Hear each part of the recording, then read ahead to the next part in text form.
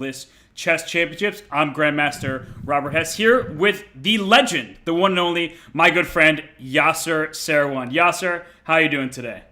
Very, very good, Robert. Top of the morning to you and everybody. Thank you for joining us this post-Christmas day. It's marvelous to be here and to commentate on a world championship.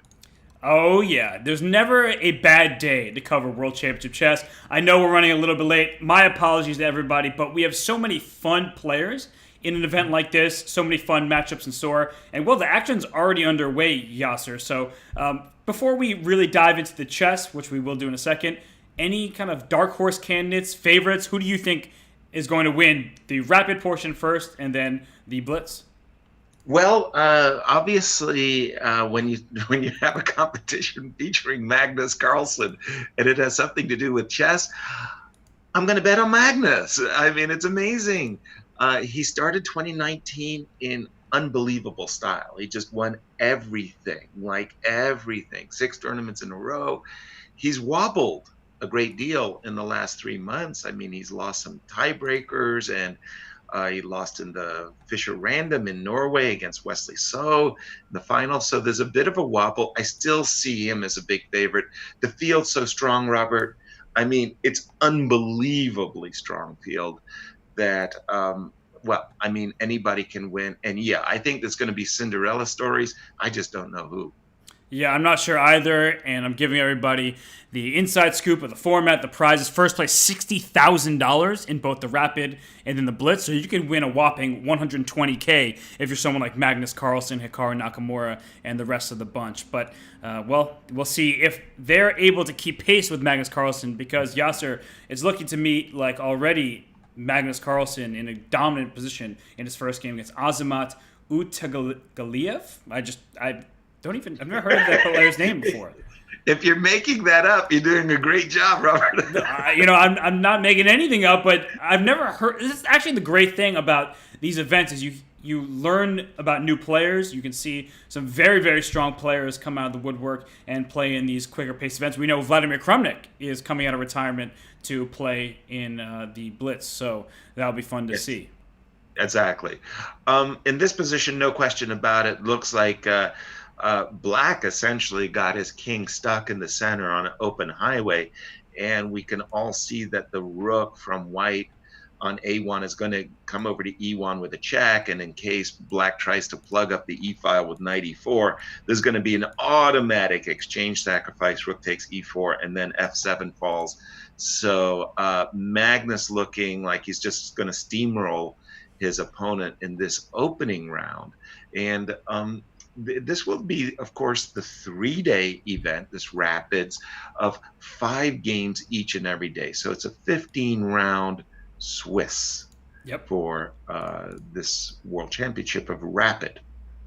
Yeah, it's 15 rounds, 5 rounds per day, as you're saying, for the next 3 days. And to remind everybody, the time control is 15 minutes with a 10-second increment per move, starting from move 1, which means every single move you make, you're regaining 10 seconds on your clock. So when you are in real time trouble, you are going to be able to get out of it. Well, hopefully, if you're quick enough, you can get out of it by moving instantly.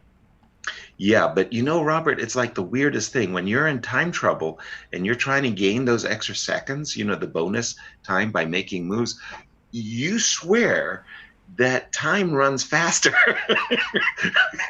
When you're trying to get bonus time, you just don't have enough time.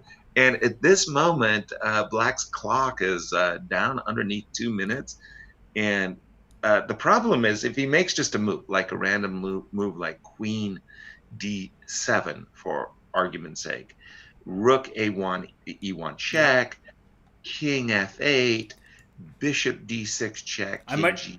I was going to say, I might even think about Queen D6 check instead of Bishop D6 check, just to give me the E7 square, but it doesn't matter, yeah. Yeah, the rook is going to show up on E7. Oops. Uh-oh. So if you go Queen D7, Rook E1 check, Knight E4, just as I was saying before, if you try to plug up the E file by playing Knight to E4, then there's an instant exchange sacrifice on E4, followed by, again, the F7 pawn falling, in this case, to either the rook or the bishop. I was going to say, choose your own adventure here, because taking with either piece is just dominant for white. You take with Yeah, the it just rook. looks crushing. So this one looks over, and the fact that the guy hasn't moved kind of indicates to me that we might have seen a resignation earlier. I don't know. Yeah, I would agree with that. Looks like that game is probably in the books just because there has been a move played, and unless he's counting down his final seconds, this one's over. Exactly. Shall we move on to the second game, or in terms Sure. of the highest rated, and check in on MVL? Let's do it. All right. Ooh, we're in an end game. This is MVL with the black pieces against Renier Castellanos Rodriguez, Oh player yeah. from Spain. And, well, I mean, look at that You'll for position yeah for you white. yeah you'll forgive me, but I'm a big fan of the white side of a King's Indian, and I'm looking at the position after F3, and I'm saying MVL, to my mind, looks completely busted. you know, because the problem is this A5 pawn and the D6 pawn. One day, White's king will show up on D3. The king will go King F2, King E2, King D3, and then the knight will come to C4, and the whole queen side of blacks is going to collapse. So MVL has got to come up with some really highfalutin good moves here, and I don't see him. That might be the start. Bishop A6, by the way, because the bishop on B5 was dominant. How do you see this position, Robert? Yeah, I'm with you completely, Yasser. And I know that when you look at a position like this, you're salivating because Yeah. it's an end game first and foremost. But the spatial dominance that White has is just overwhelming. And now you have to be careful because Knight C4 after this trade on A6 might hang the E pawn. So That's right. the question is White very tied down to this E4 square, or is your plan, Yasser, of just King F2 or F1 over to the D3 square? Is that just the very simple route that White should take? Because that king might even find its way to B5, right? Yeah, well, like you say, I mean, if you could just go King F1 and straight up the diagonal, that's total domination. Bishop E3, by the way, I like this move a great deal. As you were mentioning, there might be an issue on against the E4 square. So the move E4 pawn. So the move Bishop E3 prepares the move G4 G5, kick the knight away, then play the move Knight C4, and Black is tied hand and foot.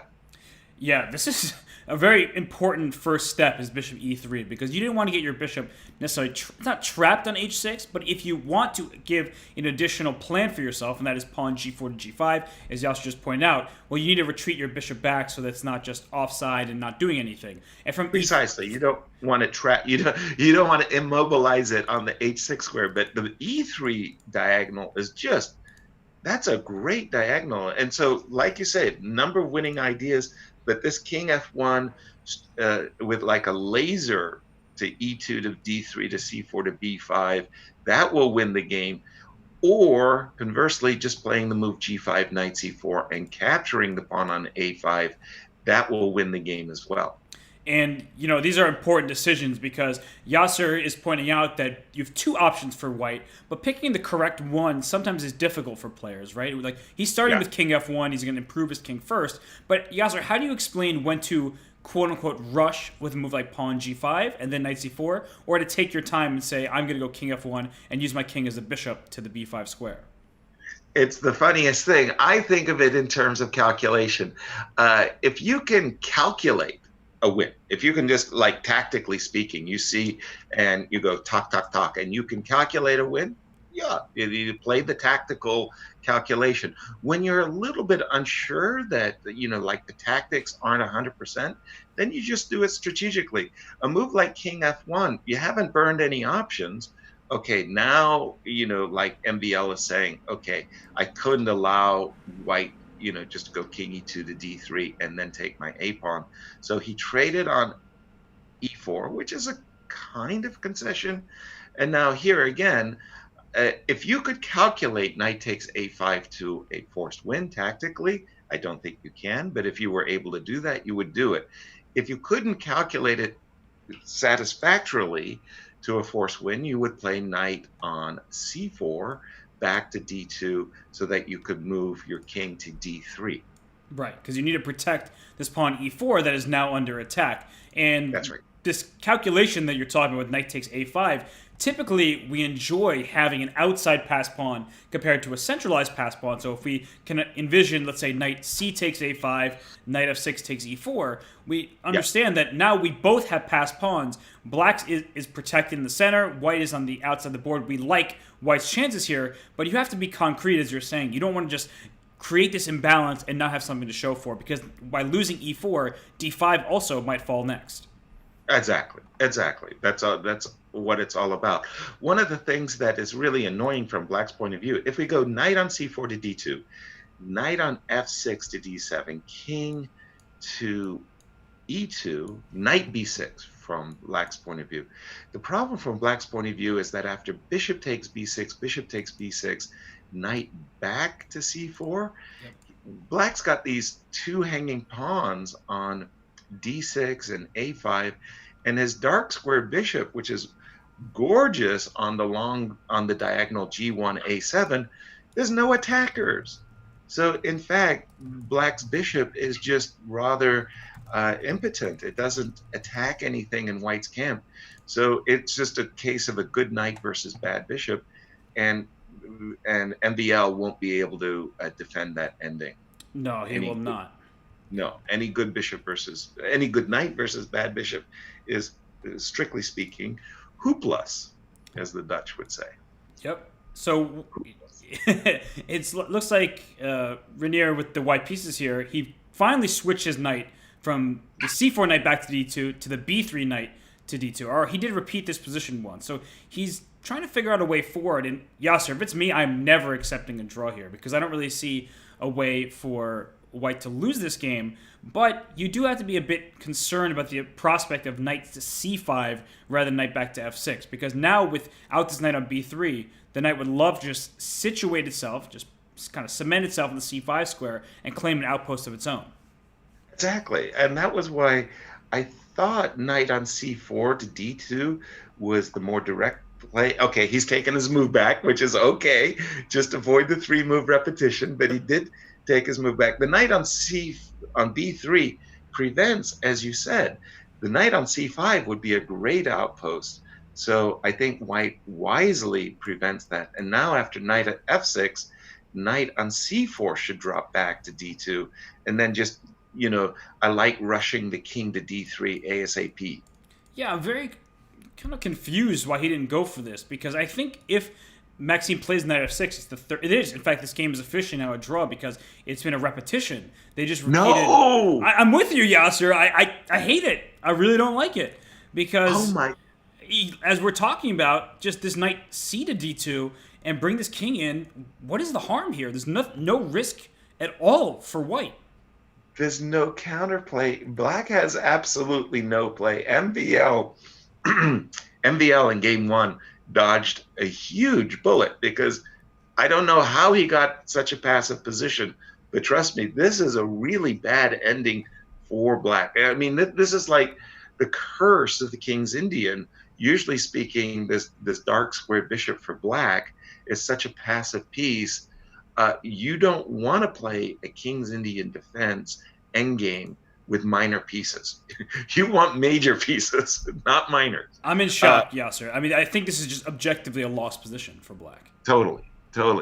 Okay, well, lucky. Let's go to Hikaru Nakamura. Absolutely. I thought you'd never ask, and here we are. There we go. Ooh, this is unlike the last game we saw in Endgame. Here we have Hikaru pushing his opponent's pieces back, and this king's on h8, the g7 pawn. You would love to be able to pile up pressure on that pawn. And when I look at this position, I'm not only focusing on the king side. Yasser, you were one of the, I'll never forget when we were on the team together in China with the World Team Championship. You're telling me to focus on squares. I look at that a4 square, I'm like, that rook might just go to a4 to create problems on both sides of the board for Black. Exactly. I see this as a pretty dominant position, and one of the reasons I was a little bit surprised by the move king h2. I want to say one of the reasons why I really like White's position so much is, quite frankly, this knight on h7. This knight on h7 really looks like a pathetic piece. put it on d4 square. So knight g5 to e6 to d4 looked like a maneuver I would want to stop as white. So I thought Hikaru was going to play h4. He played king h2. His opponent didn't try to activate his knight with the move knight g5. He stayed. He played this move bishop e8, which kind of it's like what you were just describing. That rook a4 might be a very unpleasant blockading move. Yep. So he played bishop e8. Do you see a good reason why he didn't play knight g5? Because neither player seems to be particularly worried about knight g5. It's one of those positions where it's very blockaded, right? So if you are Clementi Saichev here, firstly, that's what I love about this tournament. These are very highly rated players I've never even heard of. So that's the first thing. But I understand. Me too. Now again, okay, so g4. So I can only guess that Hikaru wants to play h4, but he didn't want it to be. He didn't want his own h4 to be met by h5. right. So he wanted to play g4 and h4 so that in case of h5, he could bypass it with the move g5. But again, I thought that knight g5 to e6, where the knight just looks a lot better on e6, it defends g7, it's ready to go to d4. That wasn't Black's idea. And I agree with you. It's like an event like this, as well as the World Blitz Championships, it pulls people out of the woodwork I've never heard of. It's like, and these guys are good too, right? Yeah. I mean, it's not like, like they're bozos or something. I mean, No, these are very highly rated, very strong players who can beat anybody. But Yasser, I mean, this position looks like White's just going to steamroll. Like this rook c to c6 is a sign of desperation to me, right? You're hoping that when g5 finally lands, your rooks can swing over to the king side, let's say the g6 square. But exactly, without g5 happening, and White will kind of tune that up, will wait until the right moment, your rooks look very silly here. Now, I guess a very essential question is, can you get away with g5, or do you have the necessary time to play moves like rook g1, rook g2 or g3, rook a to g1, or is when you do that, is Black going to counter on the queen side with a a4 strike at the right moment? exactly. One of the things that really, really surprised me about world champion at the time, Anatoly Karpov, is he loved to play the Zaitsev variation. He put his bishop on f8 in a Zaitsev, and he did extremely well with this defensive setup. It's not everybody's cup of tea, but just as you were describing it, Black's position is very passive. But White basically, if you look at the structure, has one and only one break, g4, g5. Now, the problem is it's really powerful. Like g4, g5 is kind of like it's crushing. But then again, is it? Anatoly Karpov argued for a decade with his bishop on f8, and it was really, really hard to beat him. So let's just imagine that you go rook g1 for Hikaru, and the guy just waits, king h8. Now when you blast through with this great, great move g5, and you're going to see a lot of trades, and Black plays rook on c6 to g6, defending g7, like, are you sure you're going to overwhelm White? And it's not that clear. One of the things that you might want to do with White is play rook on a1 to g1, rook on g1 to g2, and you're preparing g5. You haven't played it yet, but then swing your king over to c2, like get your king out of dodge, so that when you do blast open the G file and the H file, there's no queen H4 checks, or there's no rook H6 check. Yep. And I actually really like how you compared it to another opening, to the Zaitsev, because some of these locked up positions, even if they're totally different, they've come from different openings, right? And this was actually a Spanish, but sometimes you'll see it in a D4 opening. But the point is that your king, if it's going to be in harm's way once the position opens on one flank, if you have the time to run over to the other flank, that could be very valuable. And here, It's really not out of the question, Yasser, to play this rook g2, king g1, king f1, etc., and bring this king over the c2 square, as you pointed out. The problem, of course, is that if black plays a4 and starts opening up that side of the board, maybe your king journey was for naught. It's exactly. The issue that I was having there too, Robert, is if you just go directly ahead, you steamroll your opponent with g5, and then after hg, fg, or knight g5, and bishop g5, and hg5, and rook g5, there is this very, very annoying rook h6 check. Yep. Now remember that rook on g5 requires the protection of the rook on g1. So that rook h6 check is really, really an annoying move. That was all based before Hikaru played the move queen f3. Right. So one of the great grandmaster techniques, when you have your opponent more or less in a passive, I'm not going to say helpless position, but more or less in a position where you're the one dictating the action, you're the one with the break, in this case g5, is take your time. Take your time. Don't rush forward. Think about ways that you can improve the outcome of your break g5. That was why I was recommending rook g2 and the king maybe sliding over. I think the king would actually even be safer on e2 than h2. So I like this move by Hikaru very much, or rather I should say the last two moves by Hikaru very much, queen f3 and rook g2. It shows that he's just going to take his time. Yeah, and he has the time to take, not only on the board, but also on the clock, right? He is in a situation where he's advantageous up a minute, and then also he's the only one who controls the pawn breaks. I say this a lot in my commentary, Yasser. The side that controls the pawn breaks is often the side that is, I would say, significantly, in parentheses, better, because black can't touch his pawns. If he plays g6, down goes h6, and then f6 is also weak. If he plays h5, I'll scoop that h-pawn up, opening up the g file. The only break possible is with pawn a5 to a4, but you have to consider the consequence of removing your rook on a6 from the 6th rank, because then g5 might be even more potent if that rook ends up leaving the 6th rank, because your rook swings with rook to g6 were very valuable for black to use as a defensive resource. Exactly. Boy, I mean, what are we channeling each other over here? I mean, exactly. That's exactly the way my take wholeheartedly agreed. A5, A4, it's one of those moves that you do because you get tired of sitting passively. But if you really think about the move A4, it's one of those moves that could easily boomerang, because it's not like these doubled pawns on the B file are any great shakes for white. So somehow playing A4 and B3 takes A4 and rook takes A4, first of all, you do lose that flexibility of defensive control along the 6th rank, but then you might just end up doing white a favor. Yep. In a worst case scenario, white's king might just actually have a gateway into the game, right? King goes over to c3 to b3 in some far, far distant endgame, right? And thank you for having played the move a4. Black, by the way, has this is like one of the hardest things to do in a chess game. Is shuffle? Is just to keep your nerve and just hold the position. It's sort of like, I'm not going to attack. I'm going to play fortress chess.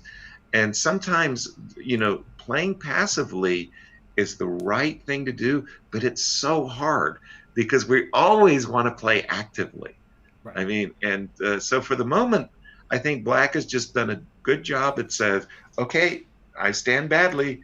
Show me how you're going to win. And Hikaru said, well, I only have one thing to do, and that's to play g5. He had enough. He went for it. And here it comes. And Yasser, one of the things that I'll also point out here is rook takes g5 is a possibility.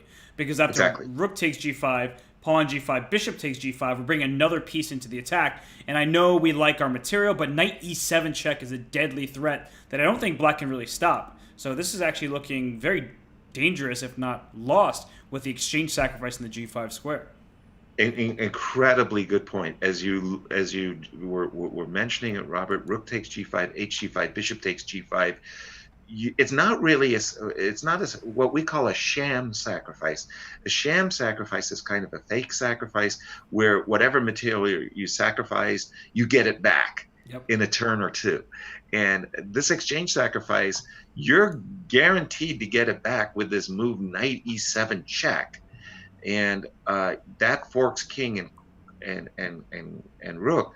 But you've got this knight on e7 check, and you're eyeballing rook h2 check. So you're always going to win your exchange back and maybe just force a really, really nice ending. I'm looking.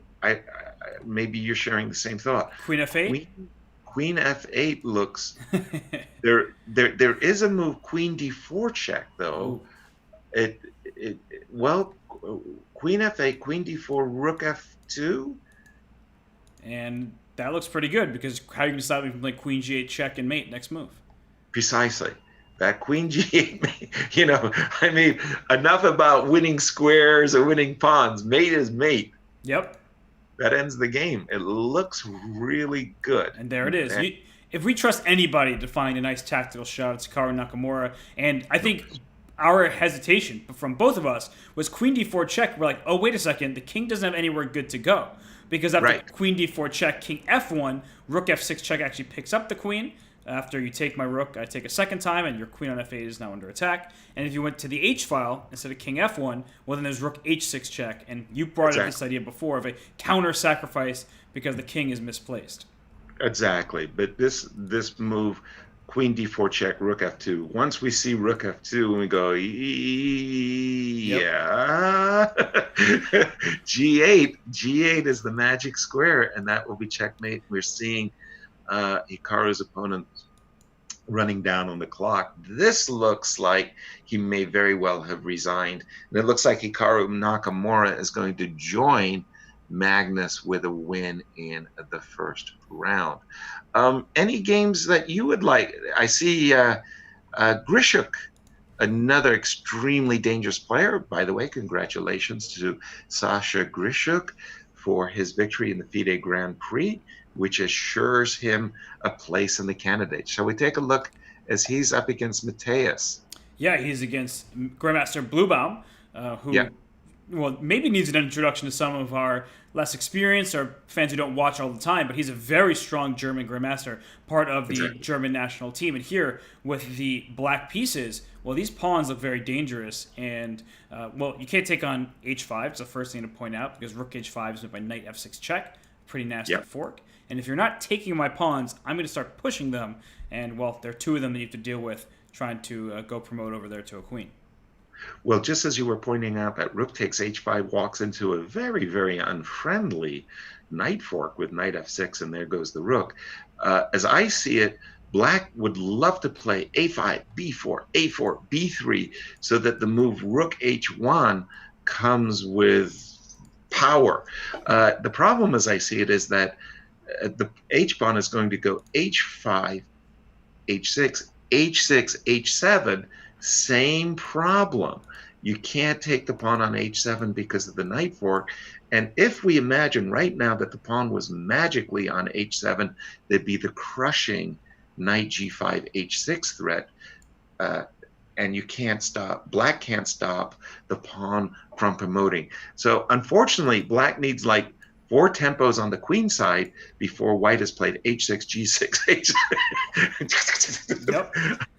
The pawns look too fast. I showed the variation. You're absolutely right that pawn needs to be for black on b3 to create mating threats. Unfortunately, you're too slow. And as you point out, h7 comes because you can't take it with knight f6 check available to white. So that's a really nice variation. Right. And I think that well, knight g4 results in game over. If I'm well, the board that I currently have is that Mateus just simply has no time, that he ran out of clock, but that might not be the case. It might just be a delay, right?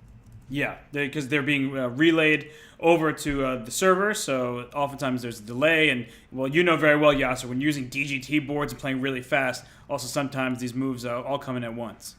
Exactly. It's like there's a bottleneck or something, and then yeah. Actually, it was kind of funny in the finals of Jerusalem between Wei Yi and Nepo. I actually thought Wei Yi resigned. There was like, a score of resignation, but it was only move 80.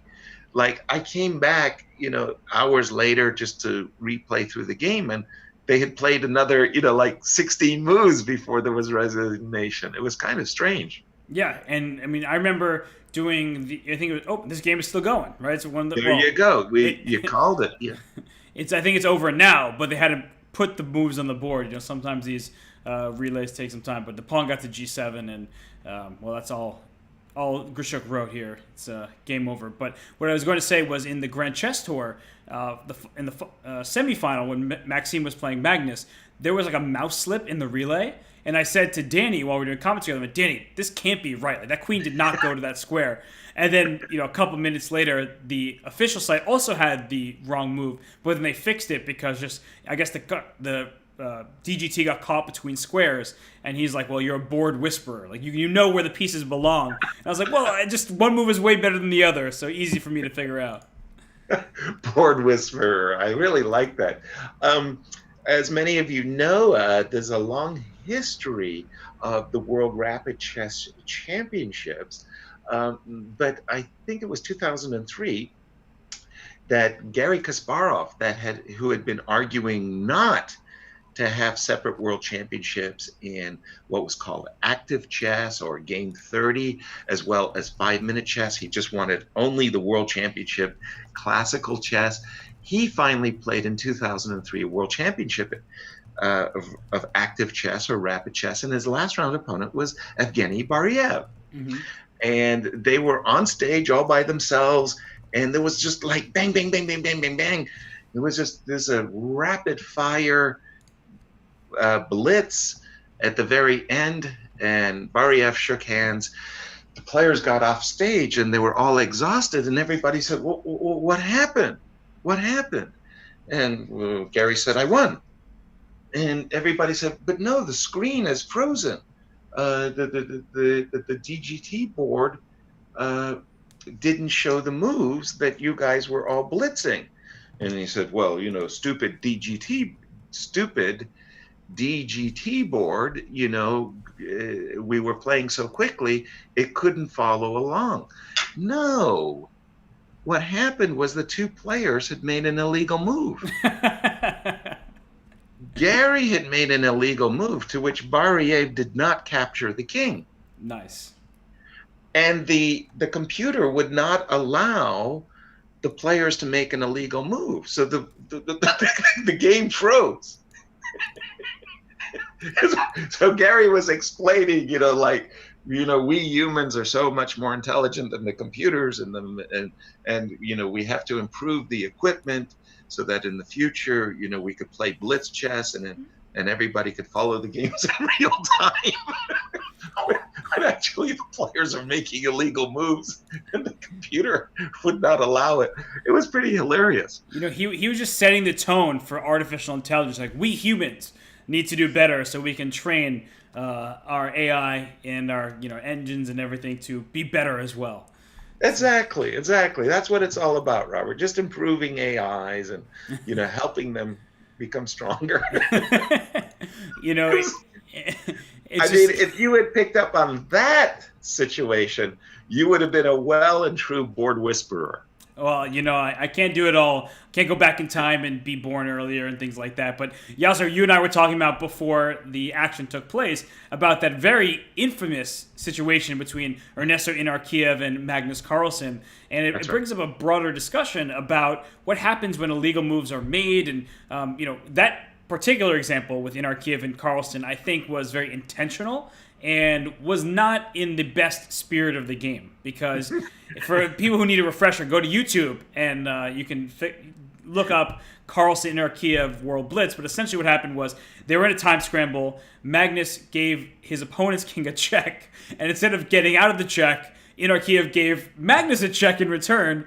And then Magnus moved, and Inarkiev tried to claim an illegal move because I made an illegal move and you didn't call my illegal move, so you made an illegal move in response, and it was mayhem at the board. Yeah, that was pretty hilarious. And as you just inferred that before we came on the broadcast, was that we reflected on how hilarious this was, and I was explaining that a lot of chess players and non-chess players think that somehow the rules of chess were fixed 500 years ago, and they've been fixed in stone, and chess has always been played exactly as it's been played for the last 500 years, and the rules are again fixed in stone, and that's simply not true. The rules of chess change all the time. And one example, for example, is the Rex Singfield blunder. Rex pushed his pawn to the promotion square, pressed his clock without putting the queen, without replacing the pawn with a queen, and he was forfeited on the spot. I fell for the same blunder. In 2015, I played in the Berlin Blitz Championship, and I just said queen. I wasn't a queen conveniently. I was in time trouble, and I was forfeited on the spot. Today, the rule isn't that you lose automatically. It's like if you make an illegal move, at the time of the illegal move, the clock is stopped, and your opponent is awarded a minute extra, or maybe as much as 2 minutes extra. If you make like a second illegal move, more time is you make a third illegal move in the same game, then you're forfeited. But that's relatively a new rules. So the rules are always changing, and in Blitz and in Rapid, where things happen really rapid fire, well, as an arbiter, you've got to be aware that a player is going to be playing for 3 move repetition or a 50 move. And how do you do all of that stuff? And the rules do change. Yeah, they definitely do. And as you just pointed out, you had a negative experience yourself when you promoted into a loss rather than a queen because you didn't take the queen and put it on the board. And I believe the game between Hikaru Nakamura and Veselin Topalov from several years ago also resulted in a loss by forfeiture because the player didn't replace the pawn. And, it's. And that was in the Grand Chess Tour. That's exactly right. That's exactly Veselin Topalov, a former world champion, promoted to a loss, as you just very well described it. Well, if you did it and Veselin did it, then I think it's excusable when anybody does it. And there was also that very famous incident in the Canadian Championship, I believe, where one player tried to promote to a queen, but the other player was holding the queen in his hands, like twirling it, and so he just promotes an upside down rook, and they're like, well, that's actually a rook now. You can't. Right. This isn't coffee chess where we play Blitz all the time. We grew up playing Blitz. We know what an upside down rook is, but apparently in official rules, you turn an upside down rook. No, you're stuck with a rook, buddy. Yeah, exactly. And again, these rules change all the time, and it's really incumbent upon the players to be aware. I'll just tell you one more rule violation incident that became somewhat notorious, famous. It was Nigel Short was paired against Sheparinov. Grandmaster Sheparinov from Bulgaria at the time. He was a second to Veselin Topalov. And Nigel Short and Veselin Topalov had a falling out, and Sheparinov was somehow caught in the middle of that. Sheparinov, showing loyalty to his employer, Veselin Topalov, also therefore had a bad relationship at that moment with Nigel Short. Nigel comes to the game and puts out his hand. He stands up to shake Sheparinov's hand. Sheparinov ignored Nigel's request to shake hands and just continued to fill out his score sheet. Nigel took a second opportunity when they had looked at one another to again offer his handshake. And again, Sheparinov just ignored the handshake. Nigel walked over to the arbiter in Vachier-Lagrave and he said, forfeit my opponent. This is what happened. And in the rule book, the rules had changed that Sheparinov was actually forced to accept the handshake. Otherwise, it was forfeited the game. Sheparinov didn't know that rule, and Nigel claimed a victory, which he was awarded. However, on an appeals, Shaparinov saying, look, I was ignorant of the rules. If I had known that, I would have accepted a handshake, and I'm willing to replay the game. The game was rescheduled, and the game was replayed on a free day. I believe the game ended in a draw. But again, I didn't know that rule. I mean, if I hate the guy's guts, I still got to shake his hand. Yeah, it feels like a little bit lacking in consent around these parts. But yeah, I guess if it's a rule of chess and you know it, and you deserve to be forfeited if you don't abide by the rules. But Yasser, we're going to take our first brief break. When we return, we're going to talk about the upcoming matchups, but also we'll go over some of the games that we didn't get to so everybody can have a good taste of some of these great players like Leonid Dominguez, Galakomsky is playing here. So we have a lot of chess still in store for us, but Yasser and I, we're going to take our first break of the day, and everything now is correct. We are on our game, and I cannot wait to bring you more action after the break. So everybody stay tuned. We will see you very soon. Okay.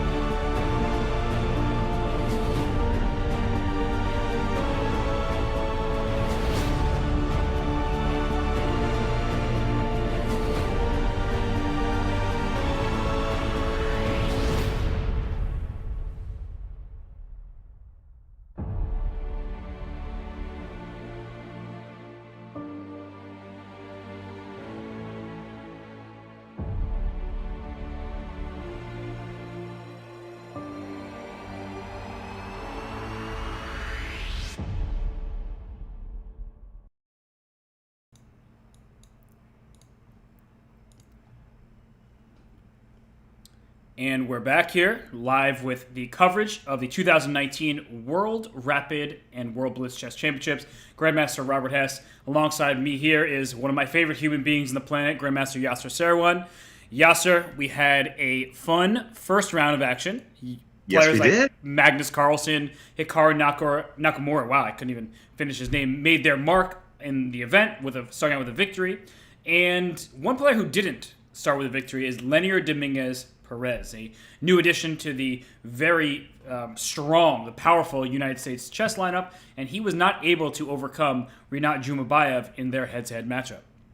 Exactly, and he wasn't able to do it with white. A big surprise for us as well was on the second board, MVL, making a draw, but really, really very, very, very fortunate to have made a draw. So we're seeing a couple of upsets. Let's take a look at one of the games that we weren't able to cover. Again, that was round one coverage, so we're just kind of get used to the pitter patter. But let's have a look at the linear game. Do you want to do it from the start? I mean, you could take me to wherever you see it best, but if we want to look at the start, I'm happy to, because I see a French defense, and that just really boils We all my blood. love the French defense, don't we? And it was a Steinitz with knight f6, e5, knight d7, and then a surprising move. But I must say that when I was a young player, this move, knight c3 to e2, I would be completely flummoxed. I would say, what kind of a move is that? The knight is already developed.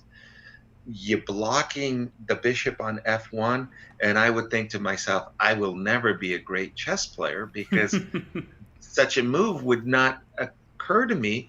I would have played f4 and knight f3 and got on with business. But this move, knight c3 e2, does have a very important point. White is seeking to meet the move c5 with the move c3, so he gets his knight out of the way so that he can support his center. It's as simple as that, but it does cost white time.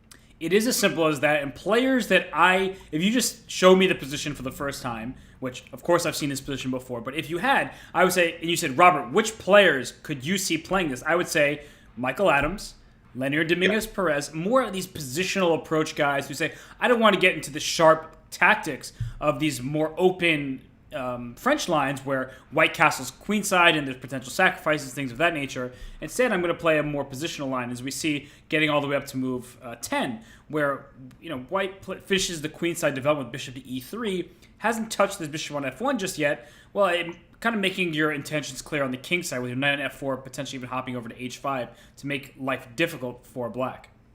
Exactly, and white does enjoy this little wedgie in the center, this space advantage of having the pawns on d4, d5, and just as you're mentioning, when you can play knight h5, you're kind of leveraging that e5 pawn towards a king side attack. Now, what black has been doing on the queen side in the meanwhile with b5, a5, queen b6 is black, as we know in the French defense, he's got this issue. He's got this light squared bishop that he would like to trade off. So all of these moves that black is making is in preparation for the move bishop on c8 to a6, followed by b5, b4. And like you said, white has been purposefully delaying the development of his light squared bishop in anticipation that he may play bishop on f1, captures a6 in a single go. Yep, that's a very, very good point. Yeah, he doesn't want to, and I'm seeing the position after the move b4, b3, and that move, I think, is a very important, consequential move, because the normal move would have been bishop a6 by black, right? But black is thinking that even if it costs him this b3 pawn, it's very important for black to be able to play knight on c6 to b4 and to utilize the open c file for his majors. So the move b3, double-edged, but justified. Yeah, it's a pawn that potentially has wandered too far, but it also, as you pointed out correctly, the b4 squares, it's the quality of the squares is often worth a quantity, in this case a pawn. So even if you lose that b3 pawn, getting the activity in a position where otherwise you're worse because white has this wedge, as you call it, the spatial advantage in the center. So that's why you potentially give up this pawn. And bishop a6 was played And bishop b4 check on move 14, a nice in-between move, an intermezzo Hmm. here, saying I'm going to develop my bishop and not allow you to castle straight away. So king Exactly. f1, king g1, just saying Yeah. I don't want to trade any pieces. My d4 pawn needs all the defense it can get. And also the Yeah. king on g1 is about to castle by hand with pawn h4, rook h3, and things of that nature. Exactly. And when we get to the position after knight e1, now knight e1 obviously is directed against a single idea of stopping an invasion on the c2 square. So knight e1 covers the c2 square. Now white is a pawn up, but that pawn on b2 does not have a big say in the game. On the other hand, one of the great legends of chess, Gadakamsky, who's in the tournament, I've seen Gadakamsky as white playing these types of Frenches where he gets to play rook on h1 to h3. He brings his rook to g3 or sometimes even to f3, and he puts a lot of frontal pressure against the pawn on g7. Also, one other point, and it's very, very worthwhile mentioning. If you're white in such a position, don't be in a rush to play the move b2, b3. You think you're being clever by just, protecting the pawn on a4. Sometimes it happens that white can play the move rook on a1 to a3 to c3. And with the rook on c3 that blocks the c file, it really takes away a lot of the counter attacking strikes that black might have. The pawn on b2 is very useful. Black never wants to trade rooks on the c3 square, because then after b2 takes c3, you lose control of the b4 square. So don't be in a rush to play the move b3. First of all, it is a tempo, and second of all, you might want to put a rook on c3 in the future. Okay, after knight e1, how did the game continue? So rook c6, trying Yeah, to control the c file, as you're pointing out. And after this move, rook c1, h5. So black yeah, has kind of shut down some of white's potential aggression on the king side. But of right, course, another issue is the dark squares are firmly under white's control. Now, g5 is a square that your knight would love to reroute itself to, right, potentially trade a bishop on that g5 square. But especially. black is not too unhappy about these developments. The pawn h4, white has to keep an eye on that one, because if you move your rook from h3 to a square like f3, down goes h4 very quickly. So you are Right, requiring white to keep some of the focus on this king side in a way that you otherwise wouldn't have to. right. It's all good. Just like Captain Obvious over here in Hilversum, Holland, by the way. Captain Obvious will tell you that you're pawn down. Yep. So at the moment, black also, is he going to castle by hand? Well, let's see. We've just seen the move knight on f3 to d3, and then there was a lot of trades until the move queen c4 just Yep. appeared. Yep. And Okay. well, I mean, honestly, the more trades that you see, Yasser, the more that pawn will make its presence felt, right? Because if the queens go off the board too, white is simply up a pawn on the queen side, and without a knight on b4, that black knight on b4 made it at least appear that white had no extra material. Now it's Exactly. much more evident that white is saying, hey, I might play b3 to kick your queen out and protect my a4 pawn at the same time. Exactly. Then as the game advanced, there was, again, more wholesale trades, and there was a trade of bishops on b4. Again, white for choice. He's a pawn up, and black still has to solve his development of the king side. After queen takes b4, queen c2, finally, very, very direct threats. I see knight sacrifices on e6 or on g6. Start to worry me as black, and king e7 and rook d3 were all played. I mean, it looks like white should have a much better position here. You have a pawn, right? Exactly. And it's a Queen, protected pawn. The rook on yeah. d3 is doing wonders, protecting the pawn on b3. The issue, though, is how to actually push forward. So take the wheel, Yasser. Let's keep going here. Yeah, well, after rook c3, I can see how we're going to push forward. We're going to go rook c7 and queen c5 check, and that was why black was provoked into playing queen e4 and to seek a trade of queens. Now, queen takes e4. I think I'm okay with that, Robert. I'm also thinking after black's queen e4, white, well, queen d2, rook b4. I was about to say that I love the idea of penetrating with my rook to c7, but maybe rook d4 is really too annoying. Rook Yeah. d4 attacking d4 is too annoying. So It's Lanier did trade Well, he also on. probably, sorry to cut you off there, Yeah, Yaz, is that after rook to b4 in that line we're talking about with queen d2 and rook b4, the knight on f4 is sort of stuck because your h4 pawn is still hanging. So it's a pawn that I mentioned a while ago, and it's one that he did not want to give up. Now, maybe he could have continued with knight to e2 and given up this h4 pawn and said, well, material equality be damned. I'm playing Yasser's rook c7, whether you like it or not. But exactly. it's a very committal decision, especially to play in Blitz with not much time on your clock. Well, and also because after the trade followed by 92, in Lanier's mind, he's seeing two opportunities. The first is king g3 to f4 takes e4. That's pawn number two. The second is that the rook on c3 with the open c file is always threatening to penetrate either to the c5 square and take the pawn on a5 or to the c7 square and then go to a7 and so on. So I can see why Lanier, with a pawn already in the pocket, trading queens, following with the move knight e2, was thinking he's got this game in the bag. Now, the funny part is he didn't go for king g3 after rook b4. He didn't go for king g3 right away. He played rook c7, and after rook takes b3, he played knight e4. And I'm sure in Lanier's mind, he's mentally chalking the game up because if you play knight takes e4 followed by like knight f6, you just feel the guy, you got full control, full mount, so to speak, right? Yep. Okay, but I don't know, I kind of like that b3 pawn.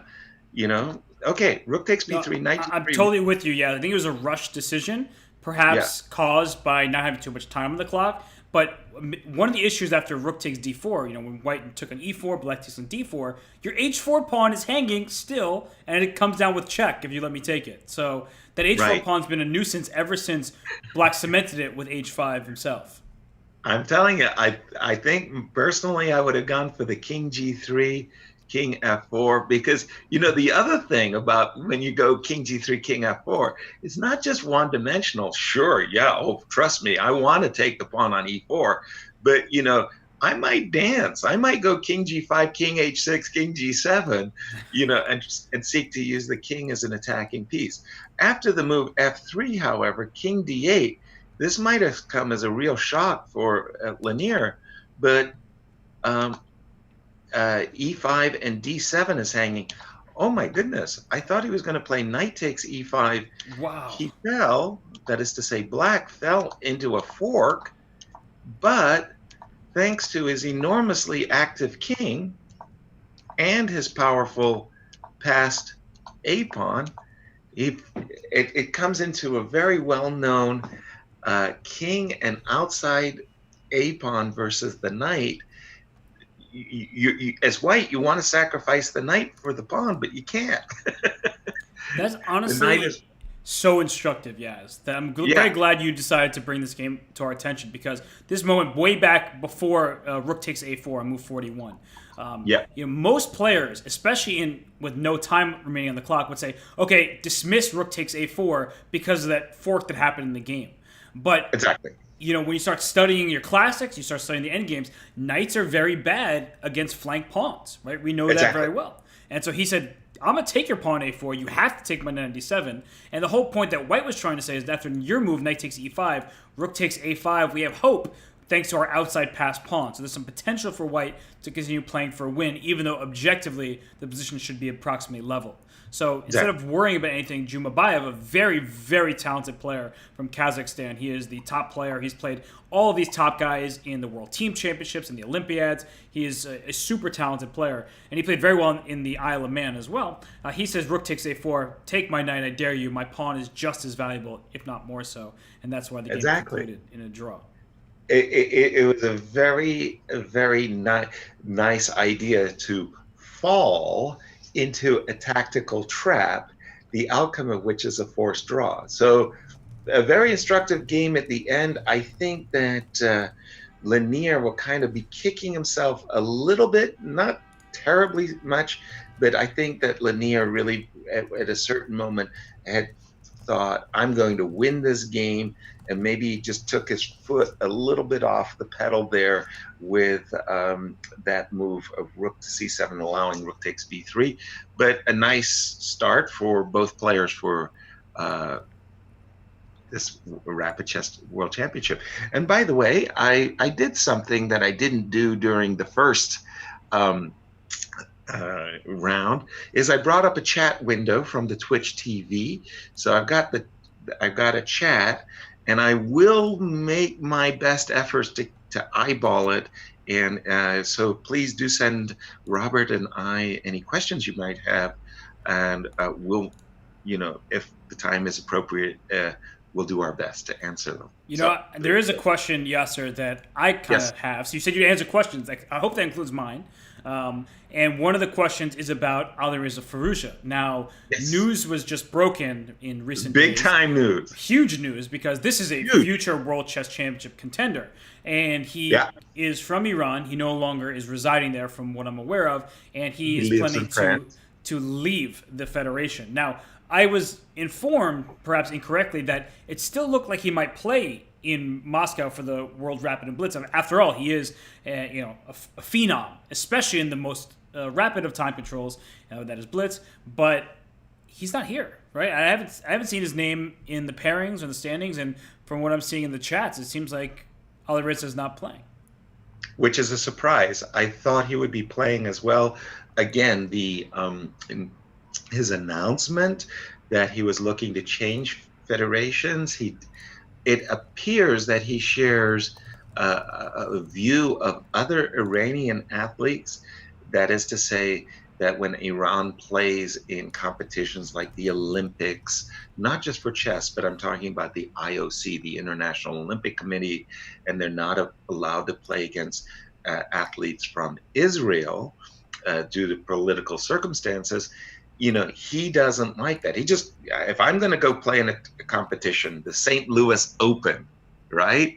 And I got a pairing, and it's a brotherhood pairing I don't want, I can't just, go and have a tantrum about it. I got to play the game. So it appeared in the article that I read that he doesn't like forfeiting against Israeli players. So he was looking to change federations, and the fact that he was living in France, I thought, congratulations, France, right? You got to do. But it was very clear in the article that I read that he was looking to transfer to a federation like France, or here it comes, drum roll, the United States. Yep, and actually I've been informed that I was incorrect. In fact, he is playing. He had just happened to draw his first game. So when I was looking at the top of the standings, like, where's Alireza? He must not be playing. It's not because he's absent. It's because he did not win his first game. So my apologies for the mistaken information. I just was looking at the top of the standings, because when you say, Rapid Chess and Alireza Firouzja, I'm like, wait, he's not in first place? He's not here. That's my fault. Exactly. And I had gone to the FIDE website yesterday, and I had seen his name on the list. So when you told me that he's not playing, I'm thinking, oh, shoot, the guy missed his flight. No, it's just I missed my information is what the problem was. So not an Alireza problem, a Robert Hess problem. But I know people want him to also, there was, in the same articles, there was some speculation that he would play, as you were pointing out, the French Federation. He has lived in France for a while now. But also there's some, I'm sure, hopes that the United States can get him on their already very powerful and overwhelming Olympiad team. That would be another amazing addition. No kidding. Well, I actually have a real problem because, I've been calling America's top players the Holy Trinity for quite some time. And of course, by that, I meant Fabi, Hikaru, and Wesley as the America's Holy Trinity. But they were joined by no less a player than Lanier Dominguez. And now I call him like the four horsemen of the apocalypse, right? Yep. Like these guys are bad news when an Olympic or a world team come about. What would we do with a Firouzja? My God, this is a quintuplet. I don't even know what to say, how to describe how powerful our team might be. On that note, the internet, the Pro Chess League, is about to start in the new year, January.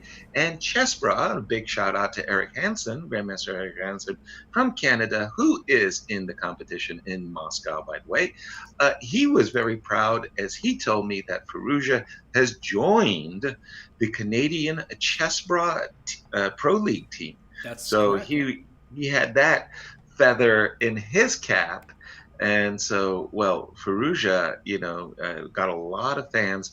And for those of you who are regulars on Chess.com, you'll know that Firouzja in the bullet ratings and in the blitz ratings, he's in the top. So it'll be very interesting to see his career as it takes shape. Now, tell me, where do we stand in terms of round two? Well, you mentioned Eric Hansen. I saw that he's playing no less a player than Daniil Dubov. So that game is up on my screen right now.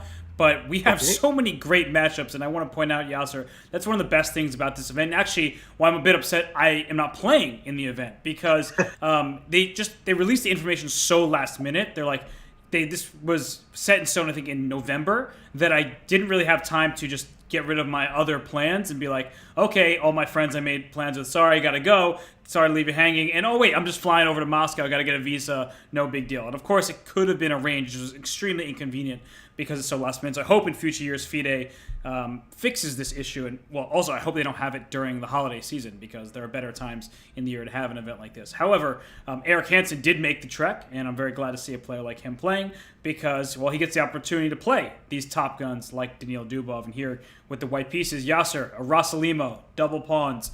Do you like Eric's chances? I would say Yasser's chances. I kind of conflated you two. What do you tend to think of these positions? It's like the funniest thing. Rossalimo, of course, is famous in American chess circles. You got to go back to the 1950s. He was a cab driver in New York City. And this whole bishop b5 takes c6 idea of the Rossalimo, his namesake, goes back to the 1950s. And seriously, when I was playing chess in the 1970s and 80s, the Rossalimo was given up for dead. It was like the exchange variation of the Ruy Lopez. It was considered played out, a draw, nothing. It's shocking that here we are in the 21st century, ready to go into the third decade, right? That it's suddenly become so popular. You see it in the World Championships. It's remarkable to me. And I got to give a lot of credit, I think, to computers, because essentially the computer has basically said, hey, there's more play here than you guys thought possible. And if you go back to the World Championship match between Boris Gelfand and Viswanathan Anand, it was the Rossalimo that decided the winner. And in this case, it was Vichy, right? Yep. So it's an opening that seems to have new life.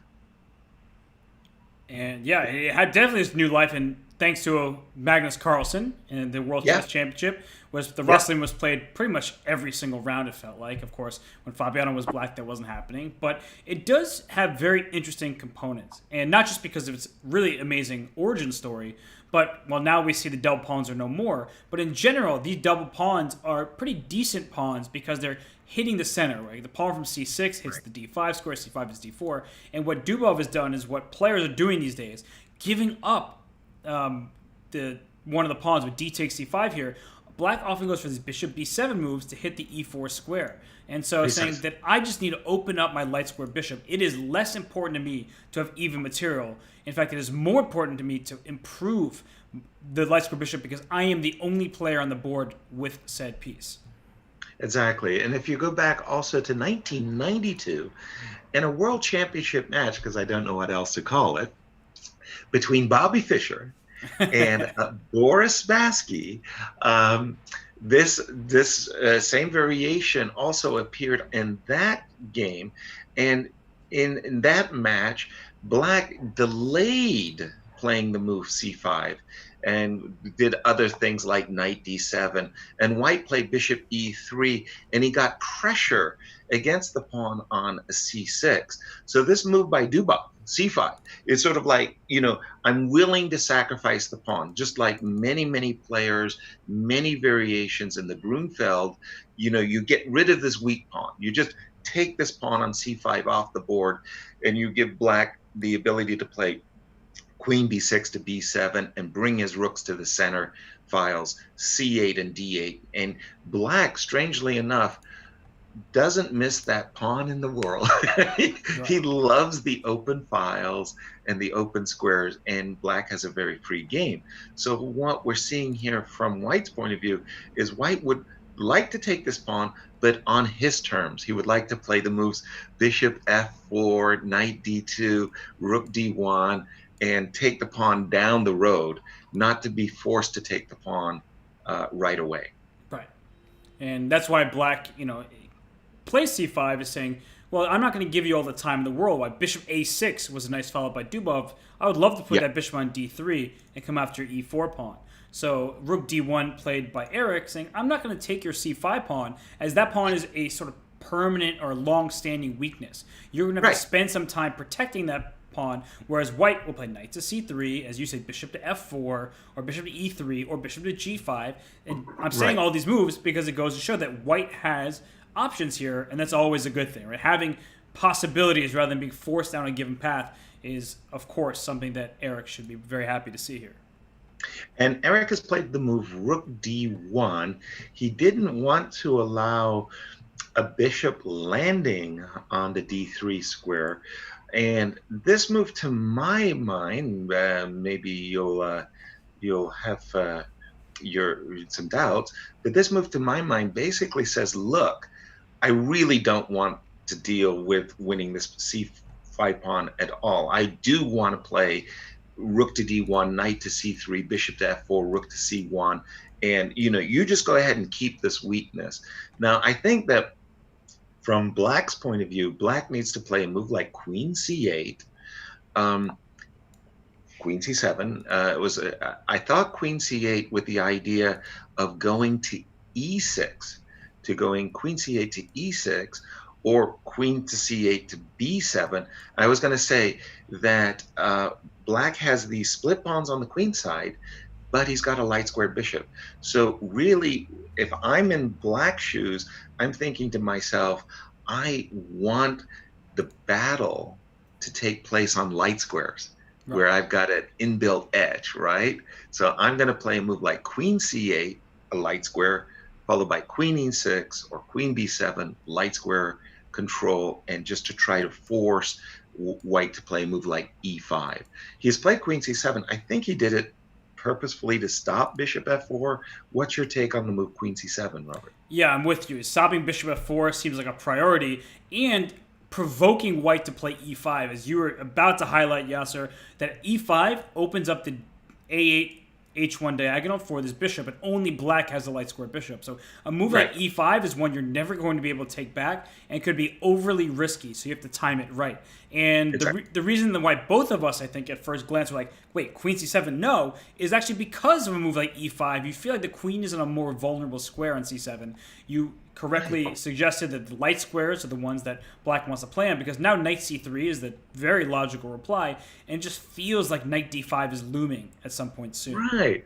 So yeah, exactly. If the knight were already on c3, and you're right, the move e5, that's a kind of a move you can't take back. But after e5 with the knight on c3 and the queen on c7, well, then you're thinking to yourself, okay, I'm charging forward, e5, knight d5, and everything is coming with a tempo. So the move queen c7 looks a little bit wrong, but on the other hand, right now it seems okay. So let's say knight c3, and then if I'm in Black's shoes, I'd probably be most tempted by the move rook to d8, rook f8 to d8, so that e5, I can go with the punches. I can go knight e8. In case of knight d5, I can go queen b7. So I feel like knight c3 is where you want to go after queen. Oops, we went back.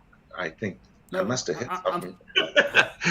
No, it was a reset on chess.com. And by the way, seriously, a very, very big shout out to all the Diamond members for chess.com for coming and joining us. Thanks to your support, Robert and I get to have fun together.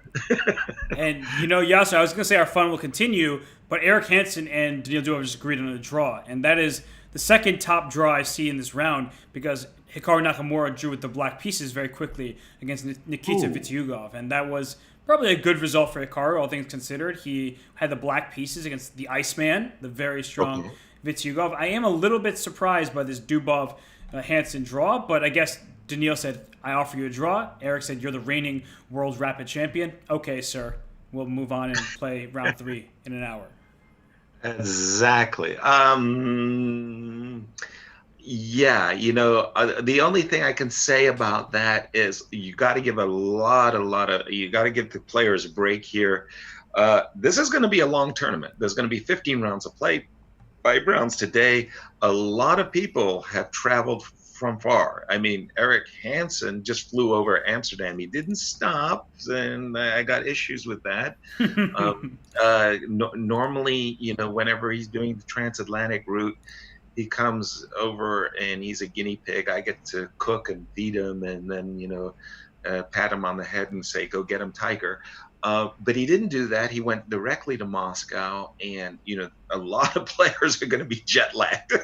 So sometimes that judicious draw offer, it's okay. One guy, I really have to say, I mean, not only is he the world champion, but I respect and admire him so much. Magnus, the only time I've seen him make a short draw is literally when he is physically nauseously ill. Yes, I was going to say he does it. Some people do it to win a tournament, but even Magnus has proven over time he doesn't do that. He's very famously played the game against Levon Aronian in the 2013. Is that the right year? 2013 St. Phil Cup, the very first one. Magnus was a half a point in the lead. He needed a draw to clear first against his opponent, who was in second place, Levon Aronian. Levon had a big edge, spoiled it, and in an equal position, Levon offered a draw, and Magnus said, let's play. Yep. And Magnus refused a draw that would have clinched first. It was an electrifying moment, and he went on to win that game, win the tournament, and he was challenger in 2013. He went to Chennai and defeated Viswanathan Anand. So, it was a signature moment, a signal that Magnus Carlsen, the era of Magnus Carlsen, had arrived. Yep. The declining a draw that gives you clear first in the tournament, very unheard of. In any case, Magnus is one of those players that he just plays. I mean, a lot of lesser grandmasters, myself included, would have been said, hey, the position's equal. He grinds out endings, and he puts pressure on his opponent. With what I like to, I borrowed this from Jonathan Rowson, by the way. Grandmaster Rowson was annotating a game of Magnus Carlsen, and he called Magnus's moves nettlesome. It's those prickly leaves of a plant, and that's exactly what Magnus does. He provokes you with these nettlesome moves, and he squeezes blood from stone, and he turns what we think are drawn games into victories. And he's one of those players that I think is a great ambassador for chess. He just plays to the finish. Yeah, well, you were just saying how he changes kind of equal looking position into victories. I was about to ask you, Yasser, and I was about to say myself about this game right here, where he has the Yes. black piece against Hrant Melkumian, a very strong Armenian player. He's worked with Levan Aronian. He's one of the top players from the country that absolutely adores. They are smitten by the game of chess, and they have a very rich history. Now, I'm looking at this position, and from Melkumian's point of view, I see this bishop on b2, and I'm salivating. I'm like, look at this diagonal with this pawn on g7. It's not protected, which means the knight on f6 is stuck. But very importantly, at some moment, I might be able to move my queen with a sort of tempo gain because the bishop on b2 will threaten to take this knight on f6. So, Yasser, I'm kind of leading you on here just to help everybody understand why do we like White's position. It's huge. I think it's a huge advantage for White. I don't like this position at all for Black. It doesn't really, in my mind, have too many redeeming features. If Black's knight is on c4 and he has a pawn on f6, yeah, we're talking completely different construction.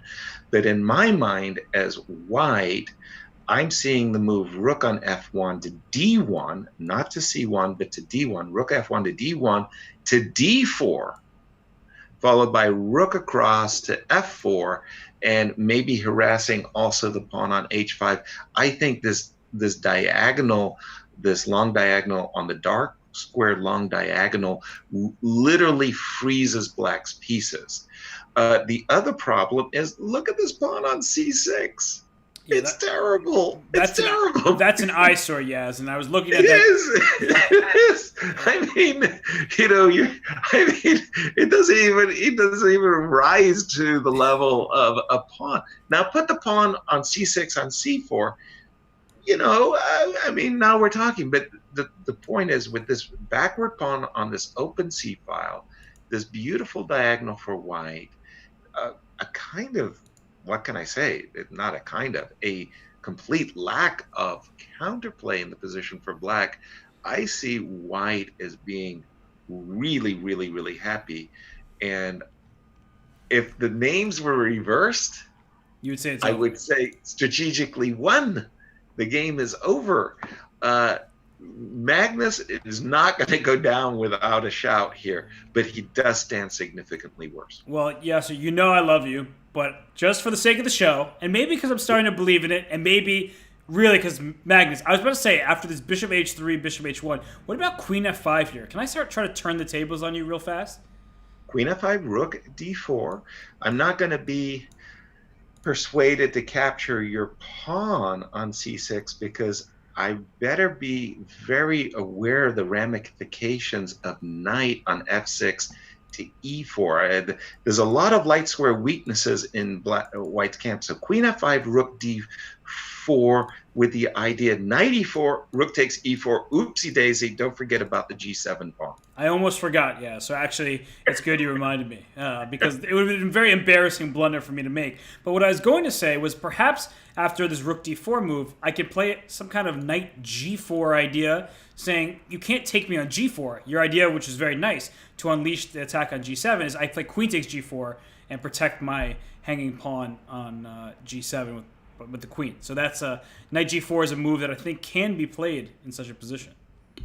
Yeah, I mean, here I need to somehow tweak my Russian accent to say very clever. In other words, you need to be Danny Wrench, is what you're saying. Exactly. Where's Danny when you need him? Okay, rook d4, knight g4, fair enough. Rook f4 to block the attack against the f2 pawn. Now, in that case, I am threatening mate. You do have an option of queen e5. I don't know. No, Magnus didn't want to do it.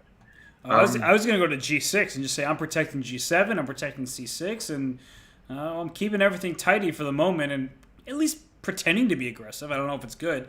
The knight g4, bishop h3 combination can seem menacing even if ultimately it leads to nothing. Okay, so let's see. Magnus has played the move rook e6, by the way, just protecting that pawn on c6. The world champion said, you didn't want to take the pawn? Well, I like my pawns. So rook f4, queen g6. And the weird part is, in some kind of funky way, this reminds me of a Tarrasch. a Rubinstein Tarash, where black gets an isolated queen pawn, white captures on c6, turning the isolated queen pawn into some kind of a protection. But don't ask me how he gets the structure.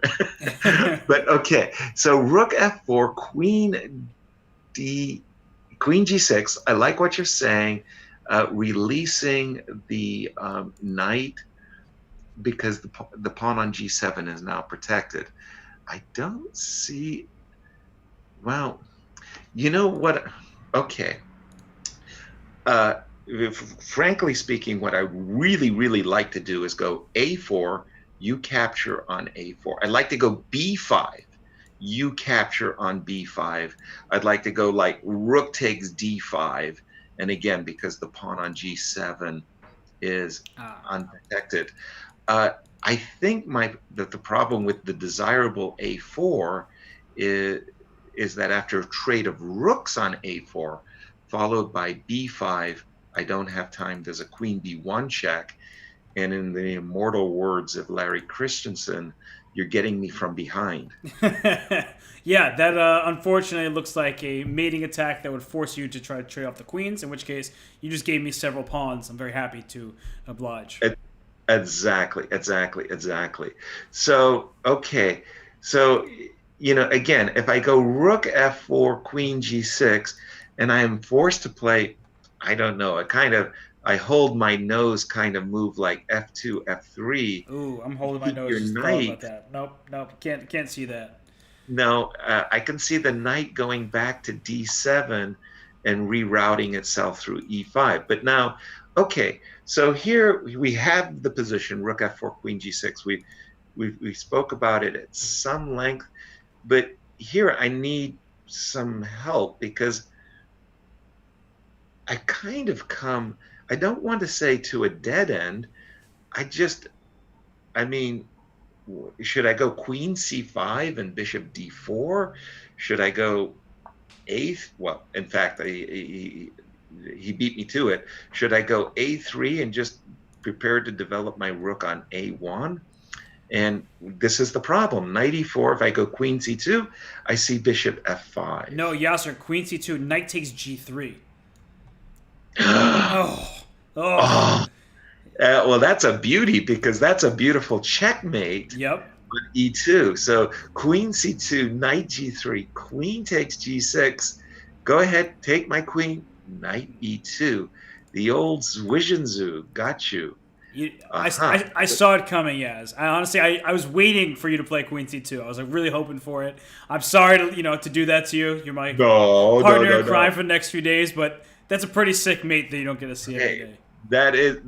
That's a beauty. And very nice, a very, very nice one. Queen d4, not falling for it. Yes. Okay, so if I'm in Magnus's shoes, again, maybe I'm putting too much emphasis on this long diagonal of the dark square. That I'd be looking at knight d6, which was played. He actually caught me in mid-sentence. And I would be thinking in terms of putting the knight on c4, so that, I'm hitting a3. I'm, in a sense, blocking the c file so that my c6 pawn doesn't feel so, backward and, undefended. I have to admit, I really thought that white had a huge advantage. Maybe he still does, but queen d1? What do you think about queen d1? Queen d1 is definitely... Well, bishop takes h5 is already a threat, right? That your point from earlier that the queen on g6 is tied down to the g7 pawn, so knight c4 will probably be met by bishop takes h5. So, right, and bishop takes knight c4, bishop h5, queen h5 is a oops. Yep. That's a no-go zone, because again, the g7 pawn is check and mate. So this move, bishop f3, sets up rook h5. It sets up queen d1, and more directly, it's threatening bishop takes h5.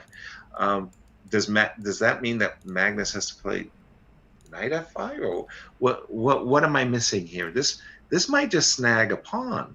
Yeah, and if you have to play knight f5, I sort of regret playing knight d6, even though Yasser, I'm totally Exactly. with you. Like, knight d6 to c4 is what we've learned about, what we've dreamed about, of putting our knight on a square like Right. c4. It's a very aggressive intention, but if h5 is a goner, then I'm not thrilled about Maybe, the consequences. yeah, well, maybe the timing was, I mean, a very desirable idea, no question about it, to play knight c4, but maybe it was just a question of really, really, really bad timing, because unless Magnus is willing to play a move like f6, a move that makes us both kind of cringe a little bit, um, at the moment, I'm sorry, I don't like losing the h pawn. Like knight c4, bishop h5, queen h7 is not Because the f7 also desirable. falls next. Just everything is collapsing. Everything goes. So forget it. You know, we're not going there.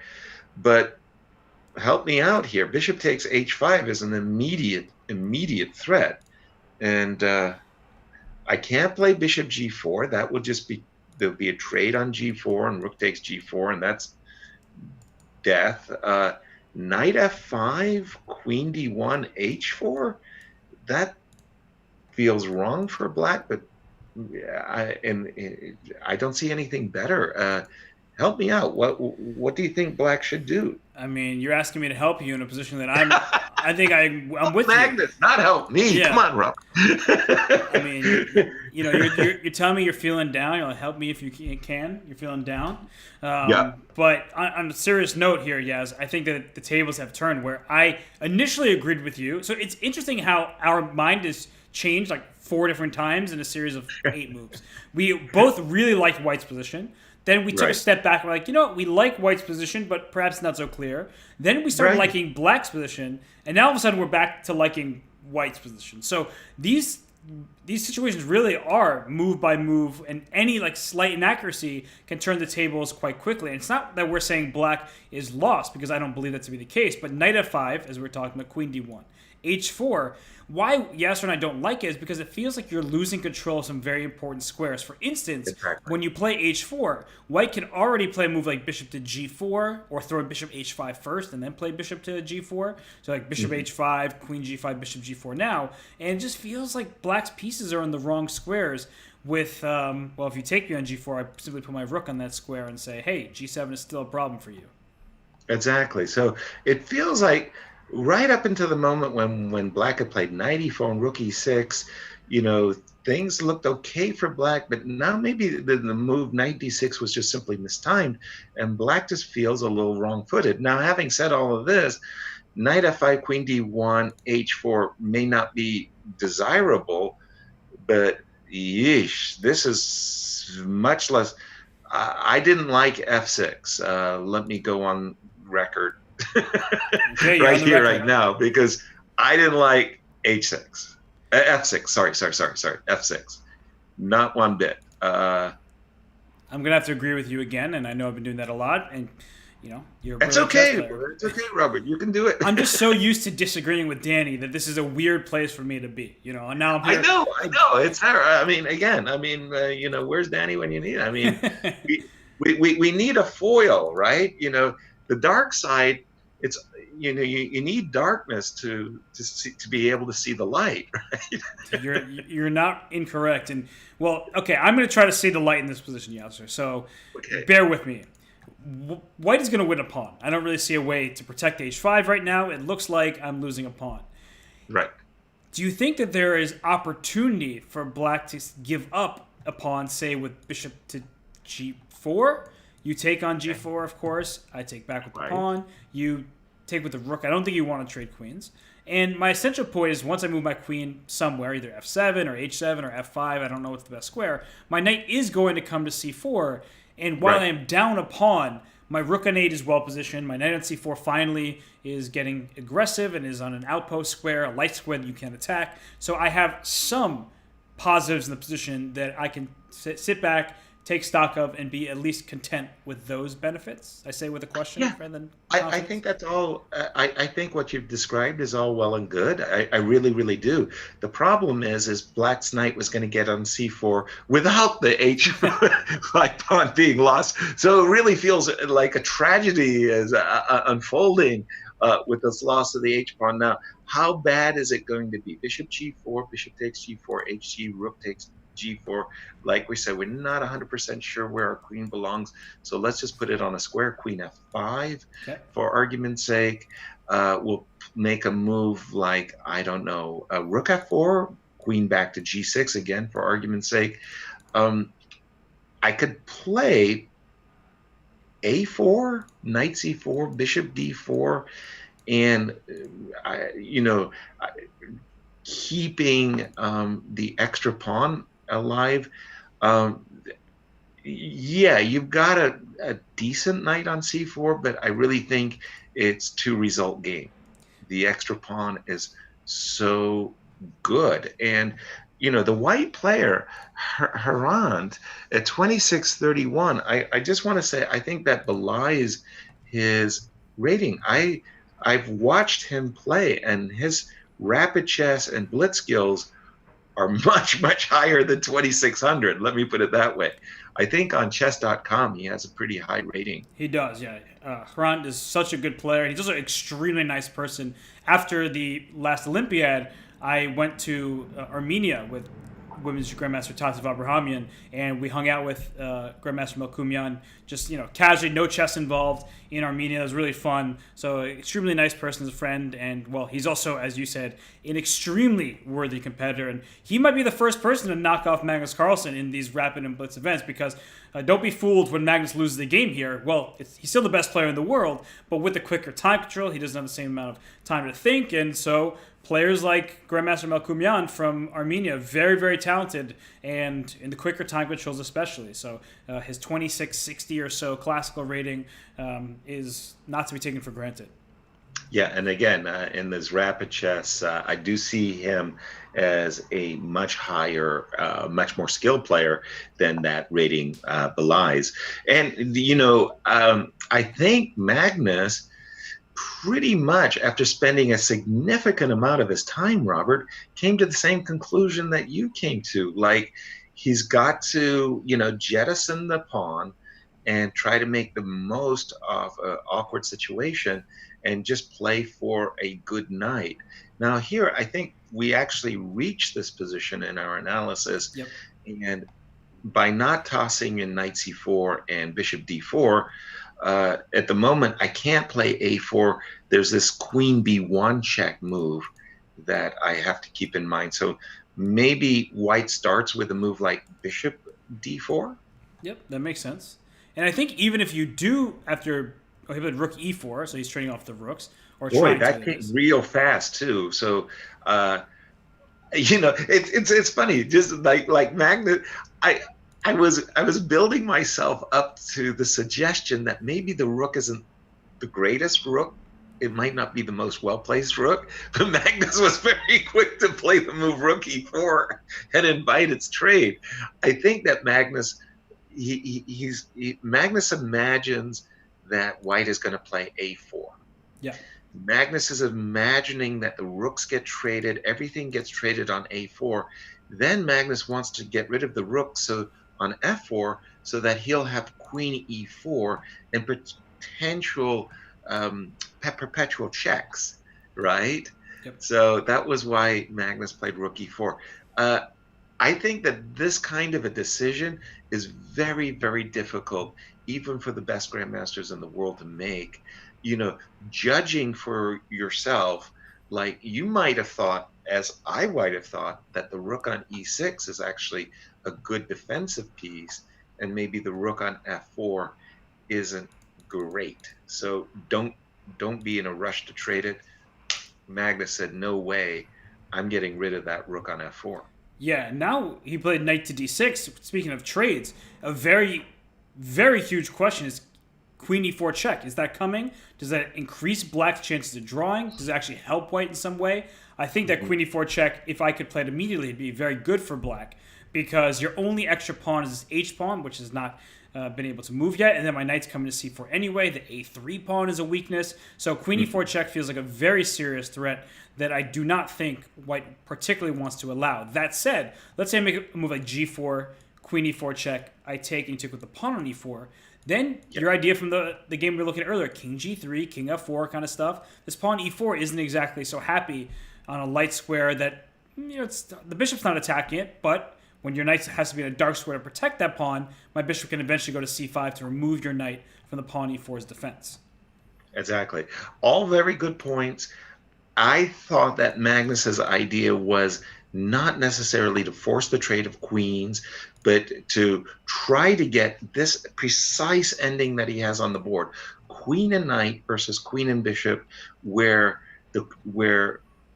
thanks to the fact that the e4 squared, there's no rook on f4, he'll be able to play queen e4 check and get this precise type of counterplay. Even though he's a pawn down, he's gunning for a perpetual check based on ideas like queen e2 check. And if you're not careful, be careful. You could be walking into a mate. I suspect that, for example, after queen takes c6, queen e2 check, king g1, Magnus is going to go, got the draw. Got the draw.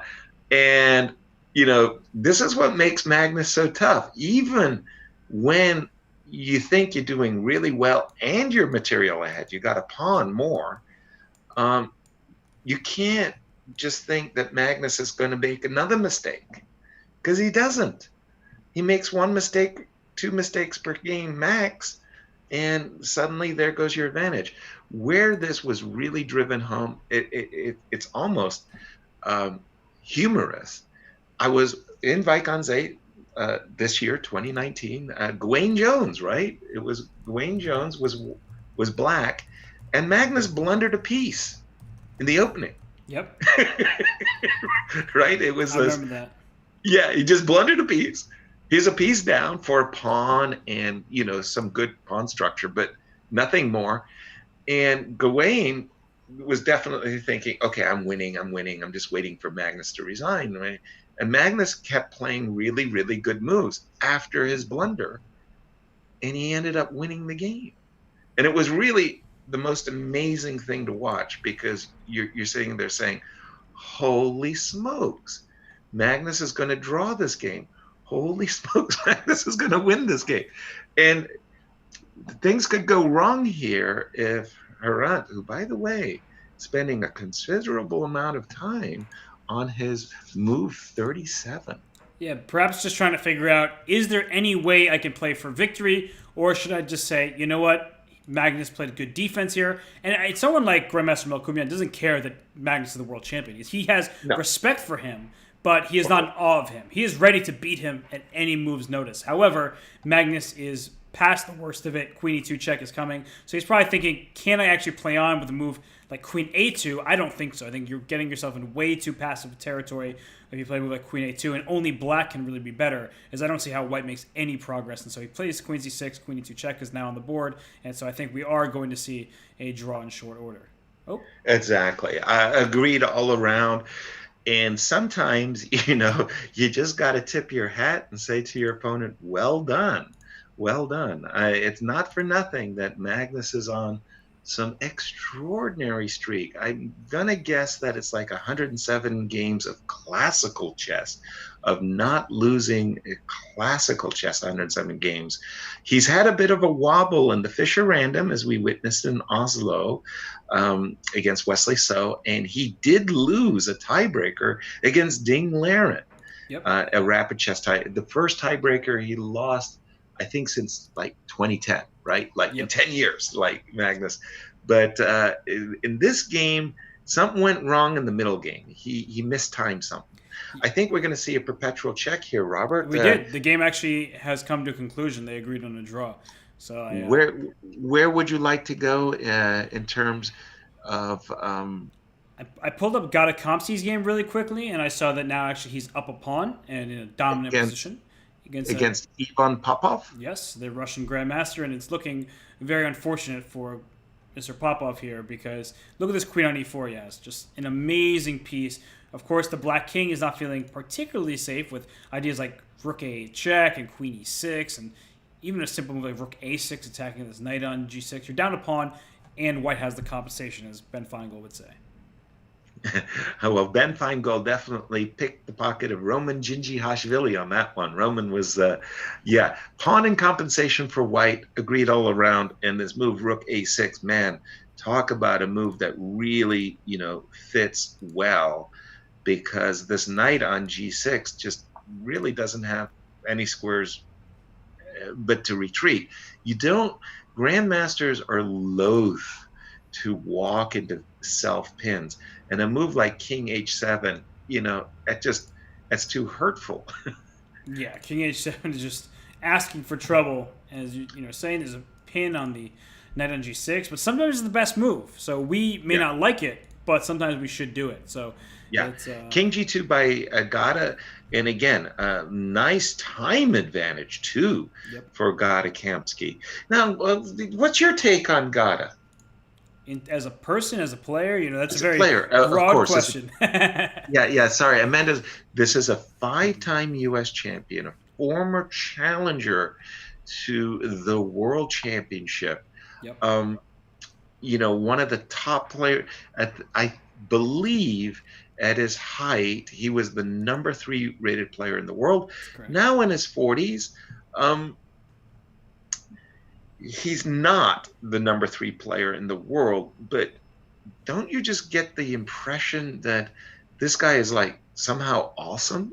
Yeah, that was the first thing I was going to say, because I wasn't fortunate enough to see Gatakomsky in his absolute prime in the 1990s. I was born in 1991, so I didn't have the pleasure. However, I was actually I played him one of his first events back. He played at the Marshall Chess Club in New York. He played in these Game 30 New York Master, Marshall Master tournaments. Oh, yeah. And I played him in one of them.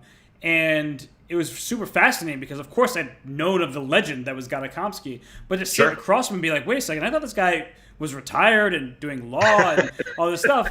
And I actually made a draw against him in the Game 30. Bravo. A quick time control. So I was like, okay, maybe he's not up to his A game. However, fast forward a couple of years, and I see him playing the U.S. Championship. Then I see him winning the World Cup. Then I see him playing a match against Vesel Topalov that he wasn't really even supposed to play in the first place. And by he, I mean Topalov wasn't supposed to be playing that match, right? There was all this controversy because Gata was supposed to automatically play against for the World Championship, but then all these things happened, and so he played Topalov first. Topalov wins. Gata doesn't get to play for the World Championship. However, Gata has impressed me time and time again with his very accurate play. The guy plays the simplest of chess openings very often. He plays the London system. He just wants to get a position, and then he demonstrates his absolute class. I really don't think you could put on your two hands, maybe not even on one hand, the players in this world that are more accurate, more precise than Gatakomsky to this day. Even though he's in his 40s, the best chess is behind him at this point. Just the guy is pinpoint with his accuracy in these positions that look to me like, okay, it's not much going on here, but all of a sudden he's like turned that into a little advantage in a Karpovian-like way. Yeah, while we're singing his praises too, prior to the Magnus Carlsen era, one of the things that, for my mind, really separated Gata from his colleagues, and by his colleagues, by the way, I'm talking about the elite top 5, top 10 in the world, was his extraordinary determination at the board and over the board, but in the positions. He was one of these guys that really, really, really played till the position was exhausted, essentially. So his determination at the board, and I played Gata often enough that you could feel that across on the other side was a player that had Sitzfleisch, man. This guy was not leaving under any circumstances. And as we see, we just saw these last few moves. I saw that. I actually thought that Popov did very well with the move H4. He was doing his very best to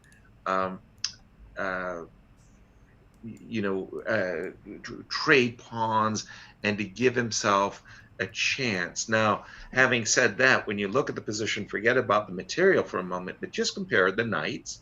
White has a better knight. Compare the kings. White has a more active king.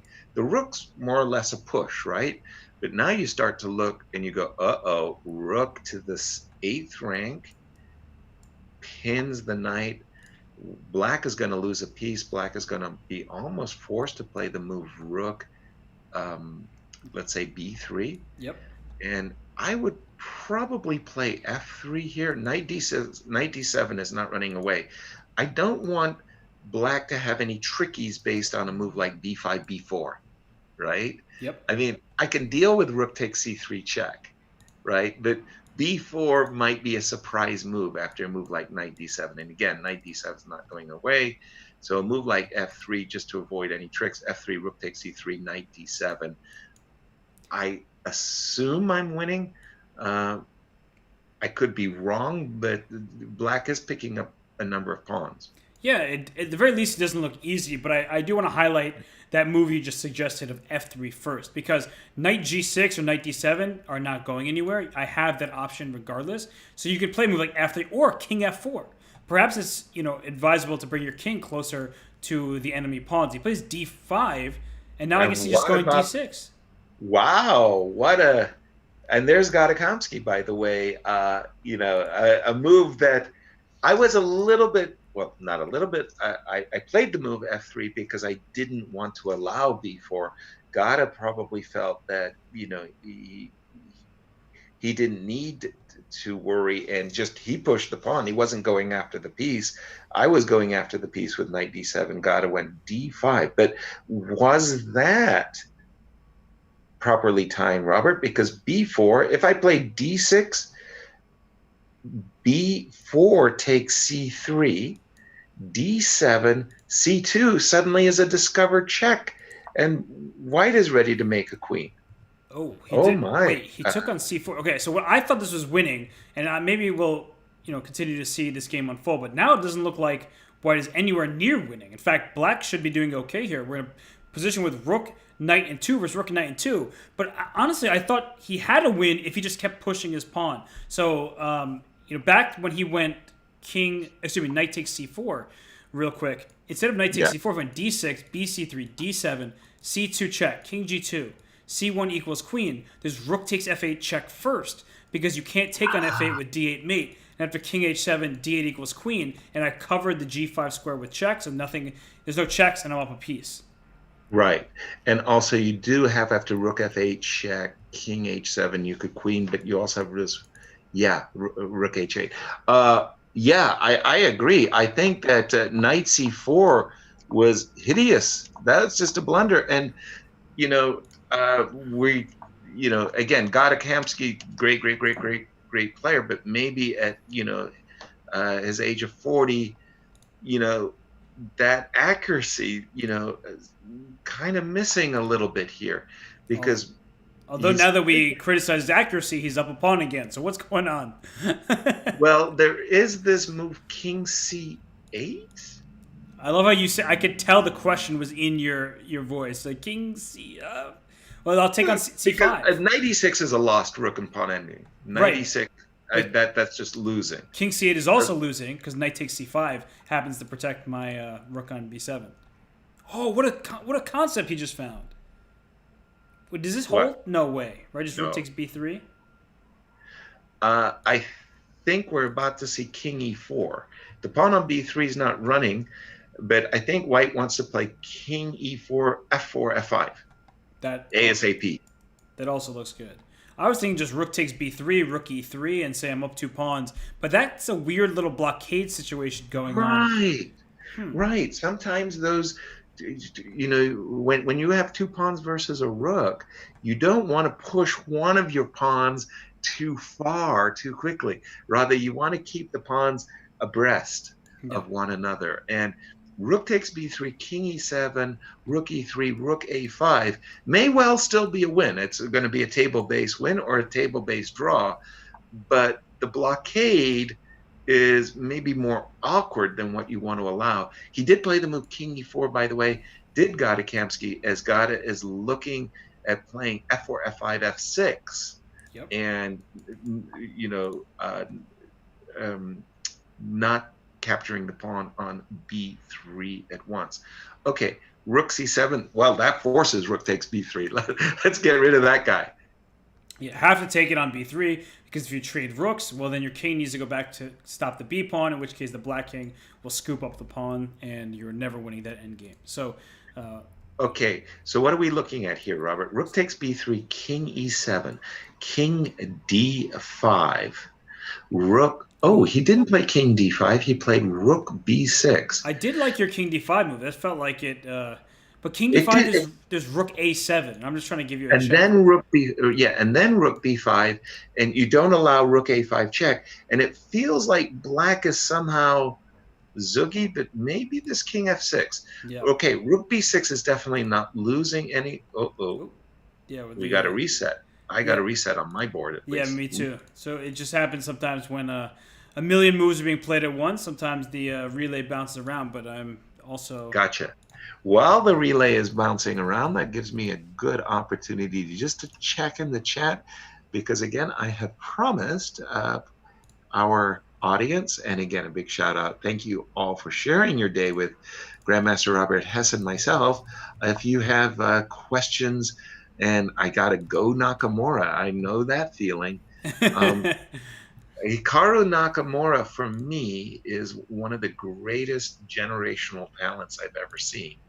And where Blitz chess is concerned, uh, you know, I think he's extraordinary and unique, but I can make a case that MVL and Magnus might belong with him. But Hikaru in Blitz chess, I'll put some money on that on that guy.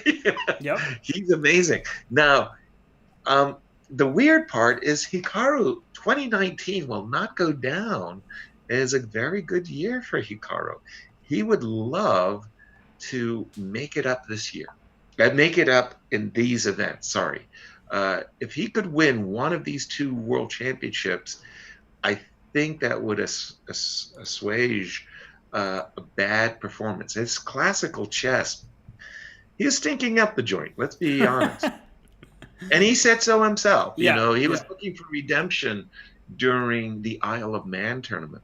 Yeah, he did play well there, Yasser. And actually, I want to talk about this point as the Comps game is back up. I think we're in a theoretically drawn endgame, if I'm not mistaken. But to discuss the point about Hikaru Nakamura, he won the Grand Chess Tour Finals last year in 2018. Granted, Magnus Exactly. Carlsen was not playing, and then he finished the year with I think a third place performance in both the Rapid and Blitz or something like that. So he had good performances in speed chess, but in Komsky game is ended a draw. So this is a theoretically drawn position that.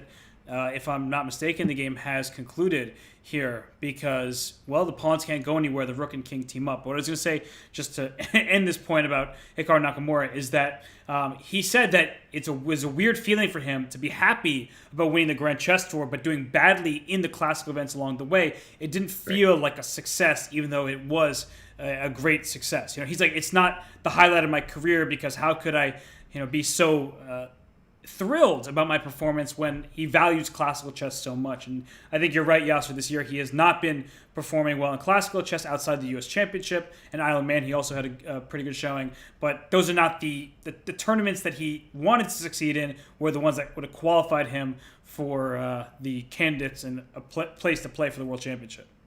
Exactly, and I think that for a lot of players, especially this high level of players, that's what their careers are going to be measured against. How did you do in the candidates? Yep. And for a player like MVL and Hikaru, I mean, that's like their focus. And for MVL, the frustration must be, an extreme that, he's come close on so many occasions, but he hasn't gotten to the candidates. Now, in Hikaru's case, and I'll ask my audience to help me out here, but you just check Hikaru's classical rating, and I think Hikaru has slipped out not only out of the top 10, but out of the top 20. And I think a number of Americans have, I think even Lanier has a higher classical rating Yes, than he does Hikaru. So, I mean, 2019, terrible year for Hikaru as far as classical chess is concerned. I don't think he had a victory in Zagreb, the Grand Chess Tour classical or the Singfield Cup. And, for Hikaru, the frustration must just be, at a real extreme. Yep. Yeah, it must be. And you're right, though. This is a good opportunity for him. Even though it's not classical chess, he has an opportunity to make his mark on the year 2019. He started off with a bang at the U.S. Championship. Well, I guess that's not really started. That was sort of the end of the first, what's the word I'm looking for? The first third of the year. It was like in April. Trimester? Yeah, there we go. Trimester. I'm out of school for a while, Yasser. It gives me PTSD to think about trimesters. But yeah, so he had a successful event the first trimester. Then nothing really to show for it after. Isle of Man ended up being good. He played not even as well as we've seen him in the Grand Chess Tour Rapid and Blitz events. In fact, he was very far from qualifying for the GCC final. So it just really wasn't his year overall. So hopefully for all the fans of his out there are many, including myself, including you, he can rebound and have a very good showing in this World Rapid and Blitz, because he drew his game this round in like 14 moves against Nikita Vityugov with the black pieces. So that is the ultimate sign of respect when a player as strong as Nikita Vityugov, who's honestly his classical FIDE rating might be higher than Hikaru's right now, just says, you know what, I don't want to deal with you in the quicker time controls. Let's just make a draw. I will live to see other opponents in future rounds, but you're too good. Let's just split this point. Exactly. We do have this after the game between Gata and Ivan. Shall we take a look at Jan Nepo game? He has defeated Ganguly. Okay, let's pull that one up. Jan Nepomniachtchi taking on Ganguly. Let me find. There it is. I see it. Okay, oh, that's funny. It seems like I've lost my connection to. No? Yeah, there it is. I was about to say I didn't get it. Speaking about rook and pawn endgames, here Nepo is only one pawn up, and he won it very comfortably, whereas Goddess was 2 pawns up, and he couldn't win it. Go figure. Like, how does that work, Robert? Yeah, I'm going to flash these positions here. The Kamsky 2 pawns up, as you pointed out. The Nepo just 1 pawn up, but the difference is the availability to push your pawns and also to attack pawns. There are no pawns remaining in the Kamsky Popov position. In fact, white is like a player would look at this like, wait, why in the world is this equal? And the reason why is the pawns can't push anywhere. For instance, this pawn e6, if it ever goes to e7, I'm just taking off the board immediately. If you push the f pawn to f5, I'm getting that one. And already there are threats of rook takes e6, because if your king goes back to f2 in the final position, say I'm going to try to kick your rook off the e1 square, I of course can play rook e4, but more directly I can play rook takes e6, rook e6, king e6, and I'm in time to make a draw by standing in front of your pawn. I'm blockading your pawn, always keeping the opposition. This is one of the more elementary endgames that you should all, if you don't know already, you should study these positions and how to hold the balance. And that is why it's very important to not allow this king to the g4 square. So let's say after, in this position, I try to figure out how to do a little triangulation. King g3, rook g1 check. No, that doesn't work. I'm trying to figure out a way to get my king to f3, so you take on, essentially it's black goes rook takes e6, and then the king goes to g4. That still is holding, and so that's why there's nothing to play for. If you take on e6 and king to g4, simply king f6, get in front of the pawn. As long as your king is sitting in front of that pawn, you're going to be able to hold the draw. Exactly. So that's this endgame with Kamsky and Popov. But the other endgame with Nepo and Ganguly, Yasser, the stage is yours. Why is this one so different?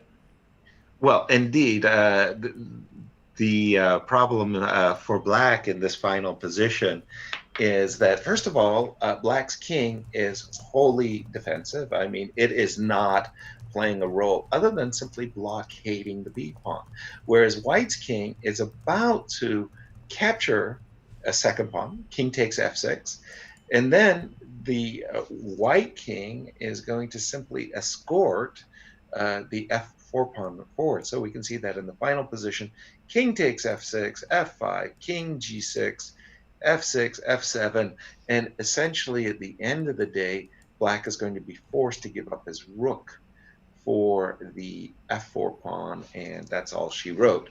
So it was an appropriate time to resign. Should we just review the game as to how Nepo does it? And again, what a I don't want to say come from behind victory, because, well, it was what it was. It was a come from behind victory. Nepo, in a losing match in the first match against Boris Gelfand, somehow he got past the old master Boris Gelfand, and he went on to beat MVL. He went on to win the Jerusalem Grand Prix, and by a single point, he, Nepo, qualified for the candidates. It'll be, I believe, Nepo's first time as a candidate. Yep. And a big shout out to Jan. Well, I want to do a quick shout out myself, Yasser, because I heard almost a slip of the tongue there. You said the old, legendary Grandmaster Boris, and I heard a Gulko coming out of your mouth, and then you switched to Gelfand. I meant to say Gelfand. I know who you meant to say, but you said Gelfand, but I heard and then you said Gelfand. So I thought there was a little Gulko in there, just for everyone who may not be aware. Boris Gulko was a champion of the Soviet Union before emigrating to the United States and becoming a multi-time U.S. champion as well. So one of the most fantastic players in the 20th century, and I just kind of heard it in your voice, so I wanted to call that. Yeah, and indeed, a very, very good catch, and it goes to show that, Robert, you've been around. You've seen things. You know these guys. I majored in history, Yasser, so if I didn't know my history, I would be a disappointment, not only to myself but also my parents. And that's the worst kind of disappointment of all. So yeah, no, you can't do that. Yeah, but I was in Oslo and having breakfast with Jan, as he was one of the players in the Fischer Random, and he had crashed out, essentially, to Wesley, unbeknownst that Wesley was going to go on to crush Magnus Carlsen in that finals. But he was saying, that he was so disappointed, was Jan, by his result in Oslo, but how really, really he was looking forward to Hamburg, which was the next tournament in the Grand Chess Tour, in the Grand Prix, the Grand Prix, and qualifying. He said, Yasser, if I don't qualify for the candidates, if not now, when? Yep. I mean, it's not like their biological clocks are ticking, but they're ticking. And he was really, really wanting it so bad. You know what he did? He went to Hamburg and he crashed out. He just burned, and I was like, oh my word, I was remembering our breakfast and his conversation with me. And now, he had lost, and I thought it was over. I didn't realize that, he needed a chance in Jerusalem. Even the drawings had to work out for Jan that he would play MVL at a certain round. Yep. And that wasn't guaranteed at all, right? So it was like all the stars had to line up in some harmonic convergence. No, you're absolutely right to kind of help everybody understand what Yasser is pointing out, is that not only did Jan need to win the Jerusalem Grand Prix, he needed to make sure that Maxime Vachier-Lagrave wasn't making it to the finals. So they were in the same side of the bracket and played the semifinals, and he beat Maxime head-to-head and was able to win not only that direct matchup, but then the final as well over Vachier. So you're absolutely right. The stars had to align after he crashed out of Hamburg, and Jerusalem was kind to him. He played a fantastic event. He is a worthy candidate. And as you said about these players getting older, and there are going to be other challenges like Ali Reza Firouzja, Jeffrey Zhang, Richard Rapport, players, Jan-Christophe Duda. We can name a bunch of these young talents, these superstars. But what about Maxime, right? That's always going to be the question. And it's one of those things when you're in the wedding party to every wedding, but you're never the one getting married. And it just feels always like Maxime is always on the stage, but never quite the one with the spotlight on them. And it's it does feel sad for Maxime. He's not getting the wild card that's going to Kirill Alexienko, who had a fantastic and absolutely phenomenal FIDE Grand Swiss, the Chess.com Isle of Man event, where he beat yours truly in the second round. It's the reason why he went on to do so well. No, I'm just kidding. You're the guy. You gave birth to the monster. I did. He drew his first game against a friend. It was a pretty quick draw, and then he beat me, and then all of a sudden he went on a tear. So it's my fault. Maxime, if you're listening, you're not, because you're playing in this tournament. My bad. My bad, friend. I'm sorry. Okay, well, Robert, now we know. So you gave birth to the monster, but the candidates has been fixed. Nepo was the 7th seed. The wild card is now known. So we've got an 8-player double round robin candidates. That will be in March in Russia. Russia hosting a lot of events. Later in the year, Russia will also host the Olympics. In the meanwhile, let's just check in on how Jan played against Ganguly. Okay. And it was a C4 opening, Robert. It was. So I got the game up, and we'll go over this game, then take a brief break before the next round starts. So Yasser, let's go through this one. And it was knight c3, e6. So around move, this move 4, d4. Some people are like, wait a second, isn't this knight hanging on f6? But this is actually known theoretical lines, been known for a long time, where I'm happy to give you my knight to take yours. And in fact, that trade does happen. But white gets this center. And the double pawns, Yasser, I know a lot of people don't like them, but in general, these double pawns are actually pretty good ones because they have great central control. They're not that easy to attack. And white has more space thanks to 2 pawns on his 4th rank, whereas black doesn't have a piece beyond his own 3rd rank. Exactly. The floor mechanist variation. It used to be my favorite position after queen takes f6, d4. I won numerous games, including against Viktor Korchnoi. Viktor was the number 2 player in the world at the time that I won against him. And in fact, I liked it so much, it was a secret password for one of my bank accounts. I closed it, so don't go after. And the move b6 is actually, it's a trustworthy side variation, but I have to say that both c5 and e5 are more the mainline continuations. b6, a little bit off the beaten track. Bishop e2, a move I've also played in my practice because my thinking is that black's light squared bishop is actually so good, it's worth trading off. And thanks to the fact that white also has this annoying queen a4 check, the trade of the light squared bishops could potentially favor white. It's funny that in this particular line, I don't know how it oftentimes happens. It didn't happen in this particular game, but it's almost like a Petrov defense, a Russian defense. Somehow black sometimes gets in the move e5, and then after e5 takes d4, you almost get a Russian or a Petrov kind of structure, and you think, oh, did this come from a Petrov? No. The move b5, essentially that's black is trying to liberate his pieces on the queen side. After the trade of queens on d5, rook e7. Just looks nice for white at this point, but it does. It looks like, black was a move away.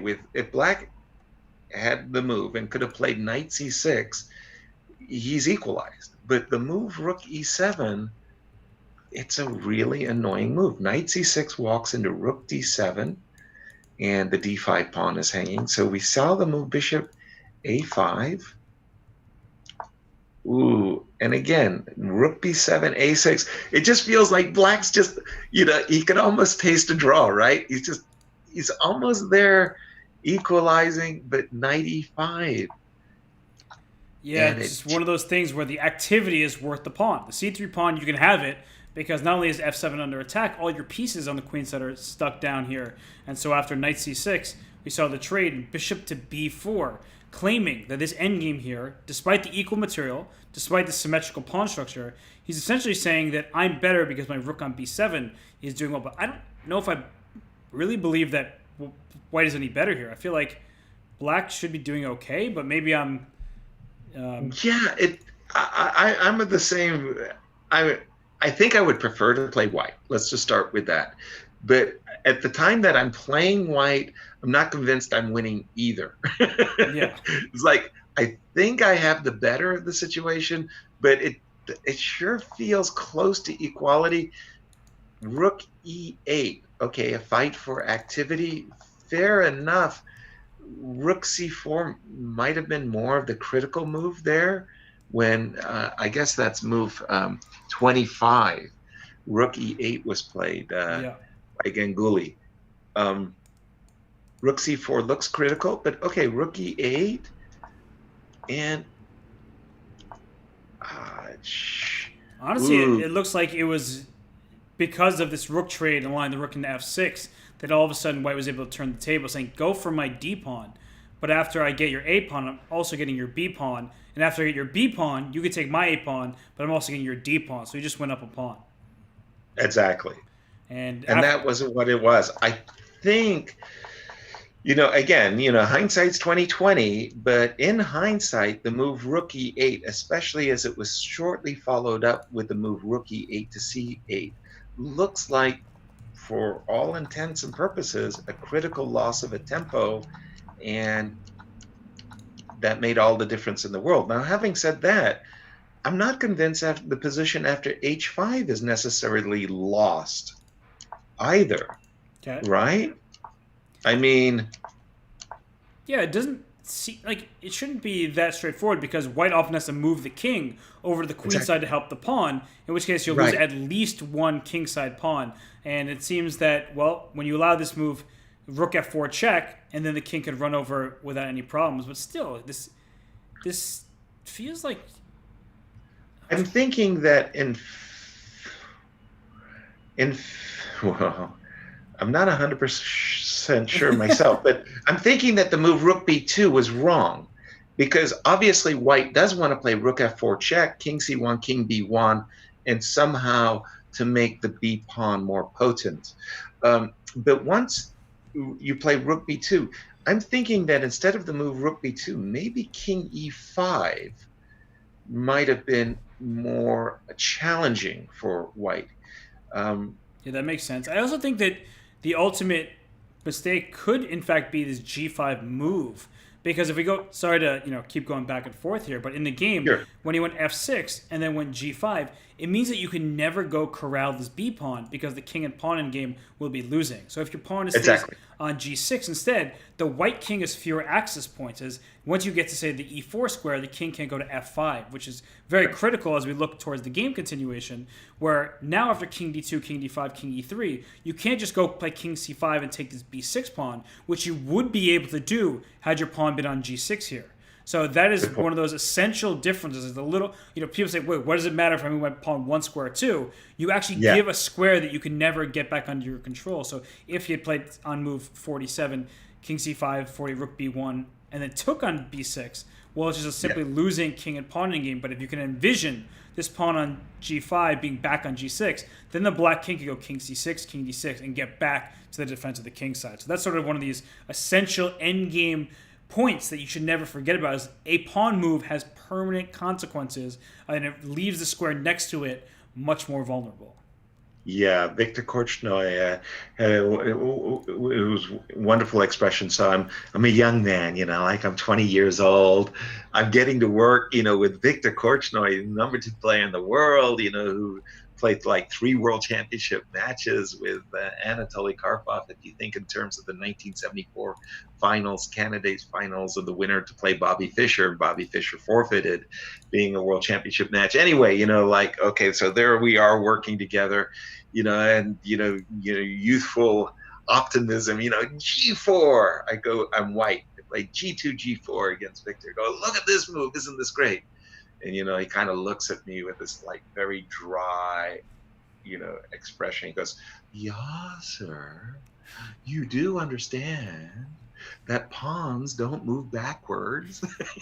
It's like, no.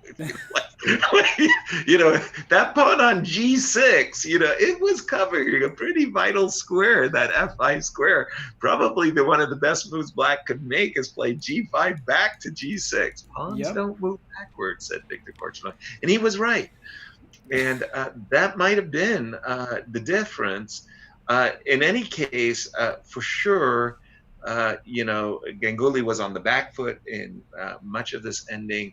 And Jan got something out of the opening, and his better activity led to a material edge. And, for a rapid chess game, damn, this is high quality stuff we're seeing here. This was good.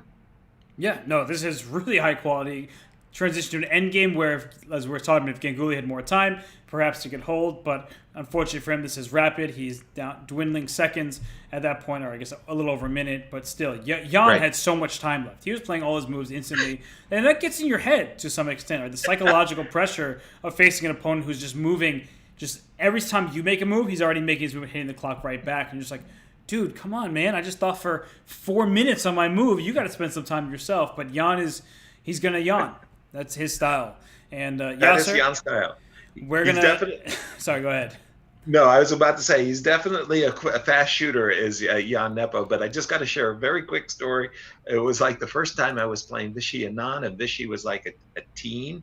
So I'm like, like this really big guy, like first board of the Olympia team, in Dubai. I was something like +6 in Dubai, right? Beat Garry Kasparov, having like a 3,000 performance. And, I'm playing this young teenager from India, and I would very thoughtfully, after 15 minutes, make, like this very accurate move, and I, stand up just to get a glass of water. And he would instantly reply. I mean, the game ended up in a draw where I think he had, and I'm not joking, something like 100 extra minutes on the clock. He had spent 20 minutes, and people were coming up to me congratulating me. I was like, why are you congratulating me? Well, not for the result, but the fact that you forced him to spend 20 minutes. Like, what? Yeah. He usually takes 10. I made Vichy use double his usual time. I was like, damn. You might have even made him drop a bead of sweat. But Yasser, my favorite story, it involves you. This is might be my favorite chess story ever. Back to 2011, when you and I were sitting board next to each other, we were playing Israel in the final round of the World Team Championship in Ningbo, China. And you were playing Ilya Smirin. And you made a move. He made a move, and you're sitting there, you're thinking. He takes a walk. He comes back. You're still thinking. He gets up, walks again. And he comes back and makes another move and goes to hit the clock and realizes, wait a second, the clock's already hit.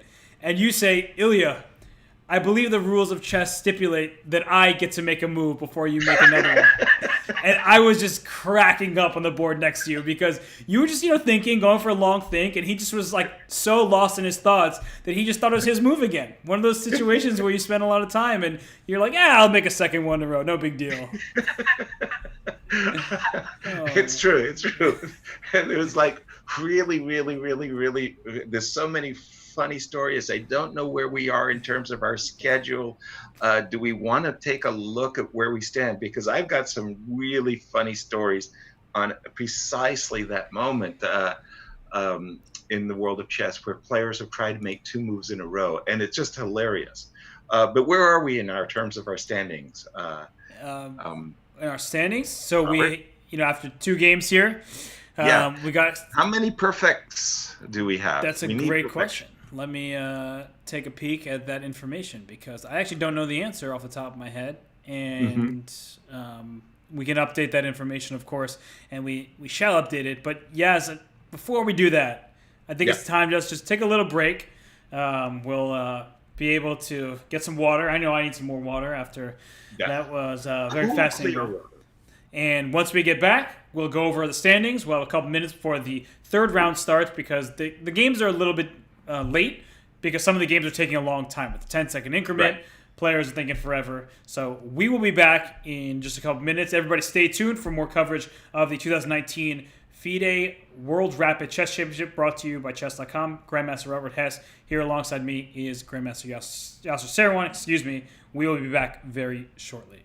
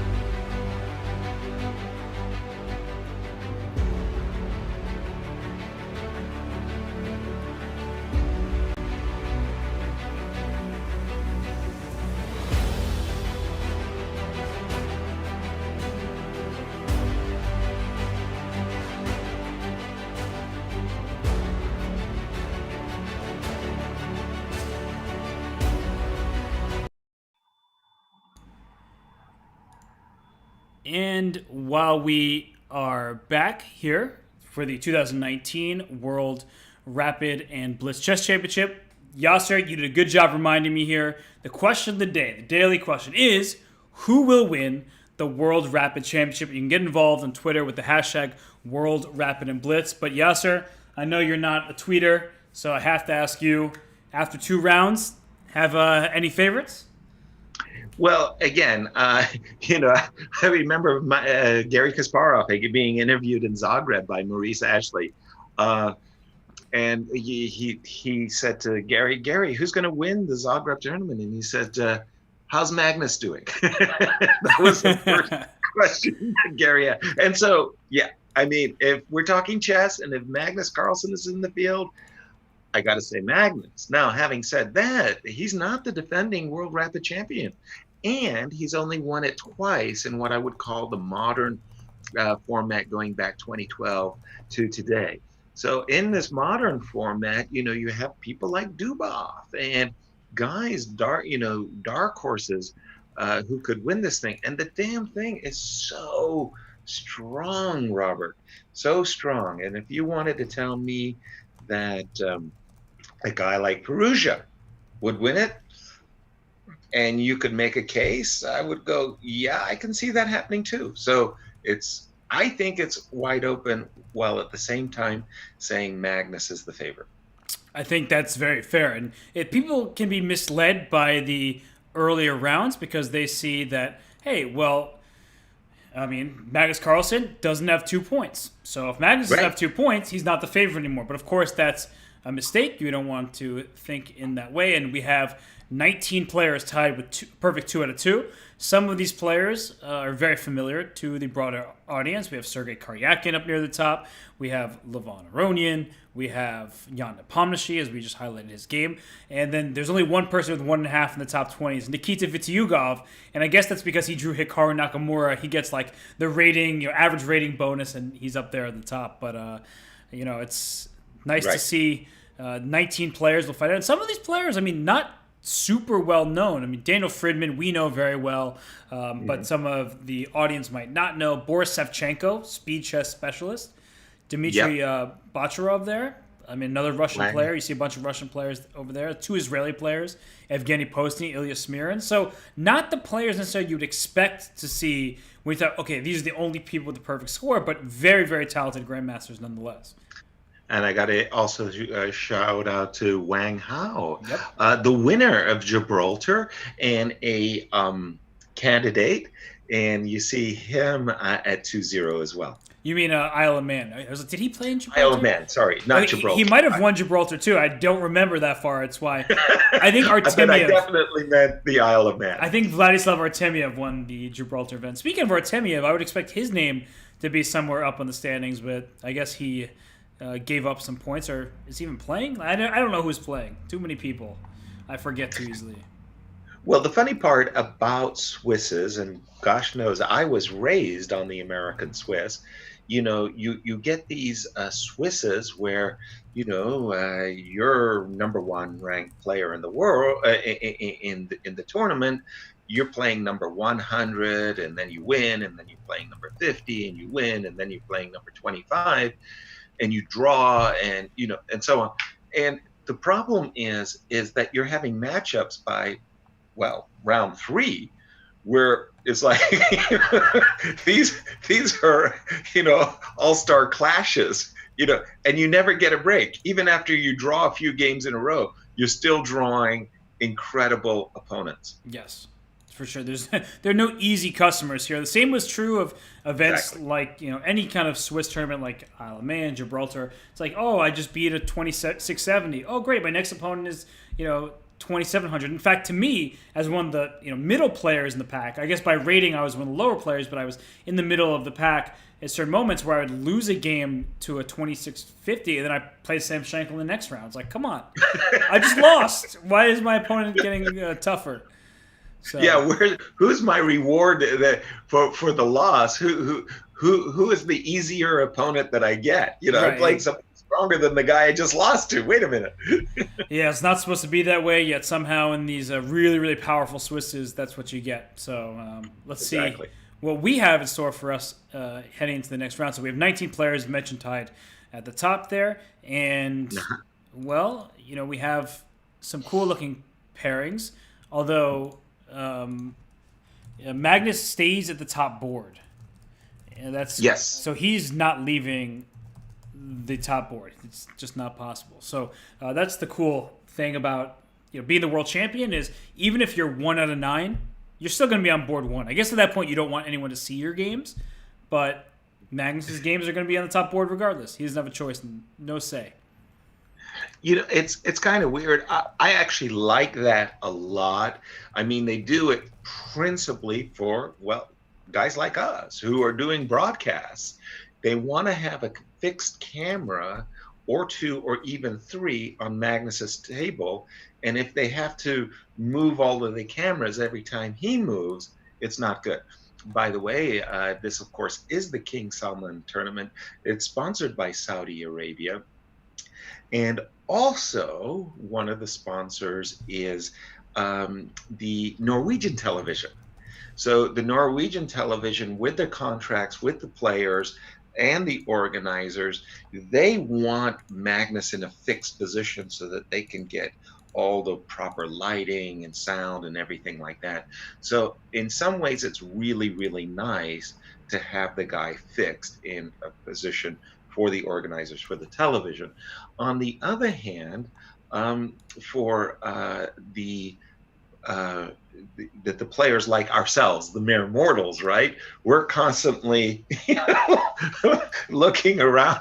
Where's table 19? Where's table 24? Where's table 28? We're at a big disadvantage because we've got to go around trying to find where we're at. Magnus, he just comes strolling into the place. Where's the throne? Yep. And he gets to sit on that magnificent board 1 the whole time. He doesn't have to, like you said, he doesn't even look at the pairing. He just goes to the board, sees who sits down across him. He's like, "No, cool. I'm playing Boris Shevchenko this round." Right. That's exactly right. That's exactly the way it goes. Okay, so I've got Magnus's up on my screen. But another guy we haven't also he'll be, if you don't mind, our backup game because again, Garry Kasparov said it so well. When Levon Aronian is playing well, the world's just a better place.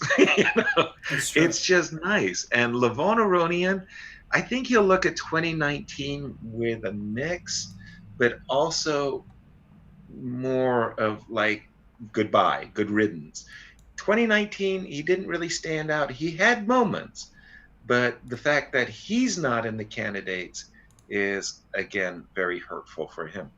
Yes, and he, played well in the Isle of Man. He was a half point behind the ultimate winners. That was Wang Hao and Fabiano Caruana, but unfortunately, half point behind doesn't do it. You need to win the event to become a qualifier for the candidates. And he had his ups and downs. He won 2 Rapid and Blitz legs of the Grand Chess Tour.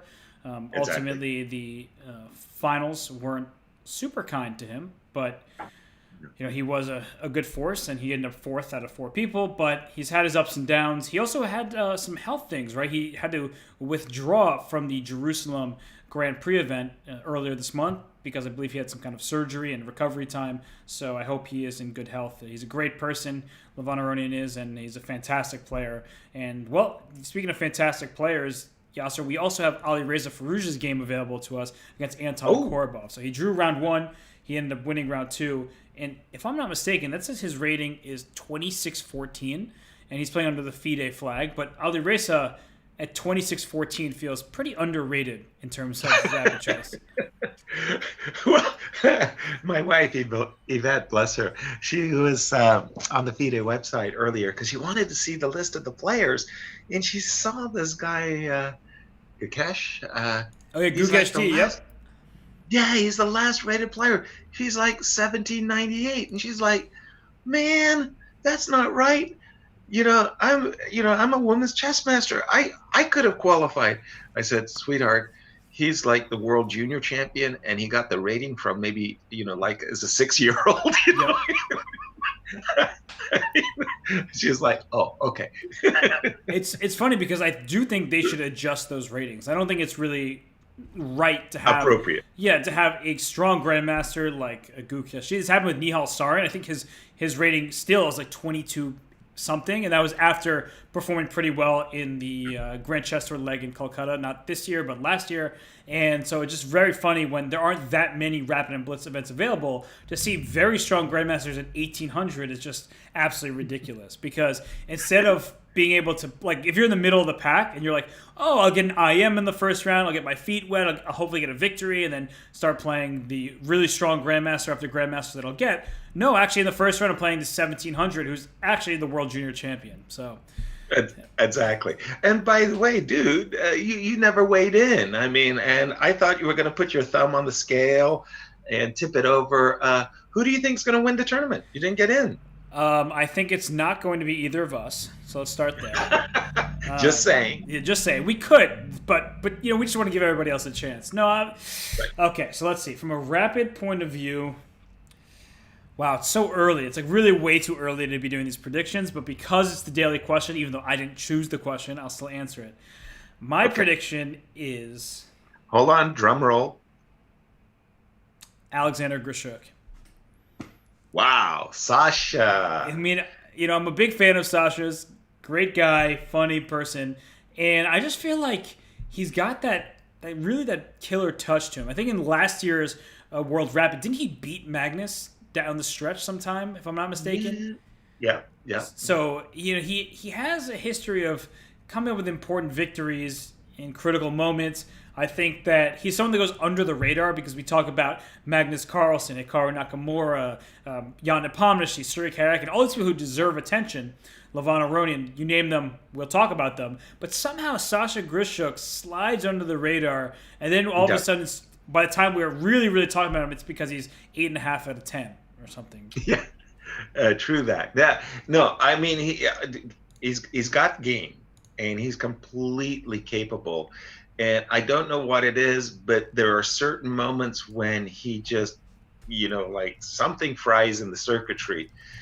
So I'm at the Sinkville Cup. I'm a commentator there at the Sinkville Cup, and the round starts, gong, and there's no Sasha. It's like, what? And then he kind of comes rushing in. He sits down and he starts playing, and life goes on. And we didn't really think about it. But later that night, dinner, I said, well, Sasha, like you were unexpectedly late by about 3 minutes. And he goes, yeah, I just woke up. I go, what? He goes, yeah, it was terrible. My alarm didn't go off. I go, what? Yeah. It was really, really, really bad. And essentially, long story short, like literally 200 seconds before the gong struck, he was in bed fast asleep. That's awesome. And it's like 1:30 in the afternoon or whatever times that the Sinkville Cup just starts, and the guy's fast asleep. And you think to yourself, dude, you're a professional. I mean, you have to have backup on the alarm. You got 3 alarm clocks in the room that you have. You got a front desk. You got a second. So sometimes something with Sasha, he's just not fully connected into a reality. But when he's on his A game, he's marvelous. Yeah, and he's really just a fantastic player. He'll be in the candidates, as you mentioned, and you congratulated him. Of course, his performance in the Grand Prix was phenomenal throughout the 3 legs that he competed in. So he's proven that he is a worthy contender, and he's been in candidates in years past. He actually made it to the final of the candidates and lost to Boris Gelfand, and that's why Boris Gelfand ended up playing Viswanathan Anand for the World Championship title. So he has been just really on the precipice, so close to kind of tasting his first World Chess Championship match, but unfortunately for him, he's never quite been able to make it. However, he is, I would argue to say the fan favorite, like the most liked player by the random assortment of fans, because he gives great interviews, and he's not afraid to be critical, to just be very blunt about how he's feeling, and he's just a funny guy overall. Yeah. I just have a cross table of in the 2013 Rapid Chess World Championship, Sasha was the bronze medal finisher. Okay. In the 2016 Rapid Championship in Doha, that was where he was a silver medalist. The Seal Ivanchuk was the winner in 2016. He hasn't won the Rapid Chess Championship, World Championship title, Sasha. And I guess it's because he's won a number of times the Blitz, which is where I felt like, that's strange. He's missing, but he has not won the World Blitz. So you're going against historical precedent with your pick, Robert. That's fine. I like the history makers. So there are the movers and shakers and the history makers, and there's Sasha Grishuk. Also, so the games all just came in at once, like flooded in here. So whichever game, I'm on the Alireza Firouzja game against Anton Korobov, and it's a Sicilian stemming from a Najdorf, so I feel like we are going to have fireworks on this board. Anton Korobov let's stay here for a second. Yeah, absolutely. This is a marvelous. I mean, Anton. I mean, who doesn't like Anton? The guy is just amazing. I didn't get a chance to meet him previously, but he was in Bike on Zay, and he's a funny man. Yep. I mean, you cannot be around Anton without laughing. I mean, the guy just. I mean, he makes you laugh, and he's just a proud winner of a recent tournament. It was an open tournament. What was the name of that tournament? The Sitges tournament in Spain. Thank you. He just won that tournament, so he's coming and he's feeling fresh. And what was this from? This was from a classical four-night Sicilian. Let me just double check how they got. Oh no, it was a Najdorf. Yep. And it was a Bishop C4, Bobby Fischer specialty against the Najdorf. Bishop D7. It has the classical look of the classical Sicilian, which whenever I see such positions, I always got to ask, would you sacrifice the exchange? I knew this you were about to ask, and I was about to highlight it, but I wanted you to say it out loud so that it seemed like we were perfectly in sync. And, it's a great question. Rook takes C3. Not just about taking the pawn after, it's just shattering the white queen side so you can potentially have an attack. That said, I'm not really sure I believe it's particularly potent in this setup. I like that. Okay, let's say rook c3, b takes c3. I assume you're going to castle. Correct. You're going to castle to get your king to safety. Maybe put your rook on c8. Can white get away with some sort of e5? That's like the question I'm having here is, can I just start opening up the position for my rooks in a way that says, hey, Yaz, I know you're not playing here, but it's a little bit too slow. I have an initiative going, and you're not going to be able to stop me in time. Exactly. In fact, I don't even think it's an issue. I think you have to play e5 after rook c3, b c3 castles. If you make a move like rook d3, rook c8, king b2, and as we say in Seattle, if you try to seize the defensive after a move like d5, the offense, I think, will overrun the defense. So rook c3, b c3, castles, e5 is more or less required. I don't think that white should sit back and say, okay, hit me with your best shot kind of thing. After e5, I think the game still goes on, of course, after, say, knight e8. I remember a game that was played between Garry Kasparov and the computer. I think it was Deep Jr. It was the sixth and final game of a match that was tied. Garry sacrificed the exchange, and in one of the sharpest middle game positions you can get, offered a draw, and the computer programmers accepted. We were also disappointed. I mean, it was a great position, and neither player wanted to take risks. Now, in this case, the computer didn't know it was taking a risk or whatever. It was like the programmer said, like there was a big money tournament. It's $1 million match, right? And the programmers were happy to take a share of first or whatever the players were playing for. But it was a very strange thing. It's sort of like you play a move like rook c3, bc3, you castle and offer a draw. Yeah. And it's the sharpest position you can get in chess. And it's like, no, as chess fans, we want to see those positions more than any others played to, a standstill kind of thing. But it has happened. After the move Queen E2, do we have a move by Anton? We do not, but we do have a result in the game between Viktor Luzhniki and Sergei Karyakin. So I'll just pull that one up really quickly because we're going to not look at this one again. As the game has concluded, 6 pawns aside, knight, bishop. Just some trades happened. They're saying, well, looks pretty level. And the pawn structure may not be symmetrical, but there are no weaknesses for either side. So let's call it a day. Let's get some rest because we still have 2 more games after this to go. Exactly. They will be playing 5 games of rapid chess today, tomorrow, and on our 3rd and final day. It's a 15-round Swiss. And this final position, yeah, it's quite balanced. I can pretty much imagine that.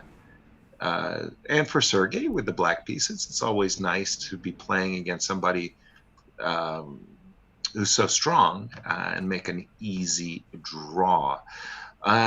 Again, shall we go back to the game of Anton and Firouzja for a moment? Okay. Queen E2. If you don't play rook takes c3, then the obvious alternative is castles. But I love how you said that, and I had the same reaction. Like, I don't know, because e5 still looks pretty strong to me. Like, exactly. You're not stopping me from playing e5, and to go knight e8 is a clear admission that things haven't gone exactly according to plan for black, because your rook on f8 feels left at home, and it's not the fun Home Alone kind of rook. Yeah, well, where I really don't like the inclusion of castles e5, knight e8 is why put the rook on c5 and simply invite knight e4 in such a case. So I suppose that if I'm in Anton's shoes, an alternative, potentially, it looks kind of funky. How about knight h5? So after e5 knight h5, or start with knight h5? Yeah. In the position on move 15, queen e2, knight h5. Wow, look at you, just going for my f4 pawn. But I'll play f5. I'll say, hey, your knight on h5 is under attack now. Yeah, well, I wasn't really thinking so much of going for the attack on the f4 pawn. I was thinking more of like, how do I avoid e5? Maybe the cure is worse than the disease. Knight h5, f5, knight f4. Then queen. He did play castles. Yeah, because queen g4 happens, g7's hanging, e6 is hanging. It looks too dangerous. Okay. Could he be potentially, that is to say, no, that's asking too much. Rook c3 takes on f6, bishop f6, takes on c3, queen c3. That's a whole rook. That's, an exchange sacrifice, count me in. But a whole rook, no. The reason I didn't like this position after knight h7 and I wasn't eager to play it was twofold. First of all, there's knight e4, rook e5, knight f3 with the old double attack, and there's, I think, the more potent knight f5. Yep. Knight f5 with the double attack against both bishops, and after knight f5, if you take the knight, rook takes d7. I just stopped. And said, no, I don't like it for black. No, it has to be losing. I mean, just that bishop on b3 is a marvelous piece. And I know some people say, hey, opposite colored bishops, good chances. Maybe in endgames to hold a pawn or 2 pawn down position. But when there's an attack, it's a side that actually has the more powerful bishop. And the bishop on b3 is an amazing piece hitting the f7 square. Precisely so. Bobby Fischer made a living with bishop c4 against the Najdorf. He won some great games. The Soviets grabbed bishop c4 and they called it the Sozin variation. The guy Sozin played it 3 times. He lost twice and drew once. He contributed nothing. And the Soviets called it the Sozin variation when it really deserves to be the Bobby Fischer variation. And trust me, after the move knight f5 takes on f5, rook takes d7, Bobby would say just what you did. the bishop on b3 is overwhelming. It's a strategic winning position for white, and I'm shocked that Anton got such a bad position out of the opening. Yeah, and it's curious to me. You speaking of being shocked that Alireza is thinking in this current position because knight f5 feels so natural, and there it's played. So maybe he just looking at your knight e4 line, seeing if the material would be different, and that could help him out. But okay, queen d8, the very defensive move. Honestly, Yasser, I'm thinking about a move like queen d3 here, saying I don't care if I trade queens. This isn't the opposite color bishop endgame that you would desire. It's still, this bishop on b3 is so powerful that a move like queen d3 feels like it has great promise here. No doubts. I'm still kind of like mystified why I missed the move queen d8, because queen d8, was really, really required. The alternative is horrible. Anytime black in a in a Sicilian where you have this f7 e6, that f7 e6 barrier is absolutely critical against the bishop on b3. Anytime that black has to play a move like e6 takes f5 and that bishop is opened up, it's like the floodgates, right? So queen d8 was obviously the only move. It's like, oh boy, I'm blind. So apologies for that. But after queen d8, yeah, queen d3, but okay, I will never take the knight. I'll play if I have to, holding my breath, bishop c6. But then I have queen g3, and I'm hitting your queen and g7 with mate, so it's like... And again, if I have forced to take the knight, that's not what I want to do. So queen d3, rook c7 box. Ugh. Because I know, but ef5 is just, like, I think that's a form of resignation. Right. So, I mean, I'm holding my nose, hoping that you don't have a knockout blow, which you very may well have after queen d3, rook c7. Yeah. But I don't see a knockout. Just maybe knight d6 and just sit on the position. So it just, yeah. I agree with you. It's not game over, but then knight on h7 also has no real future. So it's like, the rook on f8 can't move. The knight on h7 has nowhere to go. If you take me on d6, you give me a passed pawn if I want it. Protected passed pawn. And it's just, black is very cramped and not doing very well. So, I think Alireza is spoiled for choice here because e takes f5 in the current position isn't even a threat, as I'll have e6 as a follow-up. So if you can't take my knight on f5, even if it's hanging, technically, then your position is probably very bad. Oh, no question about that. I think that one of the reasons that Firouzja waited to play the move knight f5, he was still adjusting himself to the shock of having such a huge opening advantage, right? Like sometimes when you get these huge opening advantages, you're kind of like, am I missing something here? Like, I mean, why, what, because the grandmasters of today, not like in my time where it was possible, Garry Kasparov scorched so many of the world's elite players in under 25 moves, right?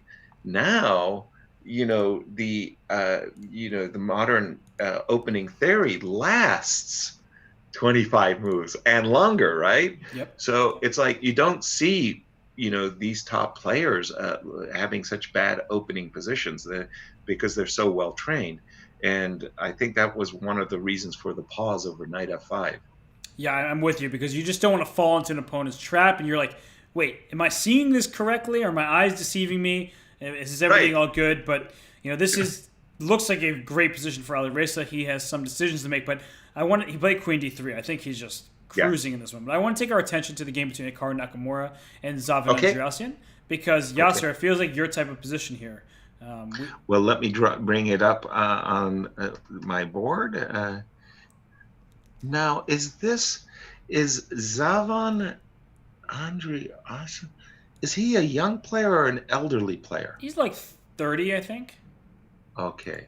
Because I have played the Armenians, I go back to the days of Raphael Vaganyan and Simbat Loputian, and they have so many generations of players, and it's sort of like they have generations of Tigran Petrosian players, and the name of uh, Andrasian. I think that it's shared by a number of really strong players, and I wasn't too sure which one we were thinking about. Obviously, Hikaru has a huge advantage. We had the King's Indian endgame a moment ago, right, with the bishop on G7, and we're seeing another example of a bad bishop. Now, having said that, the really good news from Black's point of view is he has control of the C file. Like the the business squares on the C file are much easier to invade than the business squares on the D file. Right, because the So D file. Sorry, just to interrupt you for a second. yeah, D8's sure, under control. D7's under yeah, control. D6 doesn't really do all that much. So right, feels and the king will go to E7 or E6, and it looks like right, Black is shoring that up. exactly. So even though I do like White's position a whole lot, it doesn't play itself. You've got to you got to reel in the point, you know. Ooh, Bishop A7. So, okay, you're not going to allow it take on B8 with a Rook D7 to follow, so play King E7 or King E6 here. But I guess the question, Yasser, that everyone's wondering is taking on B8 and giving up your bishop for your enemy knight. Is that a good decision when, if you can say get this knight on F3 to square like D5, it takes a while to get there. But if I can make that journey happen, does White have very legitimate winning chances, or should Black be okay? No, very, very, very legitimate winning chances. Absolutely. I think this move, Bishop A7, was all premised on the idea that Black can't play King E6. And I'm just trying to figure out why Black can't play King E6. You take on B8, take on B8. The knight's journey to D5 is still very, very lengthy, right? Yep. Takes I mean, many moves.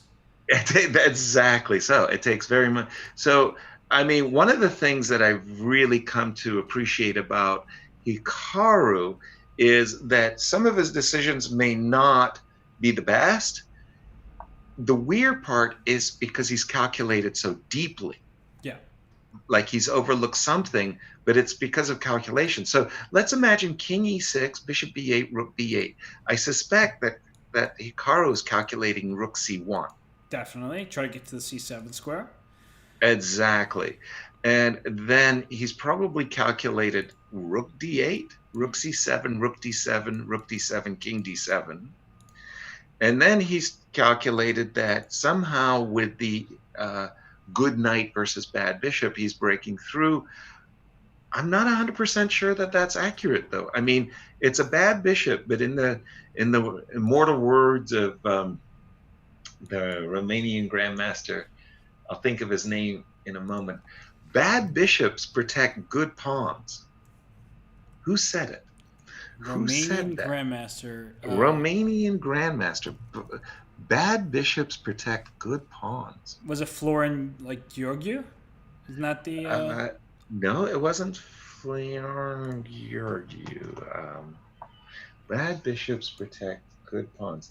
He was very famous for also playing hedgehogs, but so did Georgiou, by the way. And it was not Michael Marin. Well, now you just asked the hardest trivia question of all time. Exactly. I mean, I almost feel like whoever comes up with the answer deserves a diamond. Michael Schuba, thank you. Boom, shakalaka. Michael Schuba. Yeah, bad bishops protect good pawns. That pawn on E5 is a good pawn. By the way, we did see Rook C1, King D6. So the players had been looking at Rook D8, Rook C7, and so on. So again, I think when Hikaru went for the whole variation with G5 and Bishop A7, they were all linked to a very deep calculation. And you think to yourself, how did he do that? I mean, they're playing 15-minute chess, right? You would be happy in a classical chess game calculating so deeply. And I think that in the case of Hikaru, he chunks. Yeah. What I mean by that, he calculates not on a move here, move there, move there, here, move there. He sees the outcome of a variation without calculating the outcome.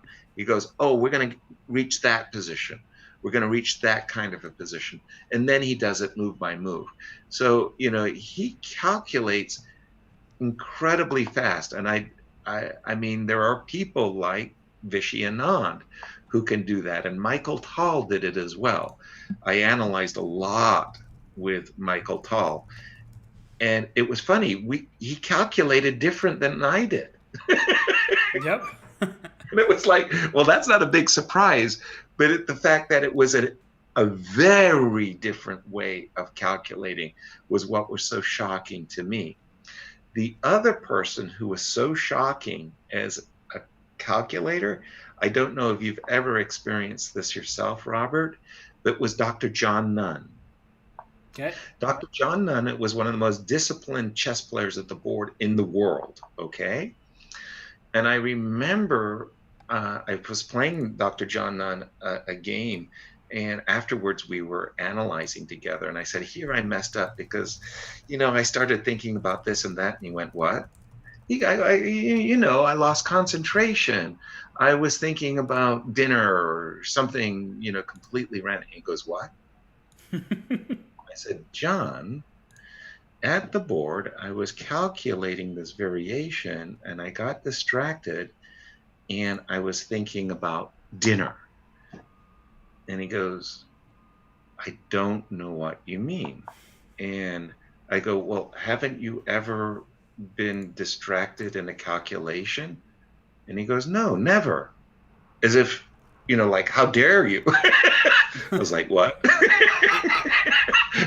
so we were both looking at each other as if the other guy was the alien. I mean, just totally different styles, right? One person's thinking about a nice meal and a Chianti. The other's like, I'm just thinking about how the knight could go here, and I can create an outpost and a weakness. And you definitely see that with certain players, right? Vasily Ivanchuk. Yeah, but the whole point was that when he's at the board, nothing distracted him at all. Yeah. At all. I mean, he was totally, utterly, completely focused on his calculation. Well, I wish I was the same way, because I definitely Thank you. I wish I was this. I'm incapable of that. It's terrible. Now, what do we got on the board? Robert, back to the chess. I have the Firouzja game back up for the moment, just because I thought it was getting interesting with a rook on g4, but I'm happy to show the Magnus Carlsen game. We haven't even looked at that. So let's hop on over to Magnus just to show the people what's going on in his game. He's up a pawn to make... He's a man of Yasser's own heart here. He's a pawn grabber. He will not be denied. And all of a sudden, he's up a pawn in an endgame. However, this b2 pawn doesn't feel so safe with the bishop on g7, and that e-pawn can push to e4 at any moment, opening up the diagonal for that piece. One of the most remarkable players, in my view, in American chess history was Grandmaster Lev Albert. And Grandmaster Lev Albert had one of the most narrowest repertoires of defensive repertoires of any of the top grandmasters in the United States. And he consistently played the Benko Gambit. Lev Albert, this position is black, pawn down, sign him up. He absolutely, absolutely loved this kind of pressure that black has for the pawn, and this dark square bishop on g7. It's not the bad bishop that we've been seeing in that, King's Indian. As soon as black plays e5, e4, black might start thinking, hey, I'm the one who's got the advantage here. So even though it's extra pawn, it's really, really temporary in my view. And Magnus has to make something happen very, very shortly.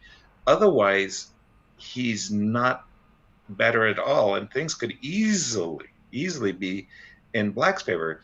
Imagine black playing e4 and bishop d4 and saying, hey, man. Yeah, those kingside my pieces pawns are real good. Agree. The kingside 4-on-3 majority also favors black. If I'm white, I'm thinking a couple things. One is this rook on d1 is a nice open file, so knight e3 feels like a way to at least improve the situation of my rooks, because I want to get them activated. The second thing I'm thinking about is the inevitability of losing this pawn on b2. I'm like, okay, Yasser's right. That pawn is stuck in its place. The bishop will open up. But if I can start pushing my a pawn up the board, I'll just say, hey, take my B pawn. The A pawn is the runner here, and that's the one you need to be fearful of. So a move like knight E3 already questions black. Are you going to play rook back to C8 to stop my rook from getting to D8 with check? But then my rook might land on D7 as well, with some attacking chances there to boot. So it's not very clear to me how black fends off the position of knight E3. Well, let's be concrete. Knight E3, rook C7. I don't mind the 8th rank penetration as much as I would mind the 7th rank penetration. Knight E3, rook C7, and the idea of E4. By the way, I like the move knight E3, which opened up the D file for the rook. I think the knight D5 looks pretty, but it's not like it's actually attacking a pawn on F6 or, a fork on, I don't know, B6. So the knight D5 looks pretty, but I'm wondering how effective it is. Maybe Magnus has something very pedantic. I was about to suggest king to F1 to E1 to D1, and I don't know, knight B4. He didn't play that, by the way. He's just played G3, and it's like he's chill, but is he right to be chill? It's a great question, and the reason why he's just sort of hanging, he's like, I'm up a pawn, and if I can fix my problems here, I'm going to do what Yasser suggested, king to D1, maybe then play rook C2 or whatever to kind of get my pieces out. However, a move like rook to D4 or bishop to D4, I think rook D4 is more forceful. And if I go rook to D4, now your rook's under attack. You take me on D4. Right. I take back. B2's hanging. G3's hanging with check. So there are some issues that you need to take care of. However, Yasser, the essential question is, can you actually take my B2 pawn? So after this, rook D4, I take you and you take a bishop, I play king G2 and say, well, are you really taking my pawn on B2? And if you can't take my pawn on B2, then perhaps white is just in time to get away with this. Yeah, I think that's seriously, that's the critical variation. So rook D4, bishop D4. Now, as you mentioned, pawn on G3 is hanging. So you did take out time to play king G2. And then I was thinking that instead of capturing the pawn on B2, I like the move king F7 followed by king E6, and let's give that knight the old heave-ho. The bishop on D4 does protect the A7 square, so it means that the A pawn isn't that troubling. By the way, something similar to our analysis has appeared on the board. They got here by a different method, but they got here. Again, sorry to invoke his name, but Grandmaster Lev Albert will be the guy who will tell you that this position is quite okay. I don't want to go so far as to say good, but, again, Lev was a Benko Gambit player in his heart of hearts, and, he just said, no problem. By the way, we saw that precise trade that you were mentioning. White jettisoned his B2 pawn, and he's put his trumps behind the A pawn. I'm not feeling it for Magnus. I think Lev would be very pleased with black's position. Yeah, the one thing that white has going for him is the control over some of the light squares. You have dark square bishop, so my knight can maneuver from color to color, but the A pawn, while it is seemingly an impressive pass pawn, it's not going too far. You rightly pointed out that the bishop can help stop its progress, but it might not be impeded that much if the rook can get behind it with some eventual rook A2. But yeah, so I need to take our attention to the Ali Reza game against Korba, because look at this one. We have a piece down position for Firouzja, but in return for the piece, he has one pawn and the potential of an attack. I'm not sure actually, oh my gosh, I do believe in the attack, but only because the rook is on C7. At first, it's like, this can't work. But king H8 is met by knight F6. And the point is, queen G8 is checkmate. And if you take my knight on F6, take with the pawn, and the rook on C7 is hanging with queen G7 checkmate, also a threat. Wow, that's beautiful. So that is a pretty double attack. King H8, knight F6, EF6, unmasking an attack against the rook on C7 with the double threat of queen G7 check and mate. So yeah, at first you're thinking to yourself, holy smokes, did Did Firouzja make a calculation error? But no, it does appear that king h8, knight f6, and you don't have time to defend the mate on g8 with rook c8 because d7 bishop is hanging. Yeah. So he plays king h8, and after knight f6, well, maybe you go queen d8 to protect the bishop on d7 and protect the g8 square.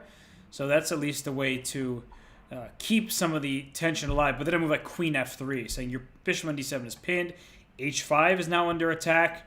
If you lose that pawn, not only is it a second pawn, but it's a very important pawn, shielding your king on the h file. So, yeah, it looks like an overwhelming attack. He's returned the piece immediately. Has Anton?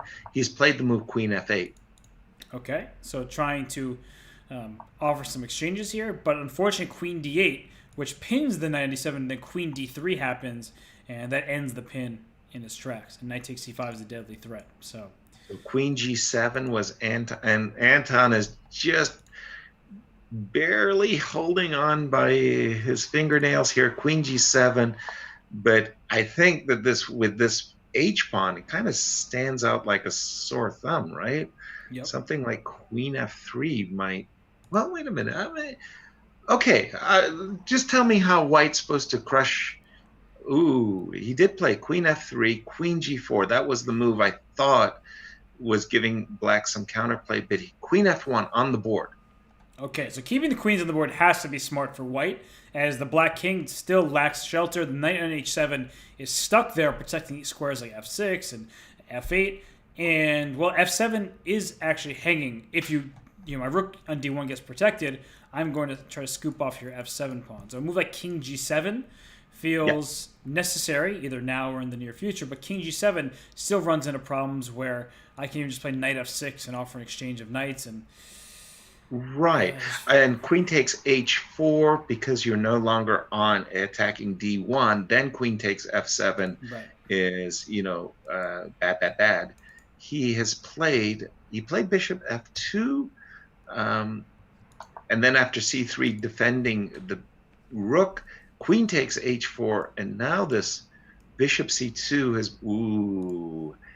knight g5 giving up the f6 square.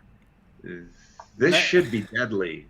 Knight f6 looks. I mean, rook c8. You're getting very passive in your defense here, and the knight on g5. At the very least, it's good that it's on a dark square because you can't boot it, and that knight protects h7. It protects f7. It's a good knight. The problem is h5 is now hanging, so I can steal that one. Actually, g3 might kick your queen off the h file real quick, so also plausible.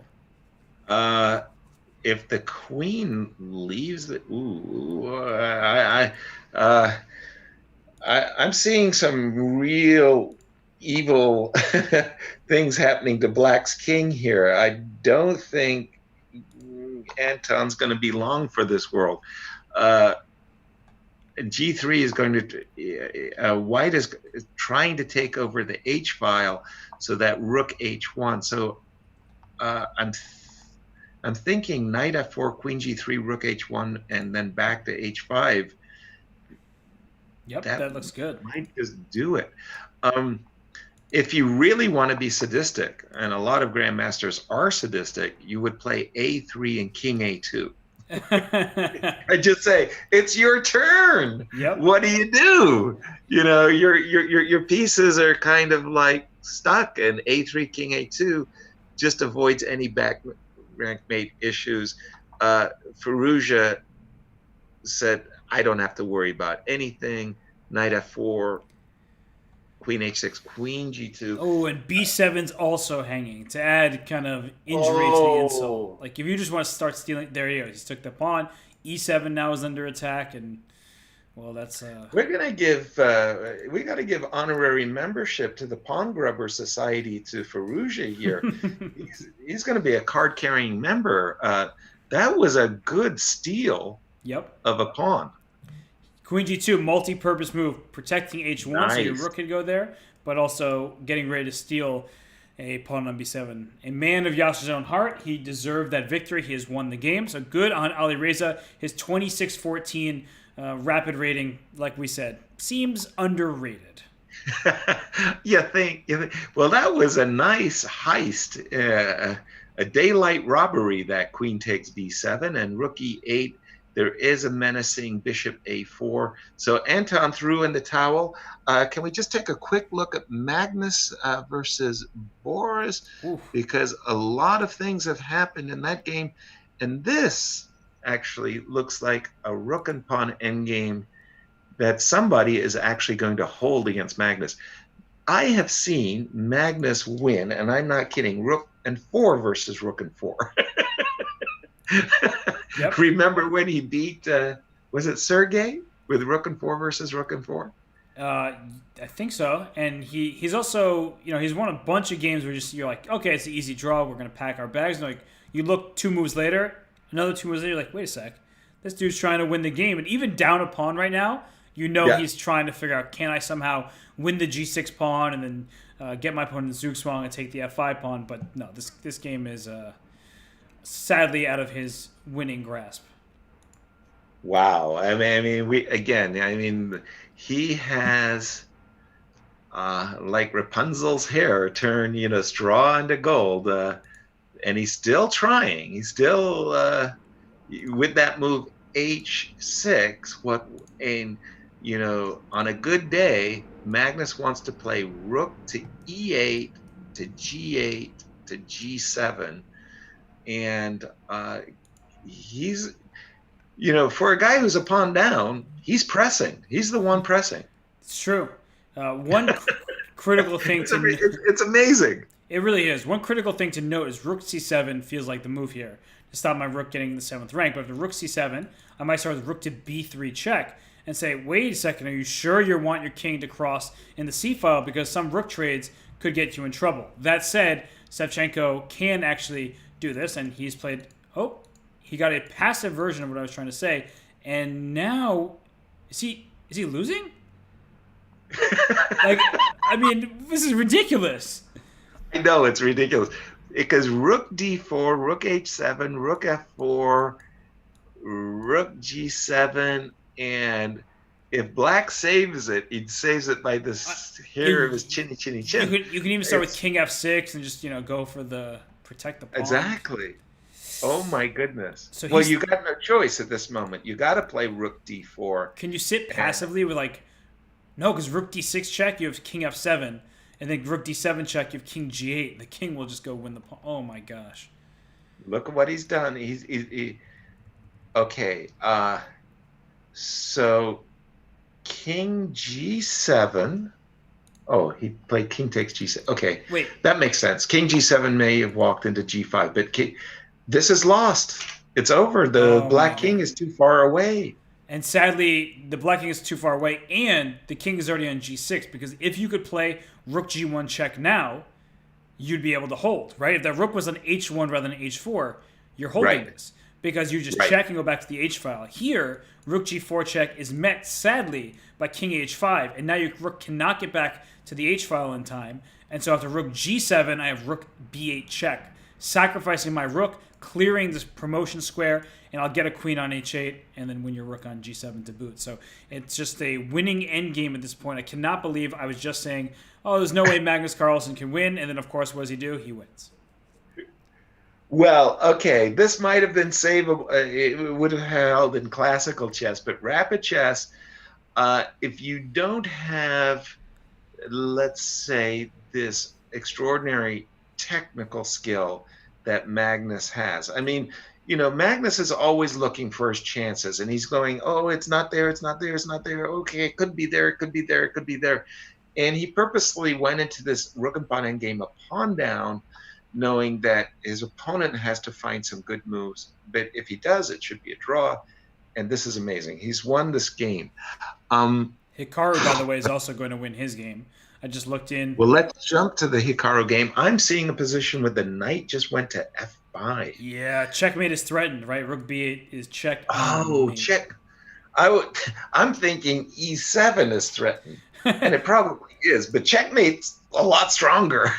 Although I think that's it. e7 also wins on the spot, right? Because you're trapping the bishop and you're up a piece. So it looks like Hikaru Nakamura wins his endgame. Another game that probably with the best play was not winning, but, well, he's Hikaru Nakamura. He outplays his opponent, and we should keep our eyes on him for the rest of the way. Now let's go to Alexander Grishuk against Melkumian, because we praised Melkumian's play against Magnus Carlsen. They end up drawing that game. Here, Grishuk is up a pawn, but opposite colored bishop. So, Yasser, first glance, better chances to draw or for white to win?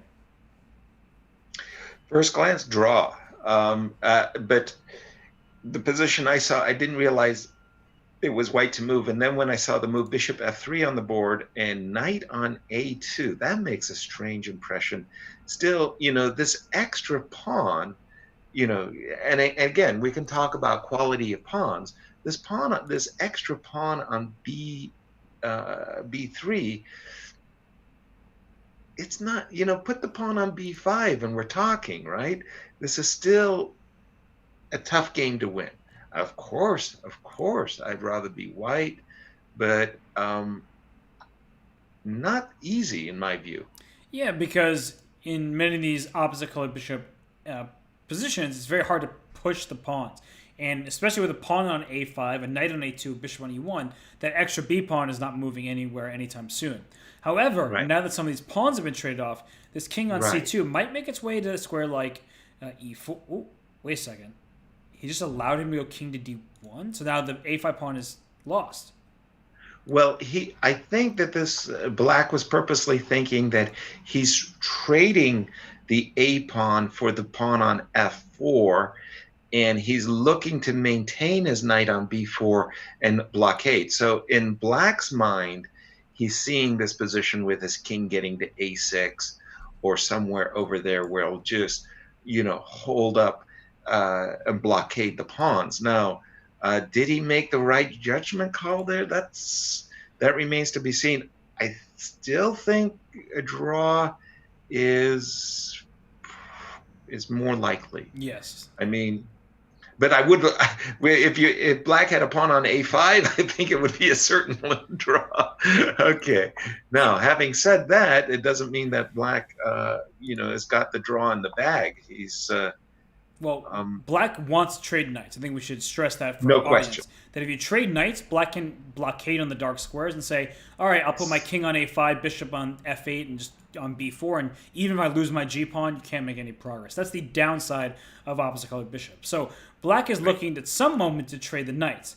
And the king on e2, it can go into f3 and e4, but then what? You need your king over on the b5 square, but you're not getting through. And that's the real problem, is you go king e4, king d4, king c5, king b5, something like that. It takes a long journey just to get over there. And yeah, and that's what I really think it's going to come down to. If white can go king f3, e4, d4, c5, he's in there with a shout, because the blockade will be hard to maintain.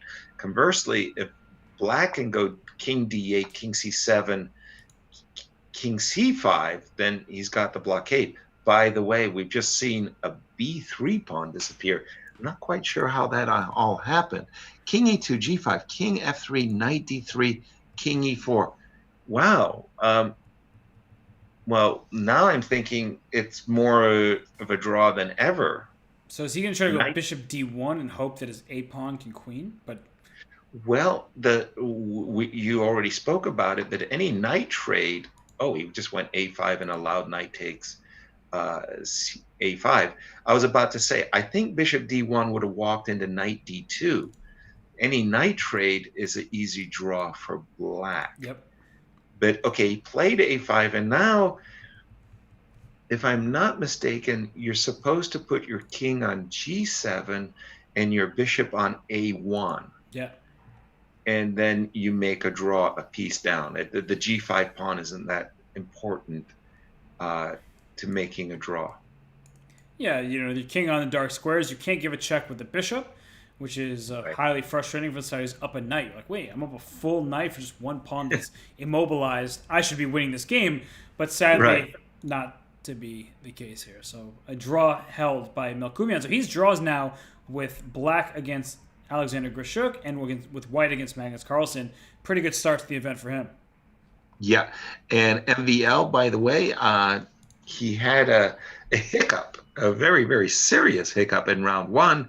he drew what Robert and I both felt very strongly was a winning position for his opponent, but MVL is won his round 3 game, as did Lanier Dominguez against Viti. Ooh, Wow, that's a that's a big match. Whoa. Okay, look at the final position too. It's just a demolition. wow. Uh, I shall we go through this game, because that last move by Lanier, that rook e3 crashing through on the e6 square, man, that looks like a cruncheroo. So I have to tell you, Yasser, I've seen Yes, Leonard Dominguez play many games of chess at this point, and he was yes, playing a match. Who was his match against? Well, he was playing Georg Meyer at some point, and Georg kept playing the French. And I'm like, look, I already don't like the French, but playing it against a player like Leonard Dominguez, it feels like you're just playing into his stylistic preference. And I know Rinat Jumabayev drew with the black side of that French, but at certain points we didn't really like Jumabayev's position. Dominguez was up a pawn. Granted, it was that B pawn yes, that was cemented temporarily, yes. but still. So this game, Vityugov, the Iceman, plays e6, and we have a French. And the knight e2. Once again, Dominguez sticks to his principles. He says, I want to get this pawn chain. And let's see how he Right, continued here. So queen a5 on move 7, saying, okay, please let me take on d4, and you can't take back with your c pawn as it's pinned to your king. a3 played, c takes right. d4, and b4. A very common way of breaking the pin, saying, I'm going to get this intermezzo before taking back on the d4 square, and I would love to just take back cd4. So b5 Right. played by Vityugov. And if black... And the whole Sorry, go ahead. Yes, sir. No, I was about to say, the whole idea behind Black's b5 is he's looking at an outpost. He wants to play knight b6, c4 as quickly as possible, where the knight will shut down the c file, and it'll just be annoying hitting the a3 pawn. So I'm not a big fan of Black's position, but I can definitely see where his counterplay, what attracted to Viti to play the move b5. A more direct way of play is actually just to go knight b6 and c4, and leave the b pawn on the b7 square. But Right. okay, direct play is sometimes good, right? Yeah, and you also have the added benefit of making sure this b pawn for white can't move, so a5 will force some sort of trades. That's the benefit. The downside is, well, after knight f4, your pawn b5 is hanging. He plays a5, and after bishop b5, queen b6, he says, okay, have my b4 pawn. We've seen Dominguez do this twice now, just king f1. I will gladly put... In fact, this is the same position. Yeah. It's incredibly similar. And one player who I saw numerous times crawl his king along the first rank with king f1, king g1 is our own Agate Kamsky. Yep. He's very, very fond of this maneuver. You were kind of getting into critical territory there about the French defense, and it was something that I've long chastised Varusian about. Dude, you gotta improve your repertoire. The French is good. The French is good. The French is good. But sometimes you need a Sicilian. Yes. Because if you don't mix it up, if you remain a stationary target, sometimes the French defense can just get taken to the cleaners. And I'm just whipping ahead to the move bishop g5.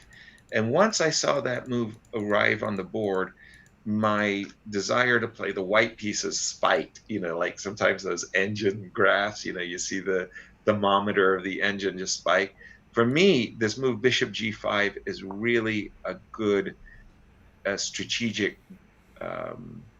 breakthrough, almost, that I want to say, is because the dark squares are suddenly so weak, and we see after knight g5 and knight f4 what Lanier is all about. Lanier is about to play rook f3, and it's just a breakthrough on the king side. Yeah, in a very straightforward one. Rook f8 was played, defending the f7 pawn. And you can Right. choose between knight h7, which gets your knight to f6, and sometimes you want to do something like that. Here, the Right. f6 square actually blockades your attack. You're Right. attacking the vulnerable square, the f7 pawn. He starts with knight f4, because now there's Nice. sacrifices with knight takes e6 and the g6 pawn hanging. Black played rook g8, a defensive move saying, let me cover my g6 pawn. But here comes the attack. Queen f3 hits f7.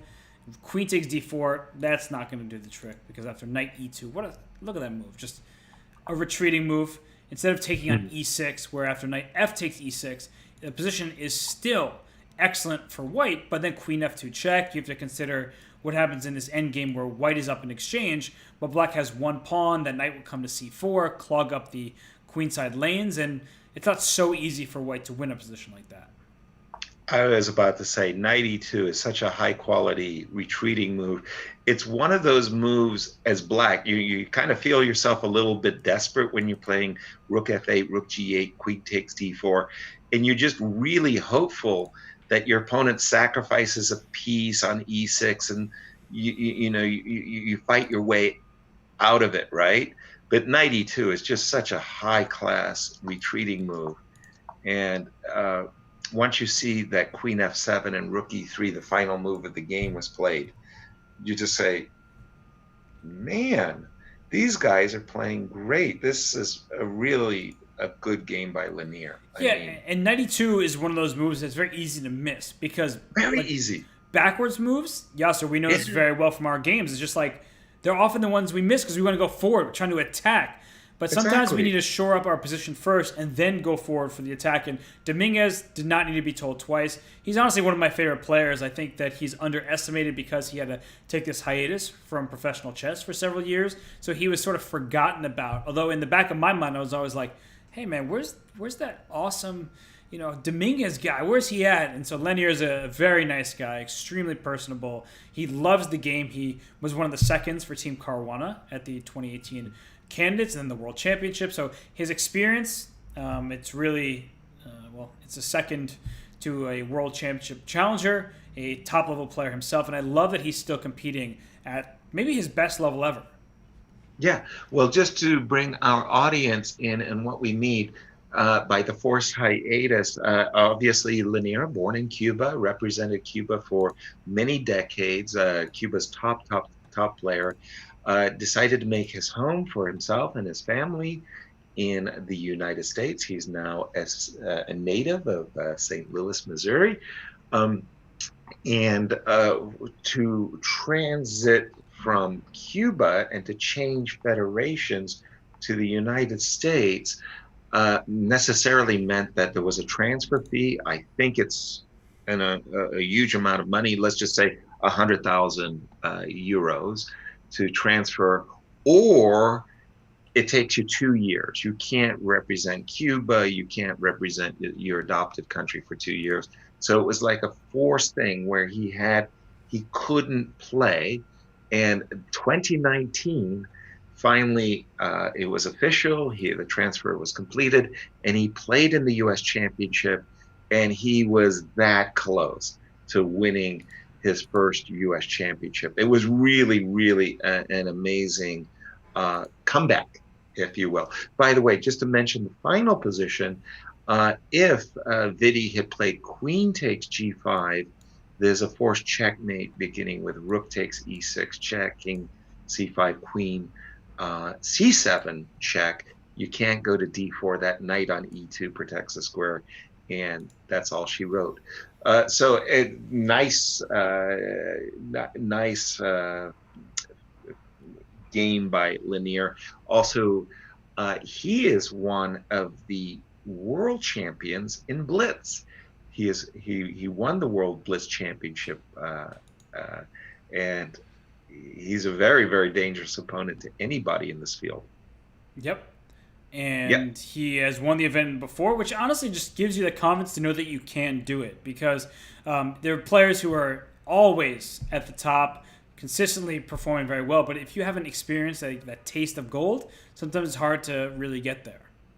Yeah, very, very, very good. Very, very good. And let me just bring up my chat screen. Sorry. Sometimes when I click, I lose my stream chat. So Yasser, will there be more master classes? Yes, yes. In fact, I'm due.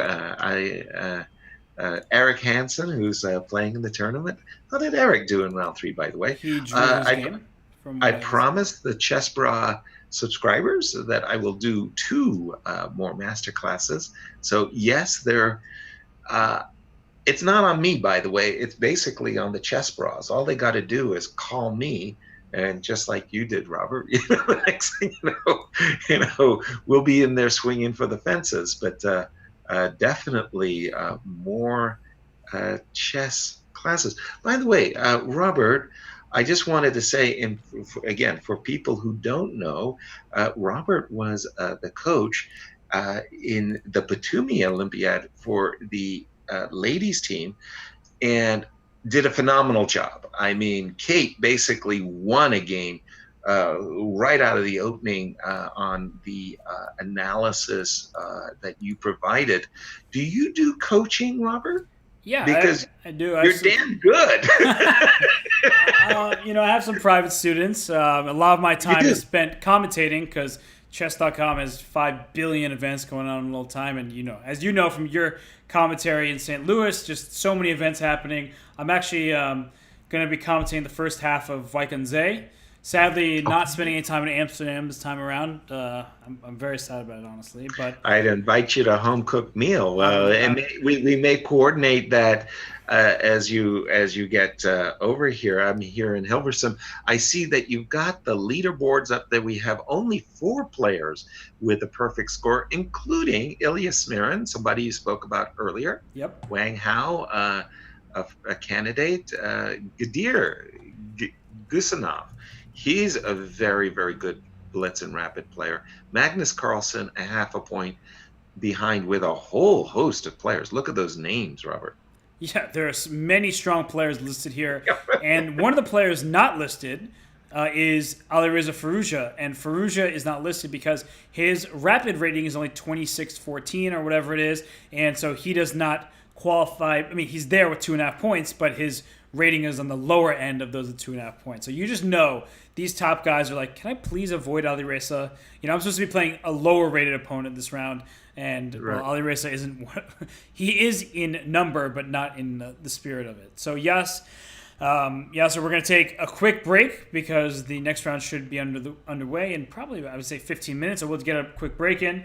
I'm going to, stretch these legs out because 3 rounds of sitting here straight is just the knees, the cold weather. And Yeah, I got you. I got you. And again, Robert, you're in New York City, right? I am. Yeah. So, Hilversum, you're the one who's making the sacrifice. You woke up early to be with us. I'm closer to the Moscow time, so it's a nice, pleasant evening here. But you were up early, so thank you for that, for making sacrifice. We'll be back. What did you say? Approximately at the bottom of the half hour? Yeah, that's when I think the round will start. We'll be back before then just to maybe Okay. touch upon some more games and things like that. But we'll take a quick break and rejoin the action. So everybody stay exactly where you are. Well, you can move your seat a little bit, but stay tuned because Yasser and I will have more coverage of the 2019 World Rapid Championship when we get back in just a few moments. All right, Robert.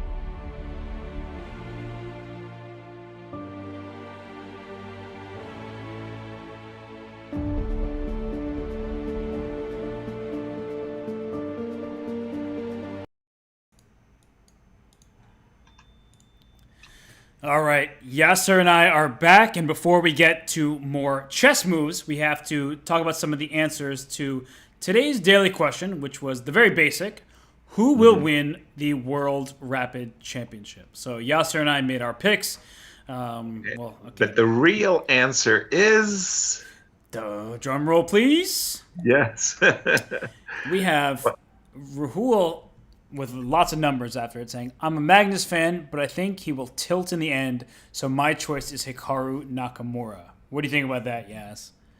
A good choice. A good choice. I really hate to tell you this, but somehow the organizers are speeding things along. You're not going to believe it, but they're at play, and guess who we got? We got a fire on board as Alexei Shirov is taking on Hikaru, who, as we know, is going to win the event thanks to our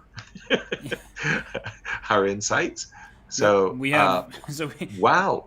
we have Hikaru Nakamura as Rahul's choice. We have Pani Prasad saying da da ding li ren. So a Dingley Ren, Ding. a Dingley Ren fan, Yeah, and then we have Pranav GK2 saying Magnus Goat Carlsen, greatest of all time. you bet. I mean, you can't go wrong with that choice. Huh? Wow. And again, I'm just looking down this list of an amazing. You got Shaq, Mamidarov. I mean, I mean, these names. I mean, they're just so many great players. Anybody who wins this event is going to be very, very proud of overcoming this extraordinary field. Shall we pick it up? Which game would you like to start with? This round four underway. We have many fun games that we can look at. I see Carlsen's black against Ralph Mamedov. He played a Yep. little center counter. So did Vachier-Lagrave against Maxime Vachier-Lagrave. So Scandinavian openings abound. We have Alexei Shirov, as you mentioned, against Hikaru Nakamura. And we might get fire on board as we have an early d5 to counter the what was started as a Berlin. And I think it's a good Right. choice by Hikaru playing some more offbeat stuff and maybe some sharper lines because Alexei, he's a fan. He'll bring the heat, right? So he's going to get into a position where it'll be double edged with chances for both. Well, one of the fantastic things about Alexei Shirov, I mean, he's not backing down against anybody. And I mean, talk about a dangerous opponent. He, I mean, under the dictionary of dangerous opponents, there's a picture of Alexei Shirov, and things have gotten pretty sharp. It's a theoretical line, of course. And then I also see that MVL versus Lesnica.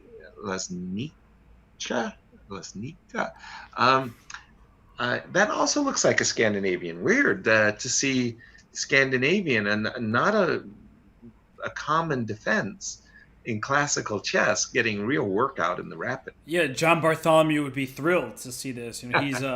He's Team Scandi all the way, and we have some Scandinavians. So, I mean, we can talk about Scandinavians. We can look at this position here between Hikaru and Alexei Shirov, where Hikaru has That's the two good. bishops, but he is Yep. down a pawn, and the c6 pawn can also be gathered. I would not advise you to take this pawn on c6, because after knight takes c6, black plays a very simple and straightforward queen to e8, hitting the Right. knight on c6. The pawn on e4 is, kaput, to say the least. It's just a goner.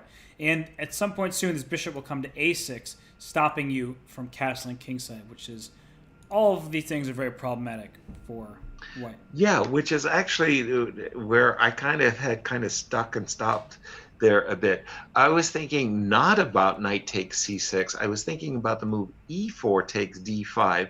And I was thinking, what if black got really tricky and played bishop a6? And that was where I started hesitating and going,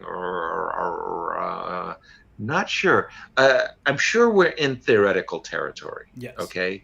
So forgive me that I'm not the opening theoretician that you are. You tell me. First of all, is e4 takes d5 the correct move, or should I be playing bishop g5 or castling? And secondly, should white be afraid that after e4 takes d5, there's this move bishop a6, temporarily keeping white's king in the center. Yeah, I mean, I can't say that I'm super well versed in these lines, but I do know that after castling is the main move for white, but e takes d5 is possible. Black can also play queen takes d5 immediately, saying your g2 pawn's under attack. After you castle kingside to protect that g2 pawn, I can play c5, which Aha, opens up the diagonal for eventual bishop to b7. It hits the pawn with gotcha. d4. It's just giving black counterplay. Not saying that white is worse, but it's one of those positions where the bishops are very, very strong, staring over there at the king's side. Now, he Right, castled right away to avoid even the complications of bishop a6. So now right. knight takes c4, and you could take on c6. But once you take on c6, black has the move queen to, I think, d6 is precise. So after knight to e5, black plays c5, just starts breaking open the position more and more. And eventually, there will be dynamic play that should favor black. And again, white very early in grabbing this extra pawn gave up the light square bishop. Bishop takes c6. So any kind of those variations, castles, knight takes e4, knight takes c6, queen d6, knight e5, c5, any of those variations where black more or less stabilizes the position and has a bit of an initiative. He's got the two bishops going for him, and I always kind of feel like, there's going to be comp. Right.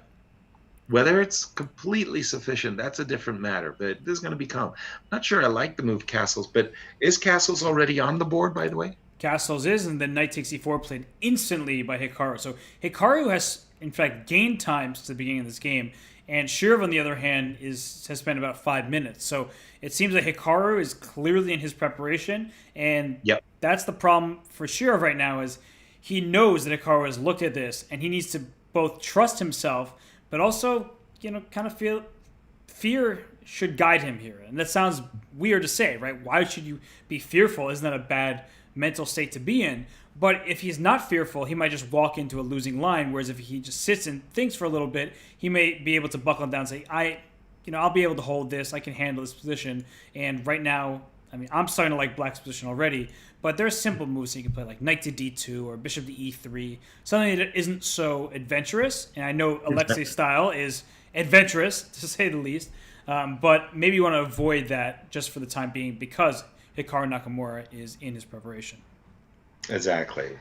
Yeah, and I'm really, I'm always this kind of positional player. I'll show my age. I studied Capablanca. Okay, I mean, deep intake of breath. Like Capablanca. Yeah, I studied Capablanca, and I look at this bishop on b6, and I go, my goodness, it's a lucky thing that white can't just play b4 and clamp that bishop. b4 will be met by a5, but that bishop on b6, it desperately needs c6, c5 Yep. to rescue itself. Otherwise, it could be just it's out of the game forever type of thing, right? It's tamed. f2, f3. Yeah, so he kicked the knight away from e4, and Hikaru finally spent a little bit of time, even though he still has more time than he started with, and played knight to f6. So he's inviting this knight takes c6 move, especially now because after queen to d6, you can no longer go back to e5. And knight Right. e5 says queen takes e5, you cannot take my queen, as your king is there on g1, pawn's pinned. Right. Yeah. Man, oh man, I must say, I would have been super reluctant to play the move f2, f3. That just, it feels like I've weakened myself on the diagonal, and now I can see that c6, c5 is going to really force something, a weakness there. Can I resist playing the move knight takes c6? And yeah, because you showed this variation where I lose a piece. Dope. Well, Hate that. he went bishop e3 to stop That the pin. that was what I was saying. Can I play the move bishop e3? Trying, I guess I'm channeling a little bit Alexei there. Not taking the pawn on c6 means that the bishop on b6 is kind of buried. But if black gets to play c5 once or twice, that bishop on b6 is going to have a great diagonal. So bishop e3 just shuts down this c6, c5 idea. And I like it a lot more than grabbing pawns. And I'm a pawn grabber. You are a pawn grabber. You're true to your nature. And here, rook takes e5 is a threat, so be careful about that. So if you make a move like pawn to a4, then rook takes a5 would have been capturable. Now it's not under attack because the bishop is safe on f2, whereas it wasn't on e3. So black can still play a move like c5 here. Can play queen d6 to help c5, but why c5 is possible is if you take on c5, I can go rook takes e5 and say, all right, it's a trade where I give up my bishop on b6, but we now have material equality still. I have a light square bishop, you have a dark square bishop. It's a mixed bag, but I don't think black is any worse in a position like this. Right, gotcha. All right, so should we let Alexei and Hikaru figure out the logistics here of what they should do and move on to another game, or? Absolutely. Let's do it. Shall we have a look-see at Magnus Carlsen and how he's playing the Scandinavian? It's never a wrong decision to go over to the game of Magnus Carlsen. So I'll just agreed. But I'm going to bring up some other games as well, just so we can refer to them later. There's Ilya Smirin against Gadir Gusenov. They are both undefeated, so I'm going to bring that game up just so we can have it. Actually, that's a fascinating game. We might want to start there now that I pulled it up. Now that you're actually taking a look at it. And again, who is Ilya playing? He's playing Gadir Gusenov, the Azeri Grandmaster. Oh, yes. Very strong, especially. Azeri players often are very good at rapid and blitz. Mamedyarov, Rajabov, Gusenov, Mamedov. They have a long history of successful speed chess players as well as classical players. And Rajabov, he finished in the top 2 at the World Cup, so he gets to play in the candidates. And, well, he doesn't play that often these days, but when he does, he plays well. And here, Gusenov with the black pieces, temporarily at least, up a pawn. But Yasser, is this the type of pawn you'd grab? I was also about to say that in the Azeri...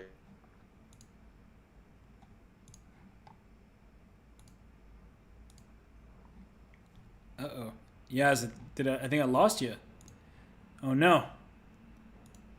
Yaz, it makes me sad, but you're frozen. Please come back, Yasser. Please come back. Yaz. No. This is one of the saddest moments of my life, honestly. All I want is Yasser Seirawan to rejoin here.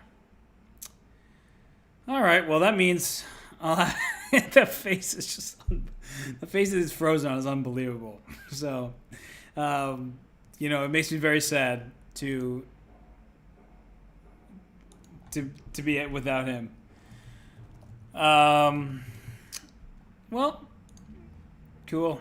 Hopefully he comes back. I miss him dearly. My good friend Yasser Seirawan. But hopefully he rejoins because now it's just empty there. All right. Well, I'll talk about chess. I'll keep an eye on Yasser coming back. Nothing I can do on my end about it. And it just made me laugh. So this game between Smirin and Gusenov, Smirin has given up a pawn, but what does he have for it? He has a castle king, so king is safer. This king here is on e8 in the center.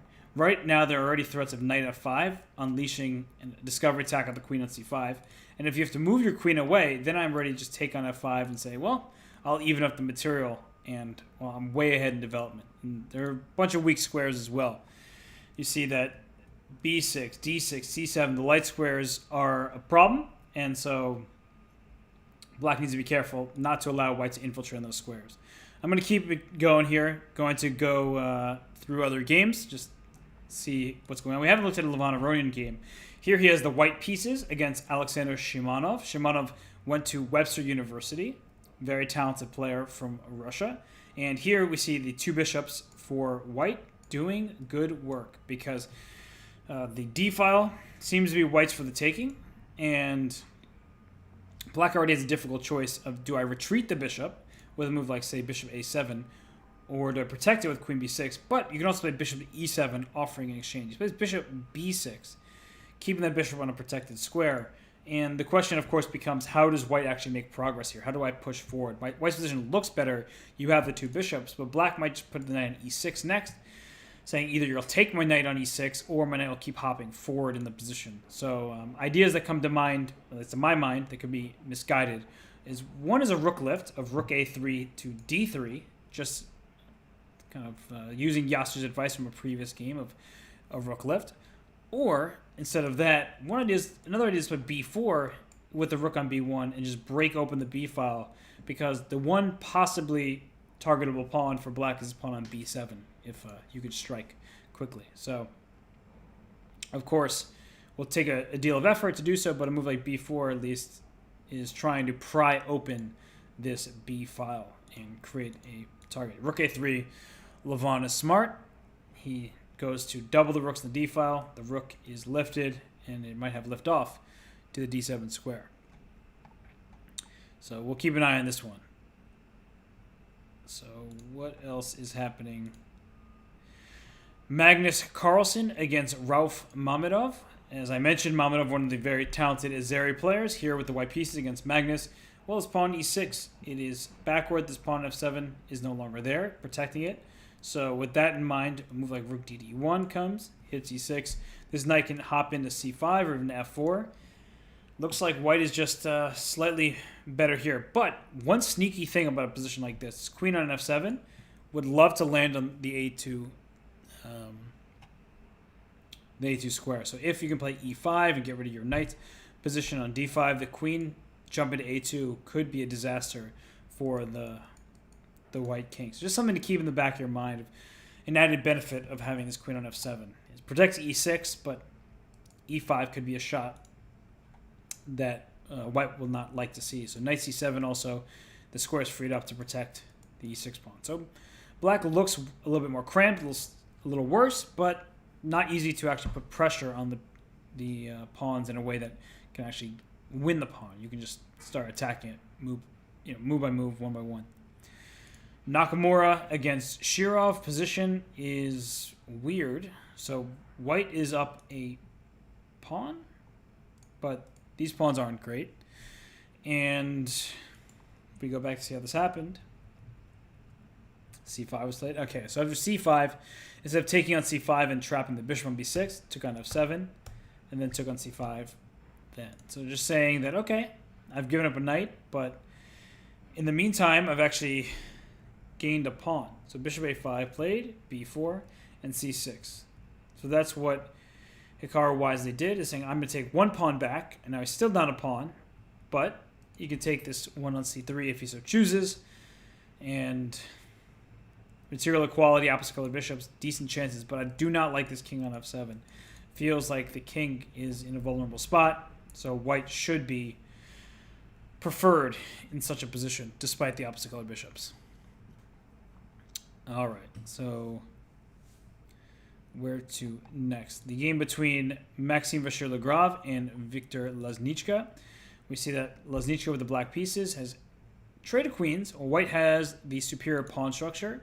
There are double pawns in the f-file for black, and also very sad for black is if you were to push this pawn to f5, it gets the pawn on a protected square by another pawn, but it opens up some dark squares for this knight to work with. So white is certainly better here, the knight being the better of the two minor pieces in this endgame, and the 3-on-2 majority on the queen side is huge for white, because in endgames you start pushing your pawns up the board, and black, this is not really the pawn majority that you would like to see, because anytime you play f5, I'll take you on f5 and then double your pawns. So double pawns don't create pass pawns very well, so white is the better side here, that's for sure. Okay, who else is playing? I know Alireza Firouzja is playing Karyakin. Let's hop over there. And Alireza with the black pieces looks like he's doing totally fine. In fact, I prefer his position with like queen b5. Hitting the pawn on b2 looks pretty good. Just, you want to create a weakness in your opponent's camp. And right now, after this move f3, which is probably not the best move, but black had ideas just to play bishop g7, pawn f5. Black's just doing well in this position. So f3 was played. I guess I should also point out that queen e2, just retreating the queen, doesn't work as knight f4 is a nuisance. There might be other moves as well, like f5, threatening f4. But knight f4, the whole point is if you take, I take with the pawn. Your queen on e2 is now directly under attack, and if you block while protecting your knight on g3, I, well, can take your knight because you don't have enough defense, which means you simply lose a piece in the process. Not a good look. So, bishop c5, king h1, and just rook to d8. So Alireza trades off pieces. This queen would like to go to a square like f2 to hit the b2 pawn. Knight e4 is always met by the retreat queen e7. You do not want to allow this knight to f6 with the check, so you stop that fork and threaten f5 for yourself. So I still like Alireza's position. To me, it's very, very pleasant here, and can't complain. So let's see. What other games are on the right? Oof. Samirin eyes the d6, eyes the b6 squares. Highlighted this before, that this knight is going on the journey, and it's not going to be a fun one for black to meet. Because d5, knight b6, your rook's under attack, so you should move it. Rook to b8. I'll take your bishop on c8. Probably just take on d5. If you take with the e pawn, well, I'll play bishop c5 and go after your king. If you take with the c pawn, I can just play bishop a4 check as one of many good moves. Making your king stuck in the center, you're not castling. So that's not a good look for black.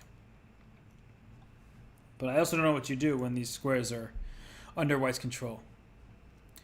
It's just not good at all for black. So we went d5, but it's making the best out of a bad situation, at least from my point of view. That's what it looks like. MVL into the endgame. Double pawns in harm's way. So what can you do? King d6. Might run the e5 check. If you take on e5, I have knight g5. Hitting f7, very importantly. Because if you play f5, you protect your pawn, but I still fork your king and rook, winning material. Not good. So I prefer Maxime's position here, as I'm sure he does, as I'm sure Luzhniki does as well. Let's keep on looking for more fun and interesting games. Timofeyev white, Dominguez black. White has castled queen side to black's king side. And to me, it looks like black is doing very well here. You have the bishop pair. This bishop on f6 is particularly good, hitting the knight in the center, and behind it the knight on c3, and also protecting the king by protecting the g7 pawn. So what can white do here? A rook lift is possible, but you're not really getting anywhere, because if you ever go to g3, I'll just move my bishop away. I can take on h4, for example. Looks like black is the superior side in this game. Dominguez is doing very, very well. Shock is in some good form. See the comment? Let's see. Shock is playing Alexander Predke. And here, what's going on with Shock's position? That rook on a7 is brilliant. Hits f7. It controls many important squares. And what if I just, speaking of f7, what if I take and queen takes e6? This bishop's under attack. This bishop's under attack. This rook's under attack. It looks like you're just winning material. So knight takes f7 looks like a very simple tactic. I'm surprised that black could have overlooked that. So what has happened? So knight e5, and he went bishop d6. The position already doesn't look very fun. The knight moves from e4. The c6 pawn is an issue. And Chakra finds it. He needs really no temptation to find tactics. And queen e8 played by Grandmaster Predke, but just chop Where do you chop it? Do you chop on f7? Do you chop on d6? Both options look plenty good. We'll see how this works. Where is...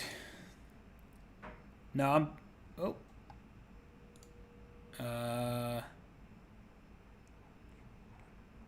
Hopefully... I'm back. I saw that, at least temporarily, things went out of order. So I don't know what's going on.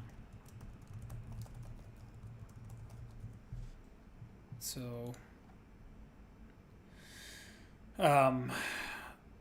yeah. It's dropping frames. Trying to figure this out. But hopefully I'm back. Okay. Took on f7. d6 is under attack. It's a stare down of bishops.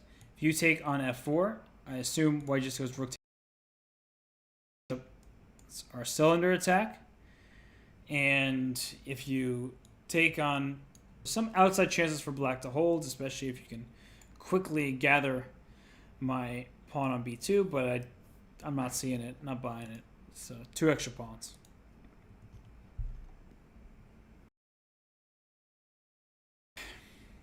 Looks like Mamadjarov is going to get this one. So let's get off this game. Let's go to a different one. Shirov versus Nakamura. We're in a pure endgame where white is much, much, much, much better. Look at this horrendous bishop on b7. It's just a pawn at this point. It's a big pawn.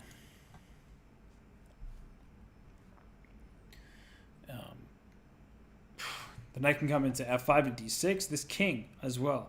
If I play a move like bishop to b8, encouraging a6, or something like that, the white king might find its way in, can intrude on the queen side. And very importantly, this passed pawn is blockaded by this stallion on d4, which blockades the pawn and attacks the c6 pawn. And so the blockade also attacks the pawn, and then white can start pushing on the king side where he is a pawn up. So Shirov in good shape right now. Shirov in good shape.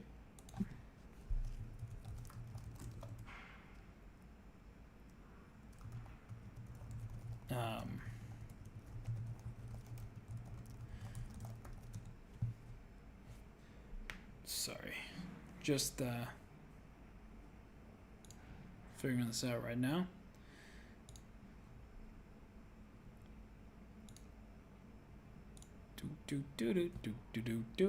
Okay. Seems like things are smoothing out, hopefully. So sorry, everybody, for the technical issues, but we have a lot of chess to look at, a lot of great games here, and well, we're in round 4 of the 2019 World Rapid Chess Championship. So anyway, this king on e3 is great. The knight on d4 is great. The bishop on b7 is absolutely not great. So good position for Shirov, good winning chances. How is Magnus Carlsen doing? With the black pieces against Rauf Mamedov, we see a position now where it's even material. Both sides have 2 rooks, knight, and 5 pawns. And white is better because these pawns on e6 and g5 are under attack. And part of the reason why is white has 2 pawn islands, right? a3 to d4 is connected, and f2 is isolated. But for black, you have this e6 isolated pawn and this g5 pawn that's about to be taken. So in order to defend your weak pawn, you either go aggressive and attack, or you play with like rook to d5, which he's just done. The idea being that I am protecting my pawn a second time on g5, and I'm not afraid of any capture on the d5 square.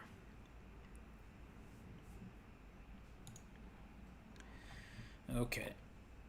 So we're going to keep bopping around here. Magnus, worse, but if anyone can hold a position like this, I believe it is Magnus Carlsen. He is a tenacious defender. He's very resourceful. He even won a game down a pawn earlier today, so have to have faith in the world chess champion.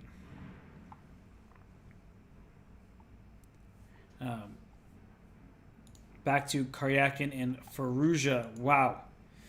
Alireza picking up momentum in this position. Look at the clamp He has a pawn on c4, and this pawn on c4 says your b pawn's not moving, and I have blockaded your c pawn. So it's essentially like, despite being a pawn down on the queen side, black is really not down in material over there at all, and white is indeed up a pawn in the center. As you know, the least amount of evidence you can provide is that e4 is a possibility here, creating a clear pass pawn and pushing it down the board.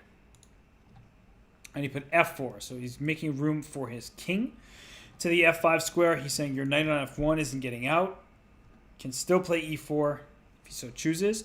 Ali Reza in fine form here at the World Rapid Championship, and we're in round 4.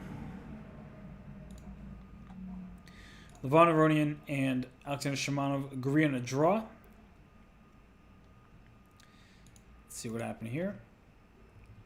So after some trades, white just was moving around queen e2, queen d3, queen c2, and a draw was agreed. Pawn on f2 is hanging, that's why the queen kept going to c2, where it also protects the pawn on e4, and very importantly, the pawn on a4, because if white had chosen, say, queen e2, then in comes queen b3, coming right after this pawn on a4, and white is also tied down. So draw agreed, fair result between Shimanov and Aronian.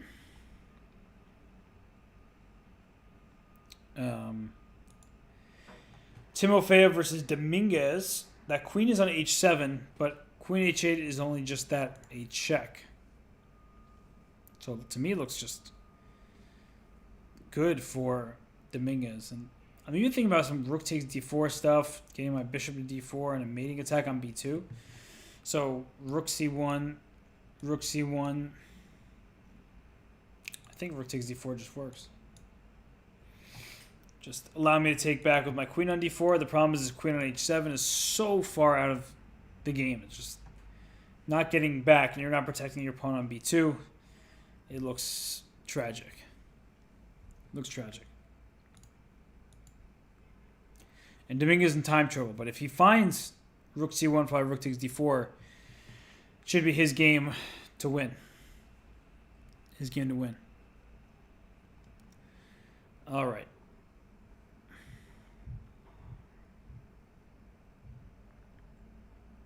What is happening in the Smirin game against Gusenov? So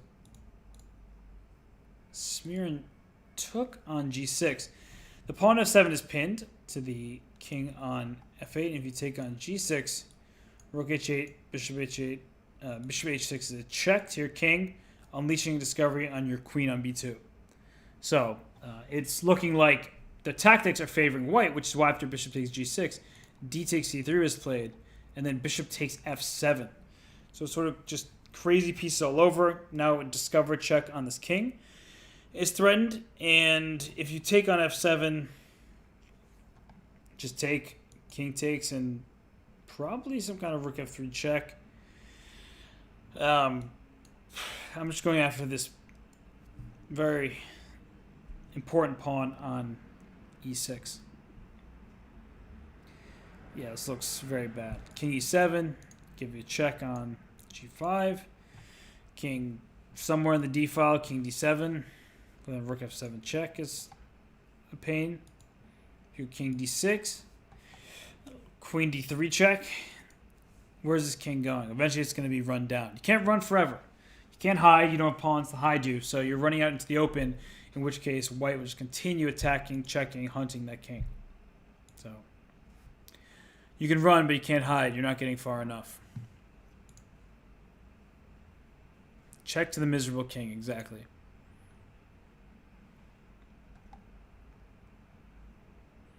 MVL should be given a chance to play Magnus. And Magnus should be forced to resign against him because MVL has been so close to qualifying for a chance to play Magnus so many times, also, etc. and so forth. Just doing a Ben Feingold impersonation.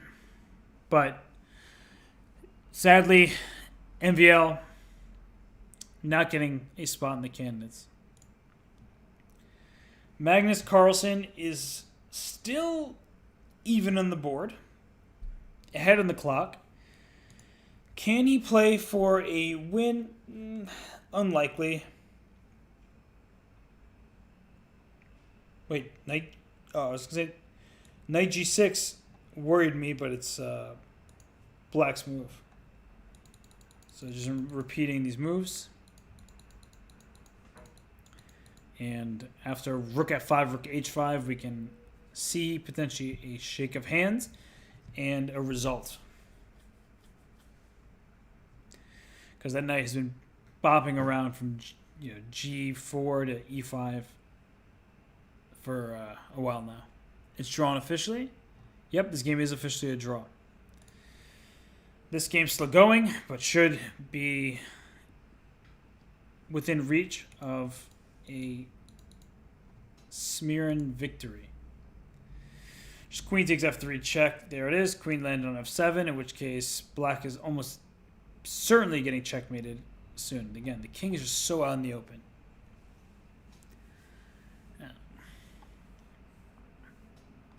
Okay. MVL with the white pieces against Victor Luzhniki. Much, much, much better for white. These pawns are doubled and not getting pushed. In the near future, this b pawn has a protector. Two of them, in fact. One by the rook on c4, and the king on b3 supports as well. And you can try to keep making progress with that pawn. At some point, this h5 pawn, this f5 pawn, being on light squares, not typically super helpful for the side with the dark square bishop, because if those pawns are under attack, you can't protect. So that's an issue.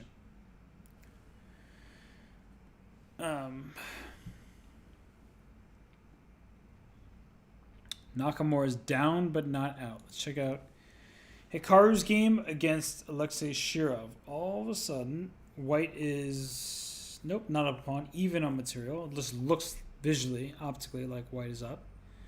And knight on f5. Can go bishop c8 to reroute this bishop, but the knight will just come back to d4 and apply pressure on the c6 pawn anyway. So one of the questions is, can you allow the bishop to change, to swap diagonals? Does it matter? Kind of always matters. Something matters. But the knight can sit on d4 when it so chooses. g4. That means g5 is the threat. Bishop c8. There's the g5 check. If you take on g5, there's bishop d8 check. And while I'm picking up your knight on g5, your king g6, hoping that if I take on g5, you take on f5. White has the very simple knight h4 check, picking up said knight on g5. So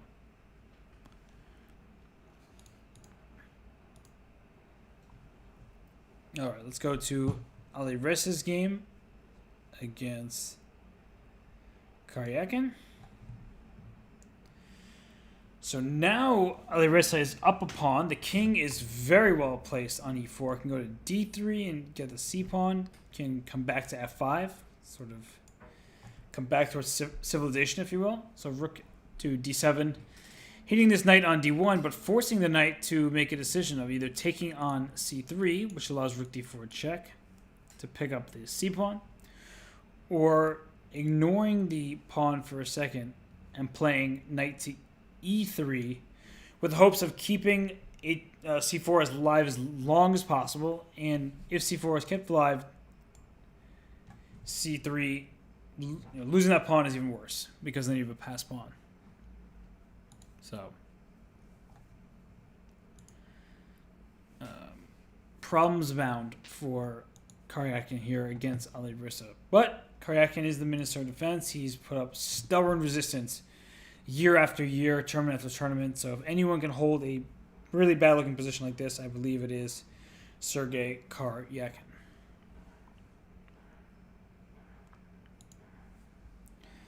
Okay, Shirov and Hikaru still playing a little tug of war.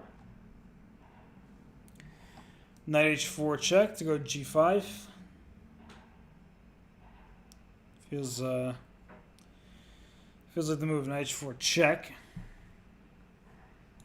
King f6 runs right into g5 check. Still can't take on g5. Bishop d8 takes g5. So where bishop d6. What is the plan? Just to say to black you have no moves? It's a possibility. Still have access to the e7 square. Knight g5 loses to knight h4 check. And if king to h6, I have bishop f8 check. Kicking your king away from the defense of the knight. So, all looking good for white here. Shirov is just going. He's going. Nothing Hikaru can really do besides shuffle pieces. Doesn't look good. We need a Yasser story. I would love a Yasser story. If Yasser can find his way back here, I would be very, very happy to have him. So, you know, missing me some Yasser as well. Not just you all missing him. Wow. So Smirin continues to win his games. Wang Hao drew with Alexander Zubov. And we still have more games, of course, going on here. We have Timofeyev against Dominguez. And Dominguez ended up taking this knight on d4. So let's see, where was that played? He took on d4, went for the attack. Artyom gets his check on c7. So he didn't play king d6 as a rook c3. And now rook d3 is a threat. So he played bishop d7. Check them. Queen d4. Check them g1. Okay, there it is. Take a g-pawn. So lots of shuffling. Bishop takes b2. If you go rook takes b2, queen g1 is check and mate. If you don't take on b2, well, I'm going to move my bishop away with discovery and the mating attack. So Dominguez is in fine form. He's really playing well. So Dominguez keeps on going.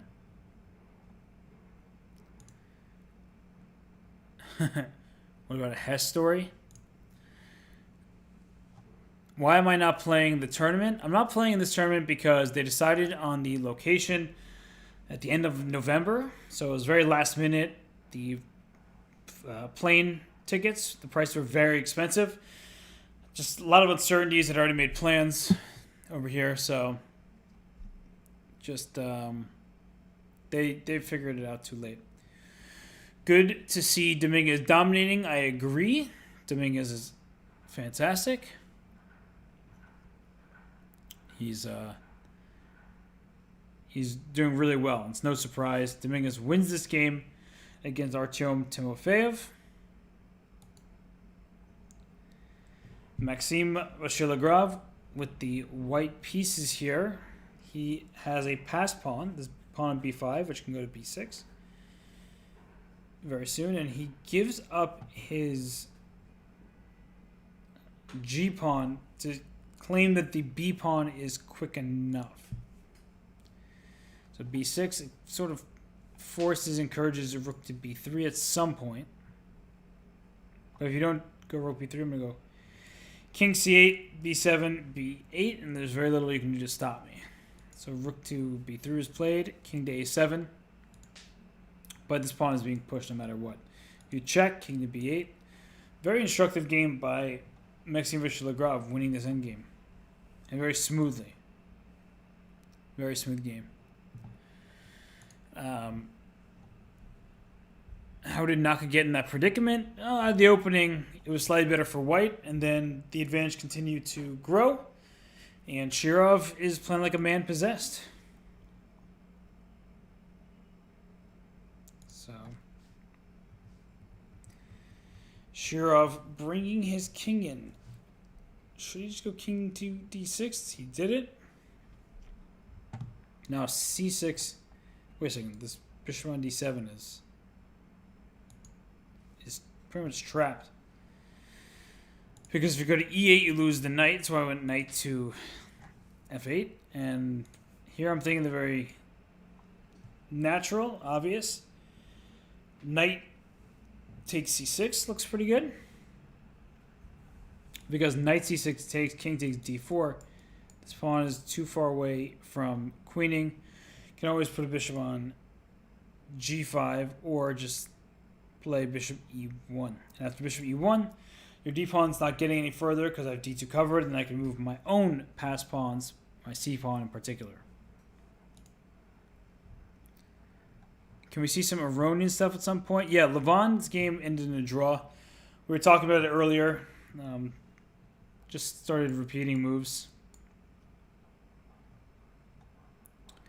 And that's why they agreed for a draw. The queen on c2 needs to stay here because e4 needs defense, but so does b3, and it's turn a4.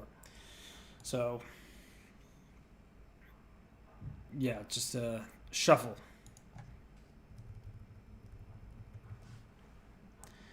Okay, so Magnus Carlsen drew against Mamedov.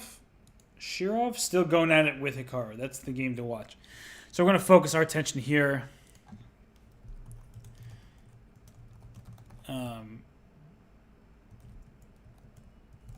So we have this position where Hikaru is trying desperately to hold on, but now he's down a piece. So what just happened? Many moves came in at once. King d6. Look at that. Just went g5 and g6. And saying if you take me on g6, I take on g6 back. King g6. Here, d3, bishop e1. Now the bishop retreating comes in handy. I've stopped your pass pawn. I'm going to win c6 and win the game because white will have two pass pawns to deal with. Okay. So Hikaru went knight to b3. One of the important questions is white going to have to give up the bishop for this passer? If the answer is no, then white should just be winning. But king f6 here. Sorry, king f6. Then king d6 or 7, so I can protect my knight with my king. Use that as a shield. Because after king f6, bishop h4, we're back to something we could have just had.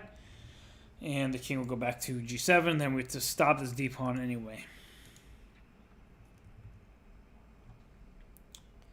So Hikaru's clock is ticking down, if that's accurate. He, in fact, is out of time, in which case Shirov would be the victor. So we'll see if that's actually what has happened here or if it's just the relay. But either way, Shirov is dominating this ending. Okay, we have this position now. And it's winning for white. I have a protected pawn here. Just got a king b5. And that a pawn. A pawn is going home. And I had a similar type of endgame against Grandmaster Kenny Solomon in Isle of Man, the FIDE Chess.com Grand Swiss, where I had outside pawns that were very good. I had a bishop knight, he had two knights, and I was able to win that game. So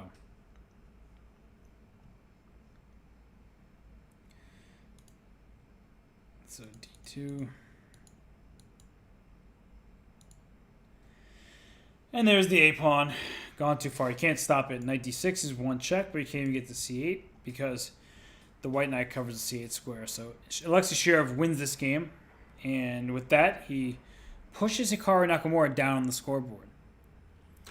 And unfortunately for Hikaru, it's not a fun thing to have happen. You know, never want to lose, but there's so much time left. It's round 4, and they have plenty of time to catch up. Nobody's winning this event with 14 out of 15. If somebody does, well, then they deserve to win no matter how many points you get on your own. So,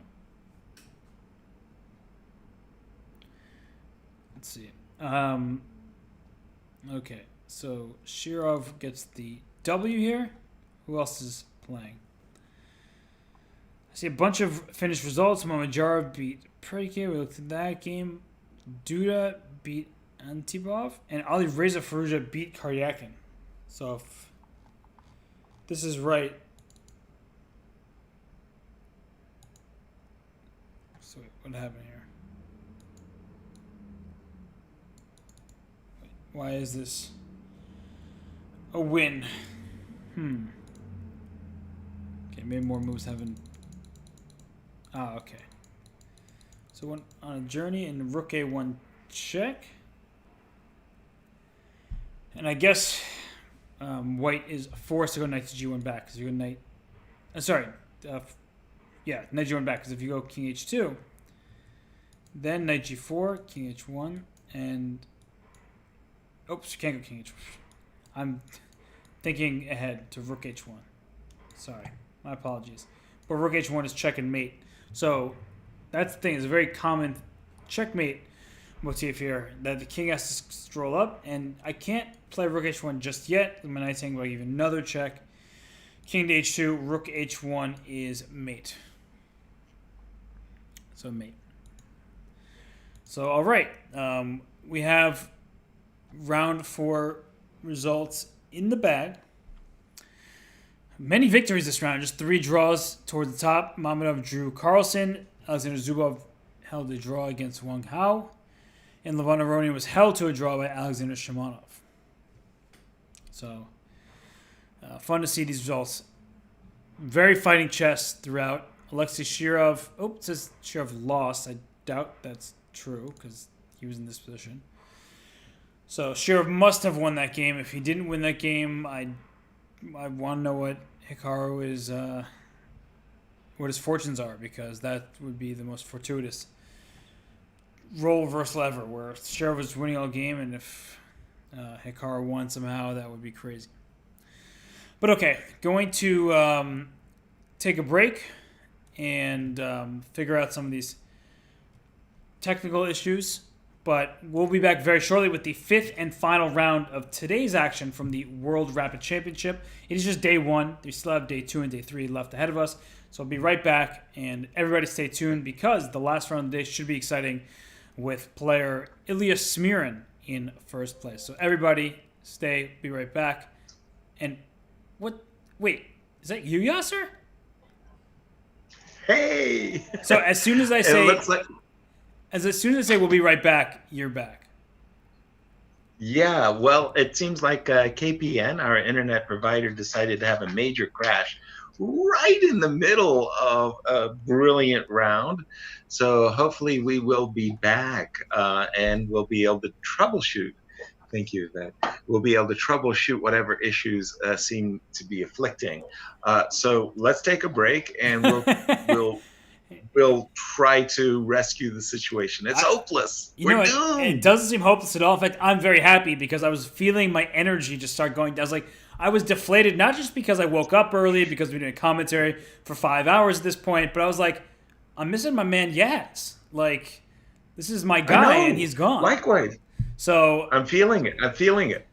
We're going to take a break. When we come back, we will be live with round 5 action. We'll take a look at some of the games just happened. I'm very happy. I have a smile on my face. I feel rejuvenated already. But I'm going to stretch these legs, get some water. We'll be right back with coverage of round 5 of the World Rapid Championship.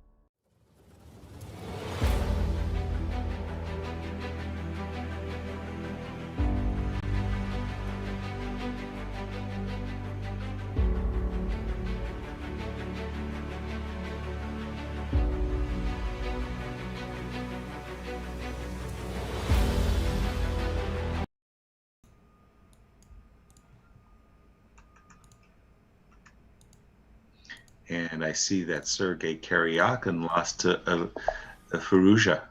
He did. Sergei Karyakin lost Firouzja. Welcome back, everybody. Hope you stayed here. Yasser and I are back. We were just discussing the ins and outs, everything that just happened in the round that just passed us by, round 4. And, well, the first game that I had to pull up because we haven't given him enough attention, although he is one of the highest rated players in the world.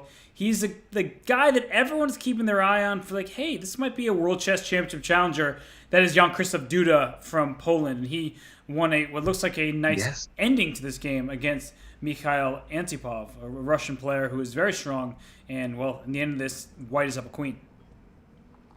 Yeah, well, first of all, sorry about that. I don't know exactly what happened, but it seems like my internet provider, KBN, decided it was time to give it a rest and to take a break. And next thing you know, I couldn't communicate with anybody, but I am back. And it looks like, Robert, I missed an extraordinarily exciting games as some really heavyweight matchups ended decisively, including our fire on board versus Hikaru. Hikaru looks like, well, quite frankly, he got wiped out. He did. So let's take a peek at this Duda game. We'll remind everybody what happened in that Shirov game against Nakamura because there's so many decisive results. We had a very fighting round between these players, including a win with the black pieces by Alireza Firouzja over Sergei Karyakin. But let's go to the beginning of this game with Duda against Antipov. Okay. So it started with C4. Right. Honestly, when I looked at the final position, I thought it was like a Sicilian or something. He just looked super sharp, and there's king on h5, so wasn't expecting that. And okay, so Antipov is a man of my own heart, at least my online blitz playing heart, with these bishop takes c3 check, b takes c3. So, Yasser, what I will say about this is it's reminiscent of a Gingy Indian. But the biggest issue is white has already put the pawn on e4. So let me just explain to everybody what I'm talking about. If after c4, g6, d4, bishop g7, instead of e4, if you start with knight c3, black plays c5, and if white plays d5, bishop c3 check, b takes c3, f5 is the Gingy Indian.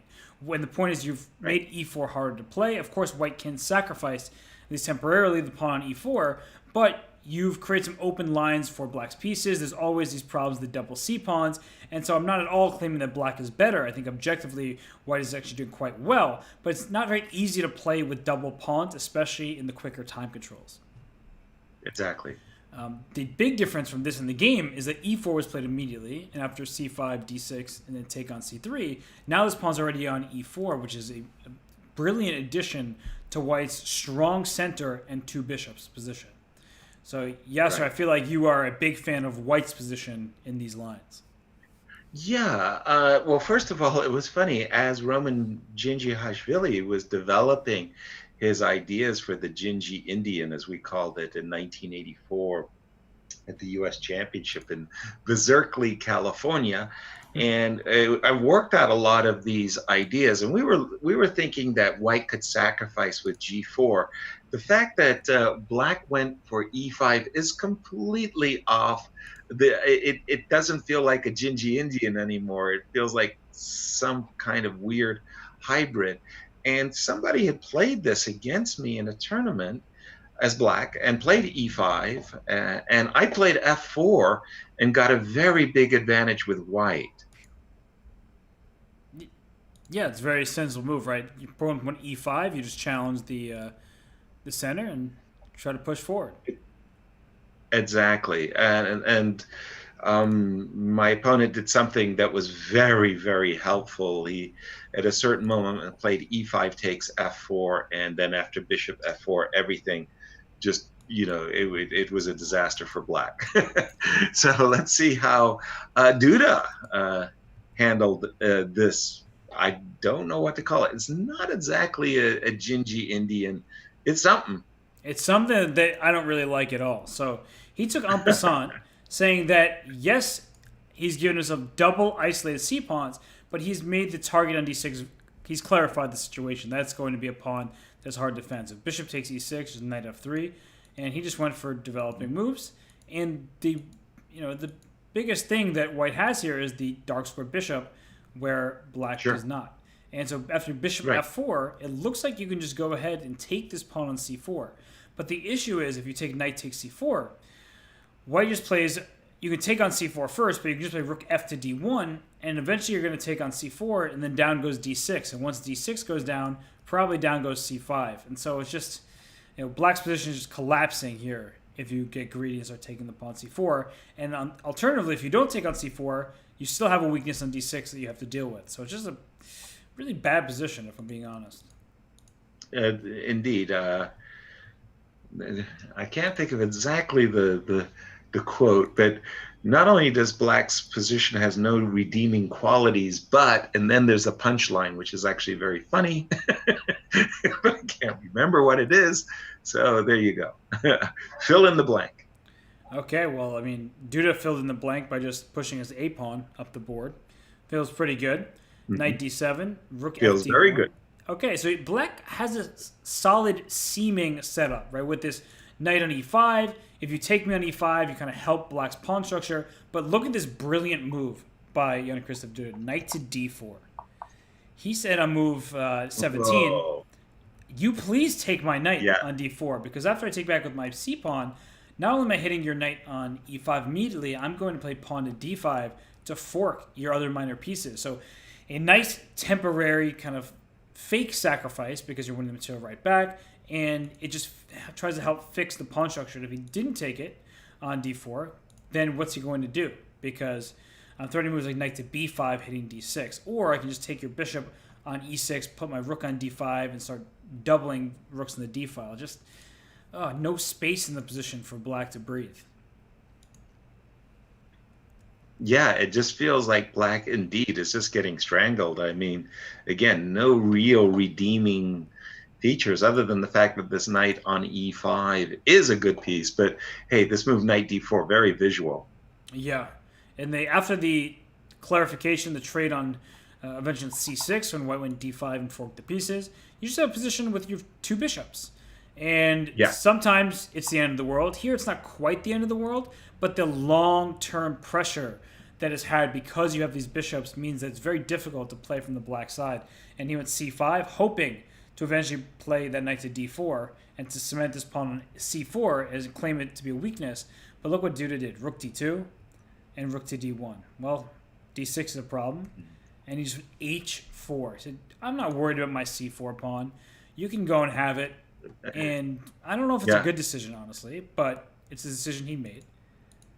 And he said queen to g3, where now d6 is under attack, h5 comes to mind. The weak black king. It's weaker than white's king, but it somehow feels like it shouldn't be losing. Right. Queen e4 takes, rook d4 was played. All right, actually I'm starting to like black's position more and more. Takes. Yeah, it's like the worst has passed for black, right? The crisis, let's say. Well, it seems the first crisis passed because at the end of this game, we saw the final position. That looked pretty brutal. And, okay, so JKD puts his bishop on f4, and black's also up a pawn. So black is up a pawn. White's attack is looking flimsy, and f3 was played on move 31. Queen f5, rook e1. I don't know, Yasser. This seems to me like black should be doing pretty decently here. You would think so, right? I mean, and even with the move g5, I didn't see any real reason that I mean, instead of the move g5, something like d3, I probably personally find rather attractive. Passed pawns must be pushed and all of that good stuff. Yep. But even after g5, maybe the culprit is this move g4. That really opened up the king side, and I think black just kind of missed the shot of bishop b4. Yeah, threatening mate on the f8 square, and that's not good news for Dubov's king, which is, it didn't look too exposed, but when you play g5 and then followed with g4, as you're pointing out, Yasser, you made your king, which was already looking a bit suspicious with the dark squares under white's control. Now it's just looking vulnerable to checkmate. Yeah, exactly. I mean, he just lifted the kimono there with that g5, g4 escapade. And once he played king h6, well, the handwriting was on the wall. for Duda. I mean, you don't have to be a grandmaster to understand the powerful impact that the move rook on e1, e4 creates. Any captures of the f3 pawn and bite g2, g4. And, well, that's it. That was all she wrote. It's honestly a beautiful finish there, right? Because you give up your f3 pawn instead of just capturing back on f3, which some people would do just instinctively. You play g4 check with a nice fork, and that's game over. Exactly. Well, you know, with all due respect for Duda, and congratulations, by the way, to Duda for a wonderful 3.5 out of 4 score, it just feels like Black collapsed. It might have been a real time trouble scramble for Black at the last 10 moves, but before that time, the last dozen moves, I mean, Black was hanging in there pretty good. It just collapsed at the end. Yeah. Hold up. Standings. Just we got added. Everyone was added a point. So I'm trying to. I'm like I saw Ilya Smear in first place with 5 points. Wow. Okay. Well, Ilya, of course, just beat Gasinov. He did. And hey, the Dutchie, Anish Giri. I must say that here in Holland, Anish has a real following. The Dutch are very enthusiastic about Anish in the candidates. Anish gets a great deal of ribbing because his first fight in the candidates, he drew every single game of the candidates. So he got this ribbing as being, you know, like the drawing player, or the modern day Carl Schlechter. But in truth, if you look at that candidates that he drew every game, he had 3 winning positions, right, including as Hikaru Nakamura, and that was impressive. Yeah. All right. Well, I'm excited to know what the rest of this has. What happened, Yas? No, I was about to say, did I lose connection again? I was like, no.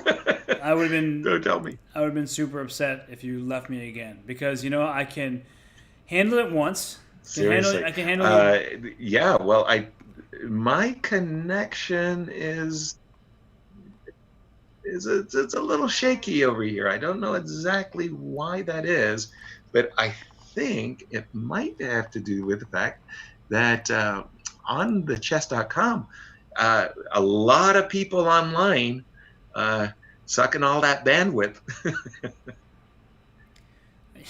Yeah, it's definitely possible, and it could be something about the day after Christmas, Boxing Day. Perhaps the people doing the work behind the scenes are taking a day off. Could be that, but a little hangover going on. I didn't say it, you did, but yes, I was gonna make a joke that maybe this is your version of the long distance dine and dash. You invited me for dinner, and then instead of following up on it, you just dashed away and said, "You know what, Robert, I'm gonna have my dinner now because my family's here. I'm happy to have dinner. It's only almost 1 p.m. by you, so you don't need to worry about that just yet." Exactly. It's like I got the turkey, and the roasted turkey is about to come out of the oven. See you later, Robert. Oh boy. Okay, what other wonderful games did we miss? MVL, is he making a comeback? MVL he's technically not going to be on board 1 now, because he's on board 2 only because Magnus Carlsen is fixed on board 1. So Maxime Vachier-Lagrave takes on Ilya Smearin, and wow, we see that some very good matchups. Leonard Dominguez takes on Anish Giri. I haven't even thought about Anish Giri this whole tournament. We've had so many good games going on that Giri somehow has slipped our radar. But our board 9 matchup appears to be Hrant Malkumyan versus Levon Aronian. So it's an all-Armenia matchup on board 9. Yeah. So that'll be fun to see. All-Armenia matchup. But look at that board 6. Board 6, yeah. Alireza versus Duda. That's perhaps a future World Chess Championship match. Yeah. Out of that pairing, somebody's going to be a future world champion. I don't know if it's going to be a classic. I don't know if it's going to be a rapid. I don't know if it's going to be a blitz. But I'll bet money that in the next decade, there's a world champion in that pairing. So you'd bet money on that? Oh yeah. Who are you betting with? You betting with me? I don't know. I mean, I'm looking for a sucker. You're a sharp guy, Robert. You might not take that bet. By the way, wasn't it last year that it was in the Blitz that it was like Magnus and Duda were going victory for victory at the very end? There was like both guys were on an unbelievable roll. Yep, that was last year, and they like Magnus had to keep winning, like because Duda won 10 straight games or something ridiculous. It was ridiculous. Yeah, it reminded me of Sergei Karyakin at the St. Louis Rapid and Blitz from was it 2018 or was it 2017 where he won like 11 games in a row. I know, and we were just like, wait a minute, what's going on? It was almost like he hypnotized his opponents. It was amazing. Sometimes these guys go on rules. We say that in any one game, all of these players can beat each other, but somehow some of them really have this history of going on a roll and just getting hot and getting streaky and winning a bunch of games. And of course, that can work the other way. You can start tilting. But Duda, in particular, he's been very impressive in both the World Blitz Championship last year, the Speed Chess Championship, both last year and this year. So he's making his presence felt. That's exactly it. And you're absolutely right about that. I mean, you can see players tilting and you can see players going on a streak. But when we talk about a streak, something like 3.5 out of 4, Yeah. you don't see you guys winning 10 in a row. I mean, it's like, what? That was amazing. And to watch Magnus and Duda go stride for stride. And as you pointed out, Sergei Karyakin in the second. We were just getting started for round 5. As you pointed out, Sergei Karyakin there going that amazing streak. But it's something. I've been around the world of chess for quite some time, but it's something that still amazes me every time I reflect upon it, and that's the 2014 streak by Babby. Oh, yeah, of course. That was classical chess. Yeah, 7 out of 7, and in that round 8, he had a winning position against Magnus, so he could have gone 8 for 8, and that would have just it would have blown our minds. I mean, as it was, we were just like in awe. And we're underway here. What game would you like to look at? I actually have Lanier on my screen, but I'll follow you. I have the Jan Christoph Duda game against Alireza Firouzja just because I feel like that's the... Yeah, it's funny when people call them up-and-comers because they're already here, right? It's not like, they need 2 years to fight against the best. I mean, Duda's 2750 classical. He needs no introduction. Alireza Firouzja, he's 16 years old and 2720, and he's about to play in Vaikonze. He's about to play in the A group. So exactly, these guys are top-notch, elite talents, some of the best players in the world. And you don't see the Peerts too frequently at the top level, but Duda has been known to dabble with that in speedier time patrols. For sure. I'm having a hard time actually locating this game. Seems like there's a lot of leftover games from the previous round here. Oh, there it is. Wonderful. Just at the bottom. Okay. So, holy smokes, we have an Austrian attack with F4. And, yes, it's... maybe seen as dubious at the highest levels, but the Peerts has some real bite to it because if we just take a peek at this D4, E4, F4 setup, we have wow, White's doing great. My coach has always taught me to develop my pieces, get my pawns forward in the center, and that is all well and good. But a potential issue is if the pawns get overextended and leave behind vulnerable squares for Black's pieces. An eventual bishop G4, for example, puts pressure on the D4 square.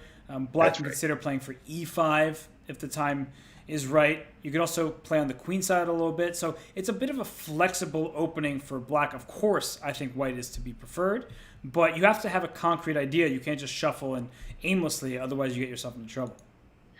Absolutely. And Black, as you say, has to be very consequent with his choice. Now, knight C6, Um, mm, that was always considered second tier move, going way, way, way, way back in the day. I'm talking like 50 years ago, 40 years ago, 30 years ago. Normally, everybody, and I mean everybody, was playing for knight a6 and c5.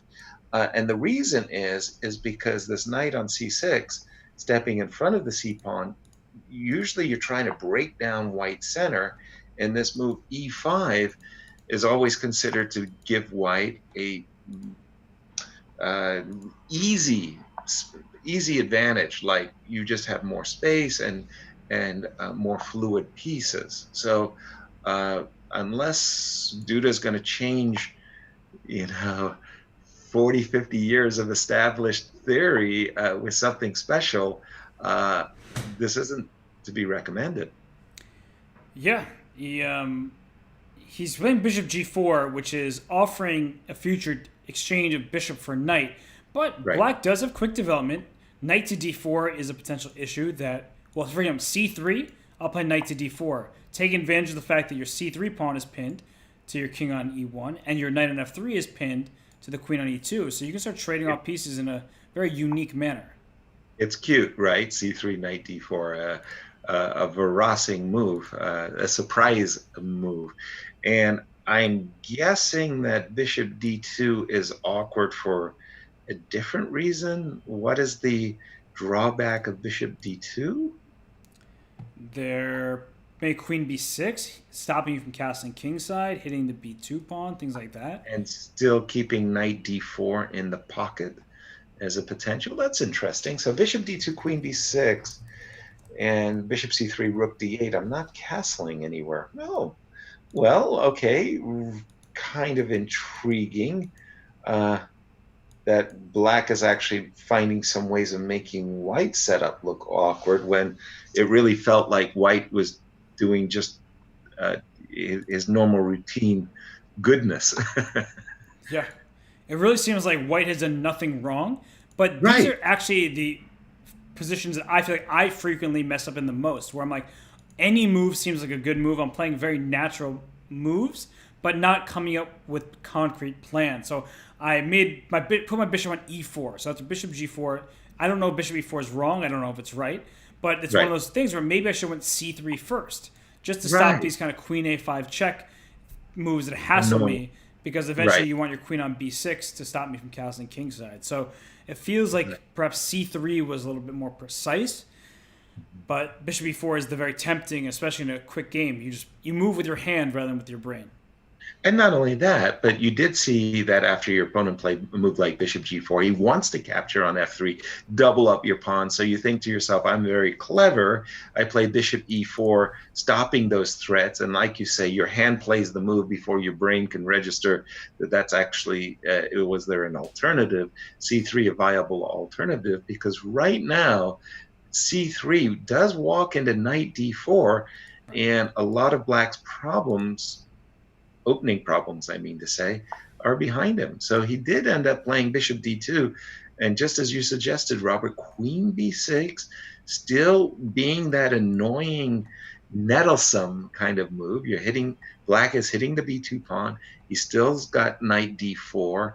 And the move bishop c3, which looks very good until you look at rook on a8 to d8, and you go, okay, where do I put my king? It's like, what? It's a great question, and Yasser, I can't castle. it's a natural segue into the game Linear Dominguez against Anish Giri, because Let's you take a said, look. where do you put your king? I'm looking at this sharp Sicilian line, and I'm looking at it like, wait a second, where these players are not happy about either of their kings, because that black king side looking shaky, the white queen side, where the king happens to be, also potential for an attack. So, Yaz, I don't know. We have to calculate concretely. G takes f6. Doesn't that threaten? Right. Knight takes f6 back. Isn't white just up a piece here, or does black have like super legitimate compensation? Yes and yes. I do think that white is up a piece, and I do think that there's some really serious compensation as well. So the only way I can maintain my extra piece is by playing the move knight on b3 to a1, not the most creative move ever. And then I have to be very mindful of moves like knight e4 and a3. Yep. That's why I think that there is good compensation. The knight on a1, well, I mean, it's going to take you a while to get back in the game. In the meanwhile, after knight a1, a3, and knight e4, or combination of those two moves, uh, feels like there's play. How about you? Yeah, I'm actually now in complete agreement, and it's curious to me that both players were moving instantly, and I all know this. they're so fast. It's amazing. I could this be theory? I mean, I mean, it's mind blowing how deep their preparation is. If this is theory, it's at the very least it's news to me because I've never seen this Good. position. But Yeah. I know that white's up a piece. So from a that point of view, I'm like, okay, if black doesn't prove that he has enough for the piece, then it's going to be trouble. But a3 comes so quickly that, and your knight's an a1. Like that's a Yeah. terrible square. Totally. It really is horrifying. Um, in a position like this, uh, you know, yeah, I'm a materialist. I wanna have, the extra piece, but in a position like this, I'm also looking at, escape plans like plan B, right? Like a move like knight c5, d takes c5, d6, and shutting down black's attack and hoping I can take over the initiative. I'm looking at alternatives to keeping the extra piece. In other words, returning the extra piece and just saying, okay, good for you. I just don't want to see a very big initiative on the other side. Yeah. I don't know. How? What do you think of knight d4? It looks no. Knight d4 takes on d4. Bishop takes again. This move a3 is very frustrating. Yep. A3, I think, comes with a great impact. Well, there you go. He decided to return the extra piece to Lanier, but he wanted a counterattack himself. H4. Wow. And honestly, this is gearing us up for a really exciting finish here because none of the No. game is anywhere close to being finished. But look what's happening. He says, I'm going to create a little phalanx of pawns over here in front of my king. So it's very hard to attack a king with a2, b2, and b3 pawns in front of it. However, the d5 pawn, isolated, potentially vulnerable. Right. The situation with the e pawn is just a pass pawn. And in an endgame, I'm going to remove my knight and play f7 to f5. Start pushing my pawns forward. It's better for black. So the long-term potential certainly favors black here. But Right. in the short term, white has two bishops. White might play h4 to h5 and blast open the king side. What moves come to mind here? Some kind of rook f1 or rook g1 type moves. I'm not sure if I want to see queen f5 happen because let's say I play rook c to g1, queen f5 check. I already can't go king to a1 because I get checkmated after rook takes a2, king takes rook a8 check, and whatever you put on the a file, I'll start taking all of it, and your king is out of options. Right? So It's like the puzzle rush. Bishop a7, bishop a6, queen a5. And he did play. He didn't want to deal with the after effects of queen f5 check. So I like this decision by Dominguez a lot. Rook on c1 to f1 to stop queen f5 check. Now, you were just kind of pointing out some drawbacks to Lanier's approach, which is this pawn on d5. This weak isolated pawn, and if you could play knight takes d5, I have no doubts that black would be winning brilliantly. The problem is, how do you put pressure on again? A weakness is only a weakness if you can attack it, right? yep. And rook a5, there's no rook a5. Queen on d2 doing a good job at stopping rook a5. So it's not easy for black to attack the pawn. In the meanwhile, h5 is definitely on white's agenda. Right. It does seem like white is attacking first, And from the perspective of Nishikori, well, something I don't understand, yes, unless this is real preparation, Yep. it's very weird to rush into this position. And speaking of weird preparation, you were commentating this game live. Was the game between Alexander Lenderman and Leonard Dominguez from the U.S. Championship, where Yeah. Lenderman played this very long line where at best he holds a draw. He made an inaccuracy. Dominguez ended up beating him in an endgame.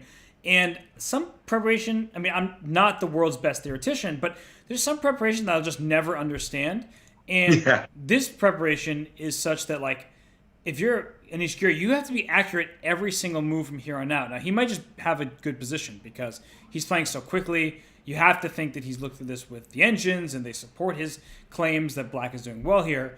But sometimes players get it wrong. They don't look at a position That's long right. enough, deeply enough, and it can backfire. So I'm very interested to see how this goes. No question about it. I mean, big theoretical battle. And this move, Queen C7, clearly is a setup to that checkmate that you mentioned a moment ago. You go Queen C2 check, the guy goes King A1, you go Rook A2, and you sign score sheets. Yep. So, as white, you want to stop Queen C2. Queen D1 allows Knight G3. Oops, you got to keep that knight under wrap as well. So that leaves Bishop D3. So Bishop D3, but that will walk into Knight C5. And now we could get a very intriguing bishops of opposite color middle game after Bishop D3, Knight C5, Bishop C5, Queen C5. Whoever gets closer to the other guy's king wins. And I don't know who's getting closer.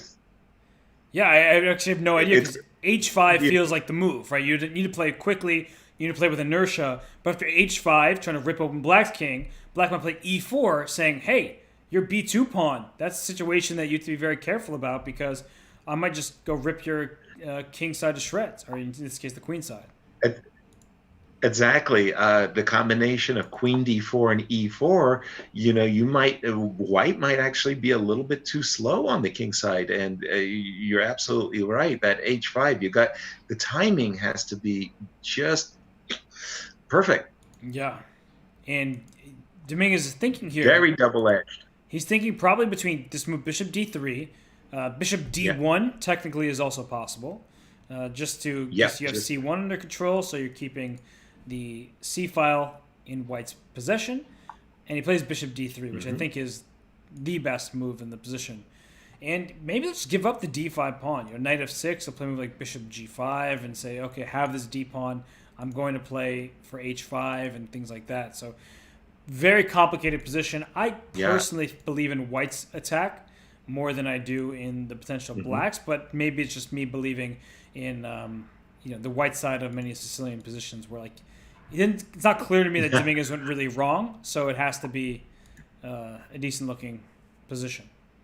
Or that Anish went really wrong. I think I also have a slight prejudice for white's king position. I think whenever the most dynamic middle game positions in chess, in my view, are when the kings are castled on opposite flanks, so you can unleash the hounds on the flanks. And then it's all about which king has a little bit better protection. And I must say, I always like that cocoon of A2, B3, B2, right? Those pawns, sometimes you get to play A3 and pocket the king very nicely on A2. And so long as I'm not falling for a tactic based on Rook A2, that pawn structure it's darn good. It really is. And actually, you're leading me to think after Bishop C5, Queen C5, instead of rushing with H5, Queen E2, just to protect the pawn on B2 in case there's any sacrifices in the air, and just play H5 is not going anywhere. I don't see a way for Black to stop that. Of course, Black can still play E4, and that's the whole point, is opening up this bishop in the long diagonal. But maybe White just ignores it and plays like Bishop B5 or Bishop C4 and says, all right, I'm going to control all these light squares here. My queen on E2 helps my bishop out. And so, like Bishop C4, let's say I get A4 in next. I've shut down the queen side from any attacking potential. Right. Well, what you've just described is this opportunity of creating a kind of fortress with the bishop on c4, maybe the pawn on a4, stopping d5, or maybe even the pawn on a3.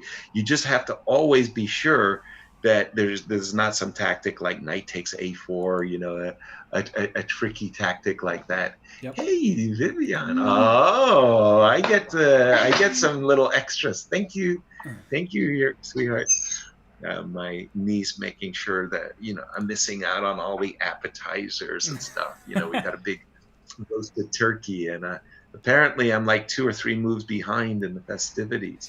Well, All right. Well, besides this game, if you don't mind, let's just check in on Magnus Carlsen, our world champion, and oh my goodness, he's got a board full of pieces. yeah, my head hurts just looking at this. Can we go to a different game now? Exactly. Now that we checked in on Magnus, we can go to Ali Reza versus Duda. It feels time. Okay. The reason why Yasser and I are having this comedic reaction here is that there's so much happening in the center of the board. I mean, the E4 knight, the E5 knight. You can capture on C4, but then your knight E4 is hanging, so there's tension on the D5 and C4 squares.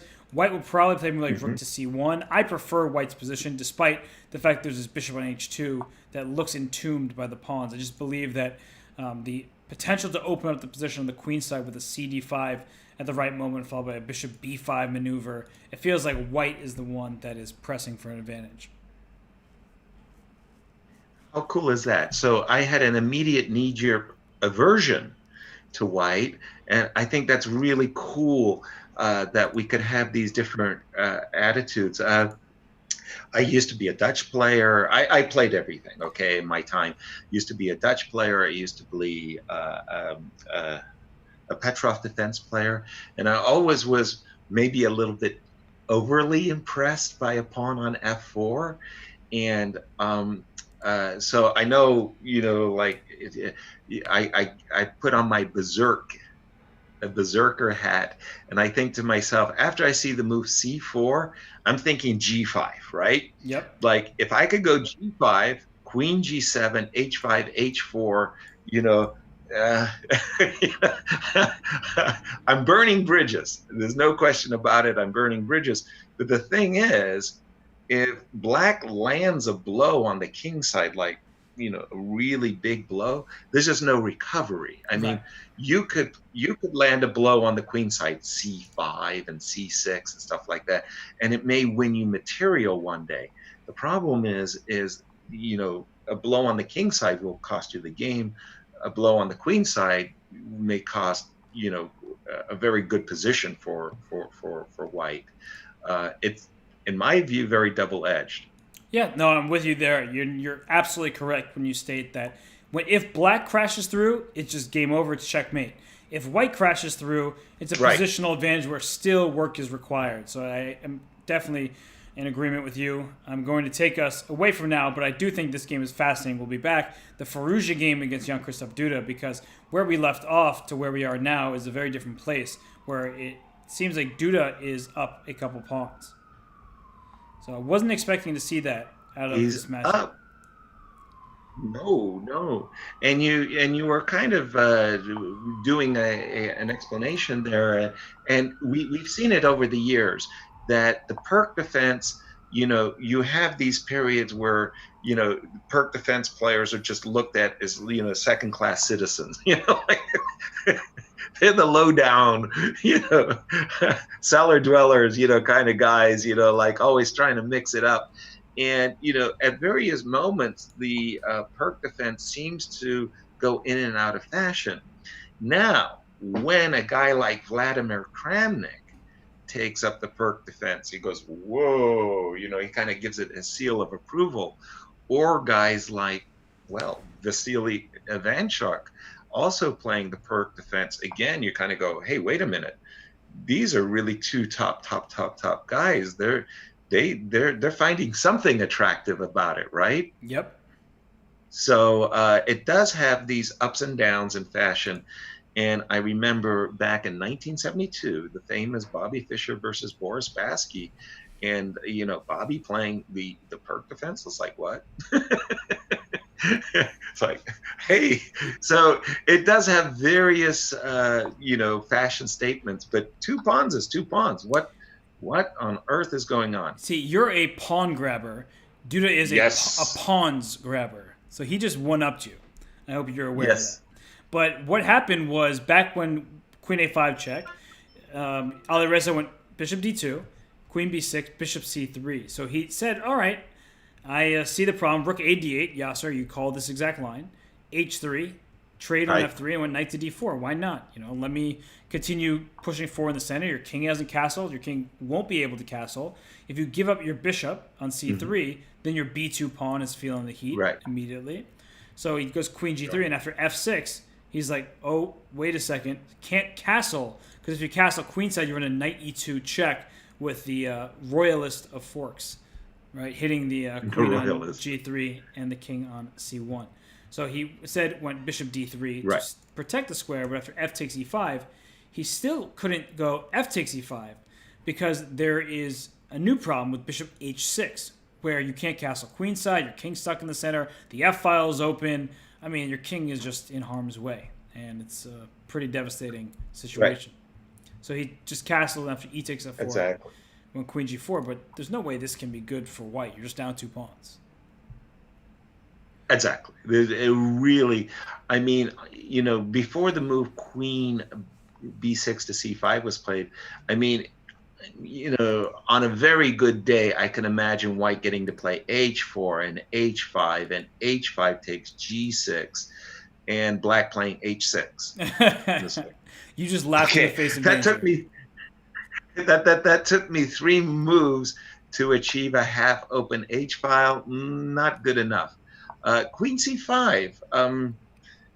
Really, that wasn't my first thought. I was actually thinking that black was going to play knight F5 and seek trades to begin with, even at the cost of a pawn. But okay, Queen C5, Rook E1. Okay, white didn't even go for H4, H5. Maybe he was afraid of Queen H5, Queen C5, H5.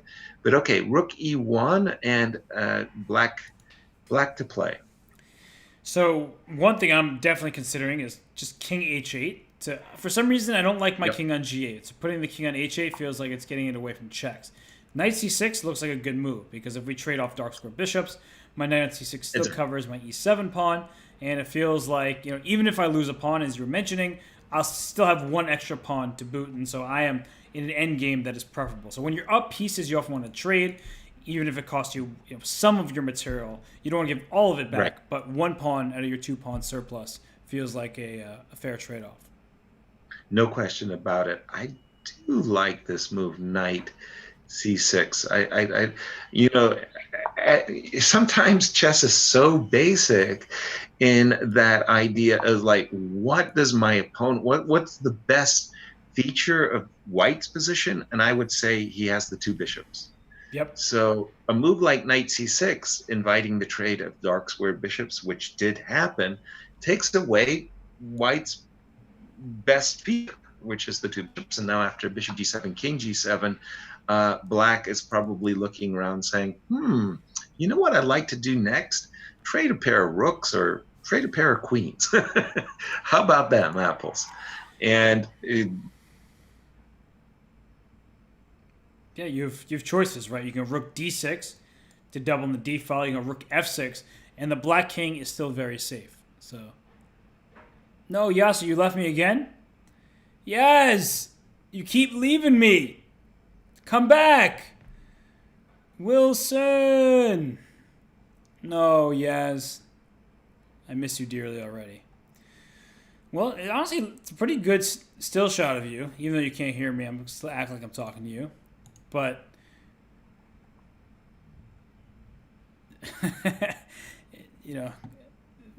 again. So, Yasser doesn't want to do commentary with me anymore. So, I'll do it by myself.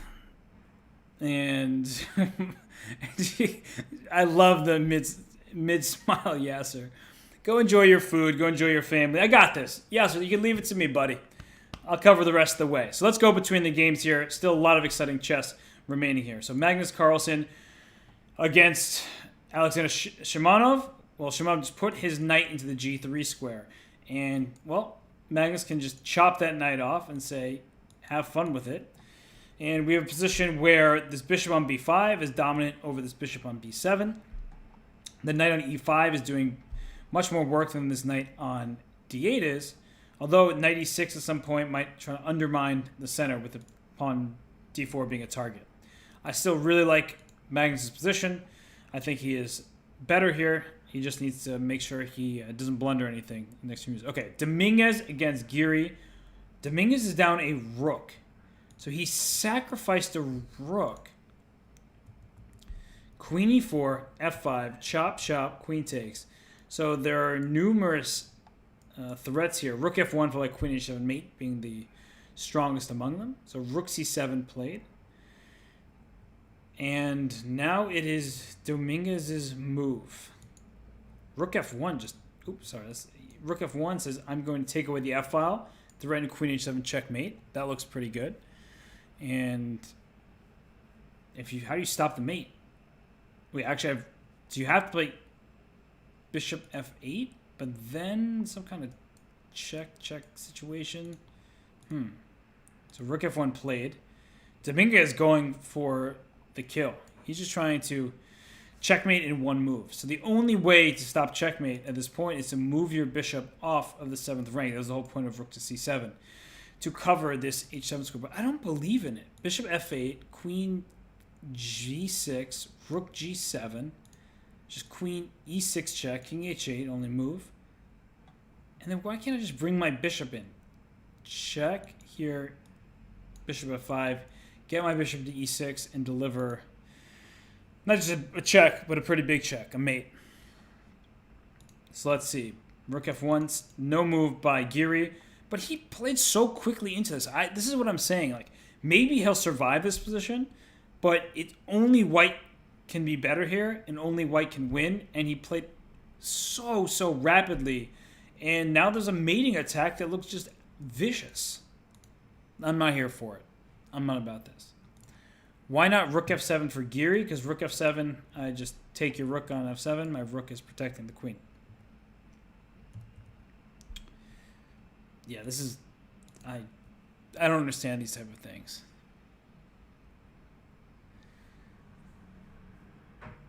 Black can defend it, you think? Maybe. It's possible.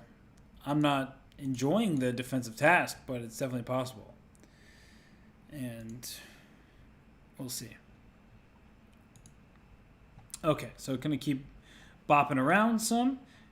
Levon Aronian and Ron Melkumian, they drew quickly. They're friends, compatriots. Levon and the black pieces. Look at the MVL game versus Ilya Smirin, because we're deep into this game, getting into an endgame territory, and it looks like Smirin is, if anyone is better, it's going to be Smirin. It looks very equal. 2 bishops apiece, but this pawn on a4 requires defense. So black is a bit tied down. Excuse me, white is a bit tied down to this pawn on a4. So queen, say, to d8. What is white going to do? I guess knight g5, but then bishop d5. Looks like you just get out of it. The worst seems behind me. Maybe black isn't so much better, but the bishop is well placed. On d5, h6 will come to kick this knight. Interesting. So queen d5 played. It's also a good move. And Smirin doing well on the clock. And it's looking good. On Kush, 981. My pleasure. Happy to provide detailed analysis. That's what I'm here for. So thank you. Glad you appreciate it. And let's go back to this Dominguez-Giri game, because I'm very worried about Giri's position. It looks like there's just a mating attack coming, as I point out. All right, let's try to think. So bishop f8 looked a bit passive in terms of defense. Okay, so I'm going to think here. Not bishop f8. The only other move, like literally the only move on the board, is e4. And after e4, I could throw in a check on e6 or just take this pawn. And the reason why I was talking about this line is sometimes you can take on b2. The point is you can't take me back on b2 as queen a3 followed by queen takes a2 is check and mate. So after bishop b2, you can get some checks going, but same idea perhaps with queen e6 or queen g6. Can't go rook g1. That square is covered by the queen. But I can't go queen g4, king h8. Check. Back.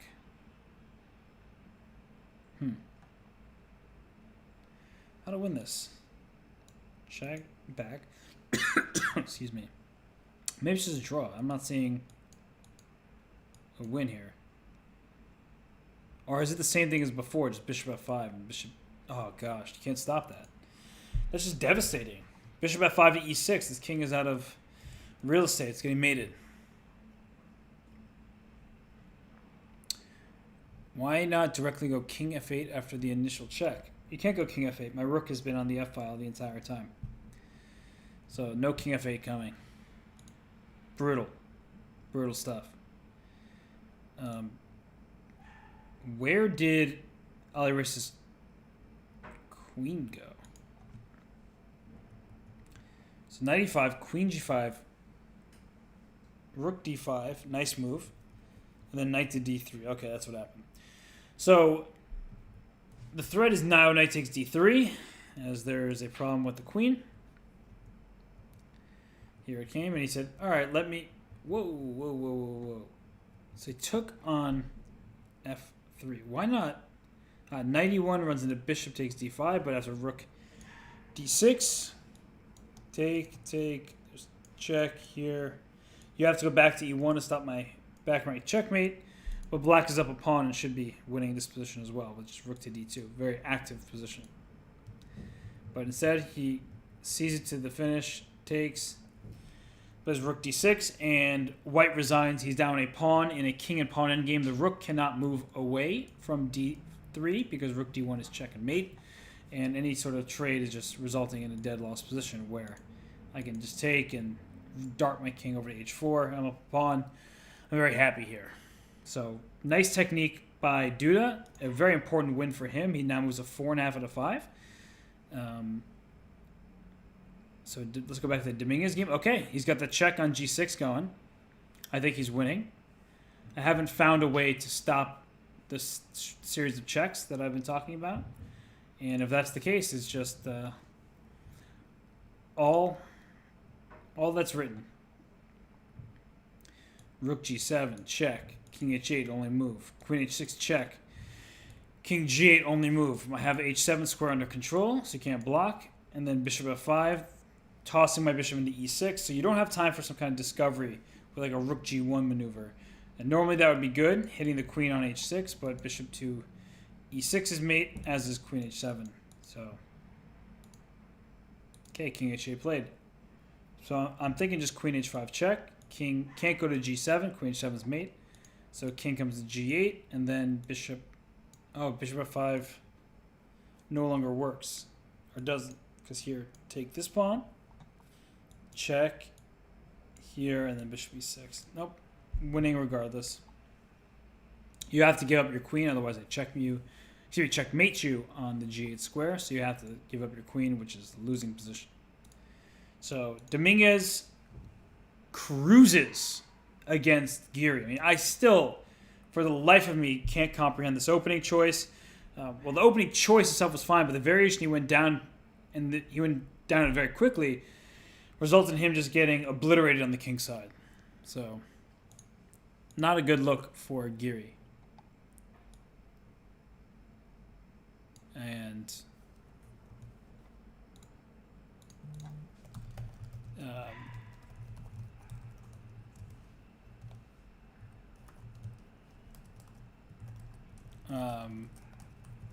sorry, just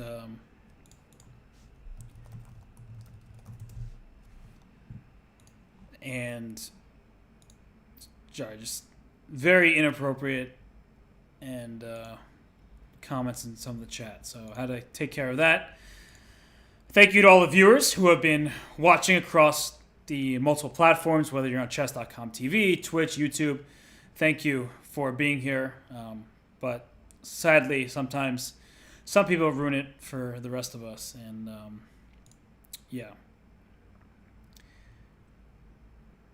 What happened to Korobov? He lost the game to Firouzja, and I don't know what happened after that.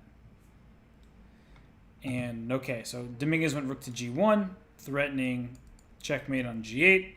If you play rook to g7, you get mated in a funny manner. Queen h6 check, king to g8 and bishop h7 check. The rook is now pinned because I'm a rook on g1. If you go king h8, I simply go bishop f5, back, checkmate.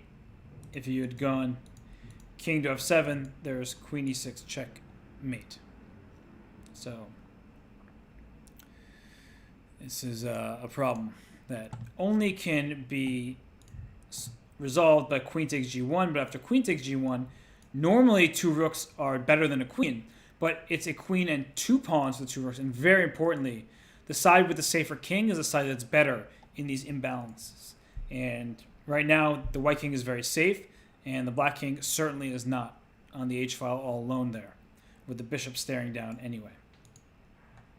So I would say the only chance that black would have a survive position like this if you can play rook to c8 and try to get an immediate rook c1 check. So like a4, check, takes, but I think this is just losing as white can just push pawns up the queen side and create a second pass pawn because the h pawn requires black's attention. I go h5, sit my bishop on e2, protect that pass pawn, and then I'm creating a second pass pawn over here on the queen side. So it's winning.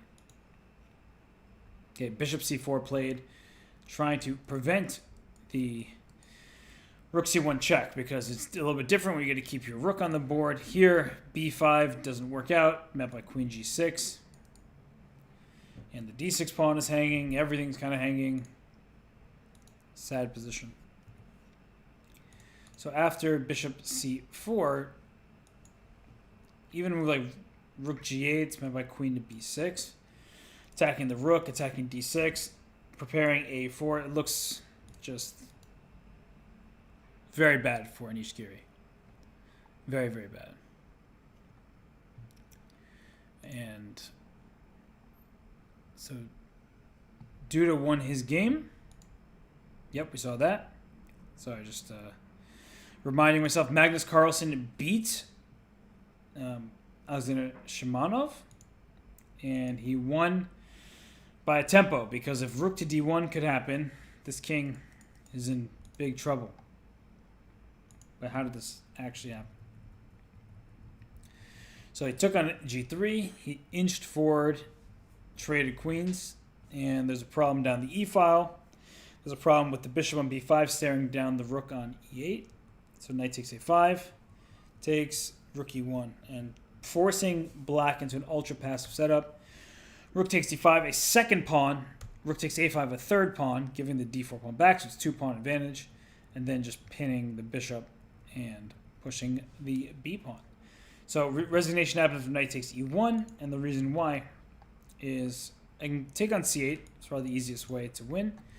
If you move your rook to d1, I just move my queen, give you some checks. If you take my queen, then my a pawn becomes unstoppable.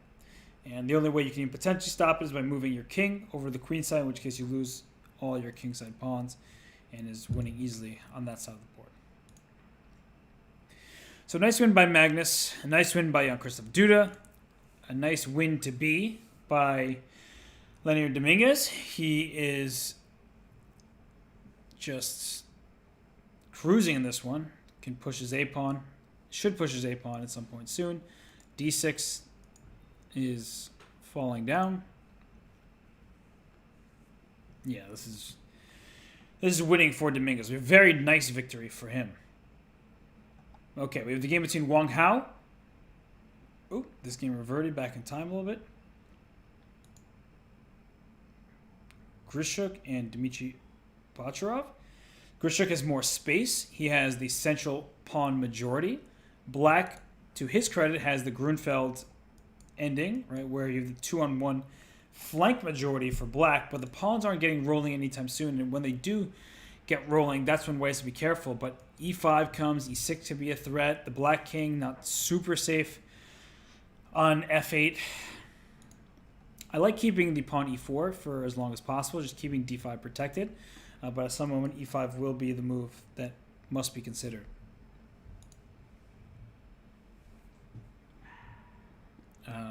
MVL versus Smirin. Smirin, not much time left, and he has to go king to g8, because otherwise bishop d4 is a big problem. Even material, king safety, better for white, of course, but if I go king g8, and let's see with bishop d4, take on, before I take with the queen, well, just queen takes b2, and there are a lot of checks available here, and I think white has to bail out immediately with those checks, otherwise it could turn around and be better for black. So, in fact, queen inches the way to f7, and now bishop d4 being deadly. King to h8 loses the g6 pawn, so you need to find a way to stop bishop d4 while keeping g6 protected. So, yeah, and I think you got to play c5 to stop bishop d4. I feel like that's the move. That way you lose your access to the square, which is pinning the bishop and winning the bishop on g7. After c5, maybe in the future you can take on b2 and then try to scoop c3 up after it. So c5 played, bishop g5, queen c6, needing to stop this bishop f6 maneuver. And bishop e7 looks like it's playing for win, but I probably can just play queen to d or b7 and or c7. I don't know why I didn't say that one. Bishop is pinned to the queen. So queen a7, king g8. Okay, this pawn might want to try to go after it. Not the safest pawn in the world, so could potentially try to snag that one. Did Dominguez win yet? He's about to win. He took the d pawn, got his queen to e7. Okay, well, if you can get rook h2 takes b2, you have a very, very outside shot, but queen takes e4, rook h2. Many moves look good. You take on b2, I just move my king up, so it's not even that threatening. And just bishop c2 played. So what is the idea? What about rook to c8? Isn't that a good way to just... So why bishop c2? Rook c8, you just gotta move the bishop. So why wouldn't you just do something else to give up the bishop? Doesn't make sense to move the bishop to c2 and just move it back. Strange decision, if you ask me. Oh, what? Ah, king b1, h1 is covered. I thought you could just repeat, but h1 is covered. So take, and that's why Dominguez did this. Okay, if that's the case, it makes perfect sense. Logical decision-making, transitioning into an easily winning, or what should be an easily winning, endgame here. Bishop e5, a6, bishop b8, king c4, king e7, king c5. Very important move. If you go, actually king b5 should still win. I get there in time. If you had two moves at once with your king being on d6, you could claim a draw, but you're not getting there because my king will go to c6 first. So Dominguez, he sees this one through. He just needs to get his king involved and help that a pawn become a queen. And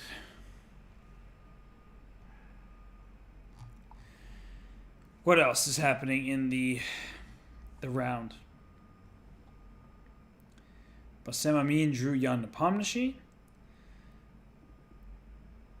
Le Quang Lam beat Ariban. Georg Meyer drew Boris Grachev. Safarli drew Posny. Gadir Gusanov is playing against Alexei Dreyev. And it looks like Gusanov has a big advantage, rook a6, to dislodge the knight from its square, preventing my pawn's promotion and pushing the pawn. So if I go rook a6, the knight has to move, then I can play b6, and I'm very happy to do so. Also, d6 is hanging. If nothing else was good, you do a b6, b7. Seems straightforward.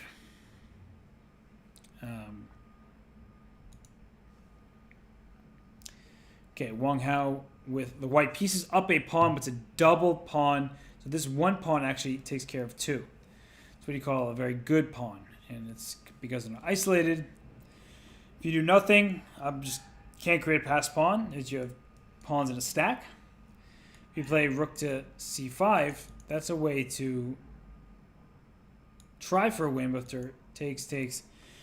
There's just king f3, rook f5, and king back to e4. So the only way to keep this pawn protected is to go rook to b5 back, and then king f3 and steal the half point. So it looks like Shirov is going to make a draw with Wang Hao. And Grishuk against Bocharov. Ooh, queen c5 check. To watch out for queen g8 mate.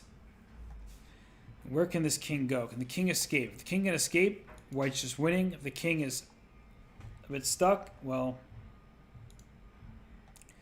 white's not going to make this one happen. So let's see. King g2. I guess you have to go queen g5. And after queen g5, queen e6.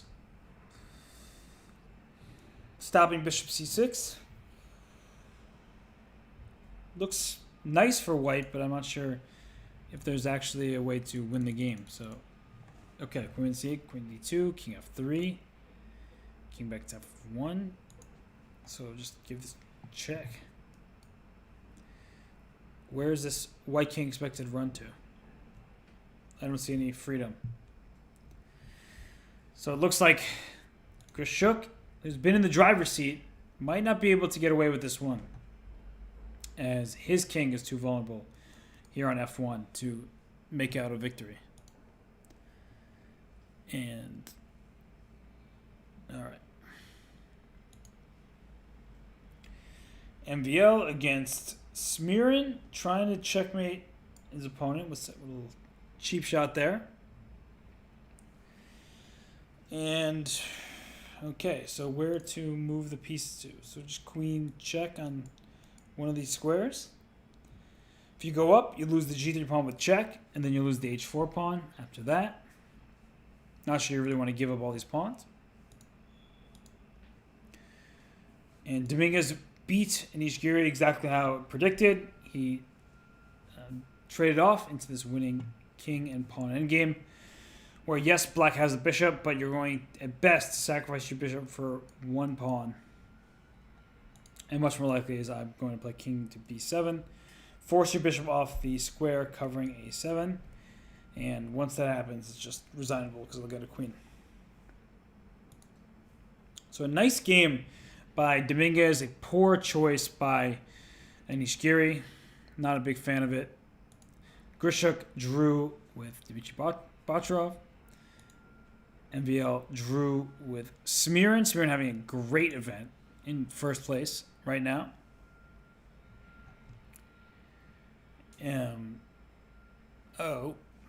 Seeing the chat, Eric Hansen lost his game. That's unfortunate to hear.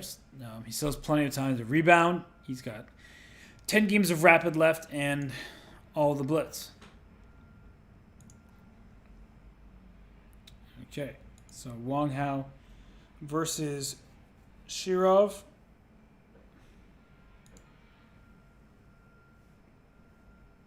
No progress has been made. And actually some progress hasn't made. I made a mistake. Decide to get the B pawn. And now it feels like white has some decent chances again. One big issue, of course, is that the f-pawn's hard to move. It's something you would like to use to your advantage, but you can't really. And rook f7 might drag the king back over. Okay. So I'd probably throw in a rook h4 check first, but might just want to play king e2. And this pawn on b3 now is directly a problem. If you go back rook to b7, then there's either rook d3 check or rook h4 check, or maybe even just some kind of simple rook e3, keeping an eye out on the b pawn and then pushing the f pawn of your own. Looks very, very nice for white, very promising. Okay, we'll see what happens here. Very good winning chances for Wang Hao, in my opinion.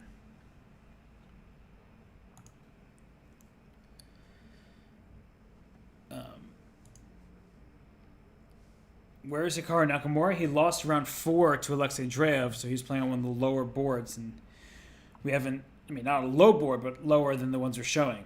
So it's a shame, though, because Hikaru's games are fascinating, always. Who else is playing? Svidler, Drew, Ryazantsev, okay. Is it just this? This might be the only game left. And all right, we see that Wang Hao, now you start pushing this f-pawn. Shirov tied down to this b-pawn. So what black needs to somehow do is get a check, rook c2 it. You need that very quickly. But rook c7 is probably just met by some king move because my rook will be able to go back to e2. So king d3 perhaps. Check. King, if you go up to e4, then there's rook to d2. Getting your pawn on b2 is the problem. So you'd have to go back anyway here. And no, sorry. Not king e4, you have to go back here. Rook c7, then move your king to, say, f3 or f1, and start all over again in your winning attempt. It'll be a very long story. But if you're Wang Hao, you might as well try and play it to the end, because you're playing a very good player, but an aggressive player, and here he's down a pawn in endgame. Not fun to defend. So, yeah.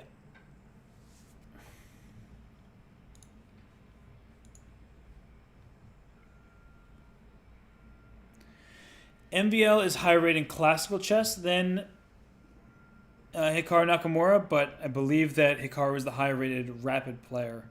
And then again, Maxime is the highest Blitz player between the two.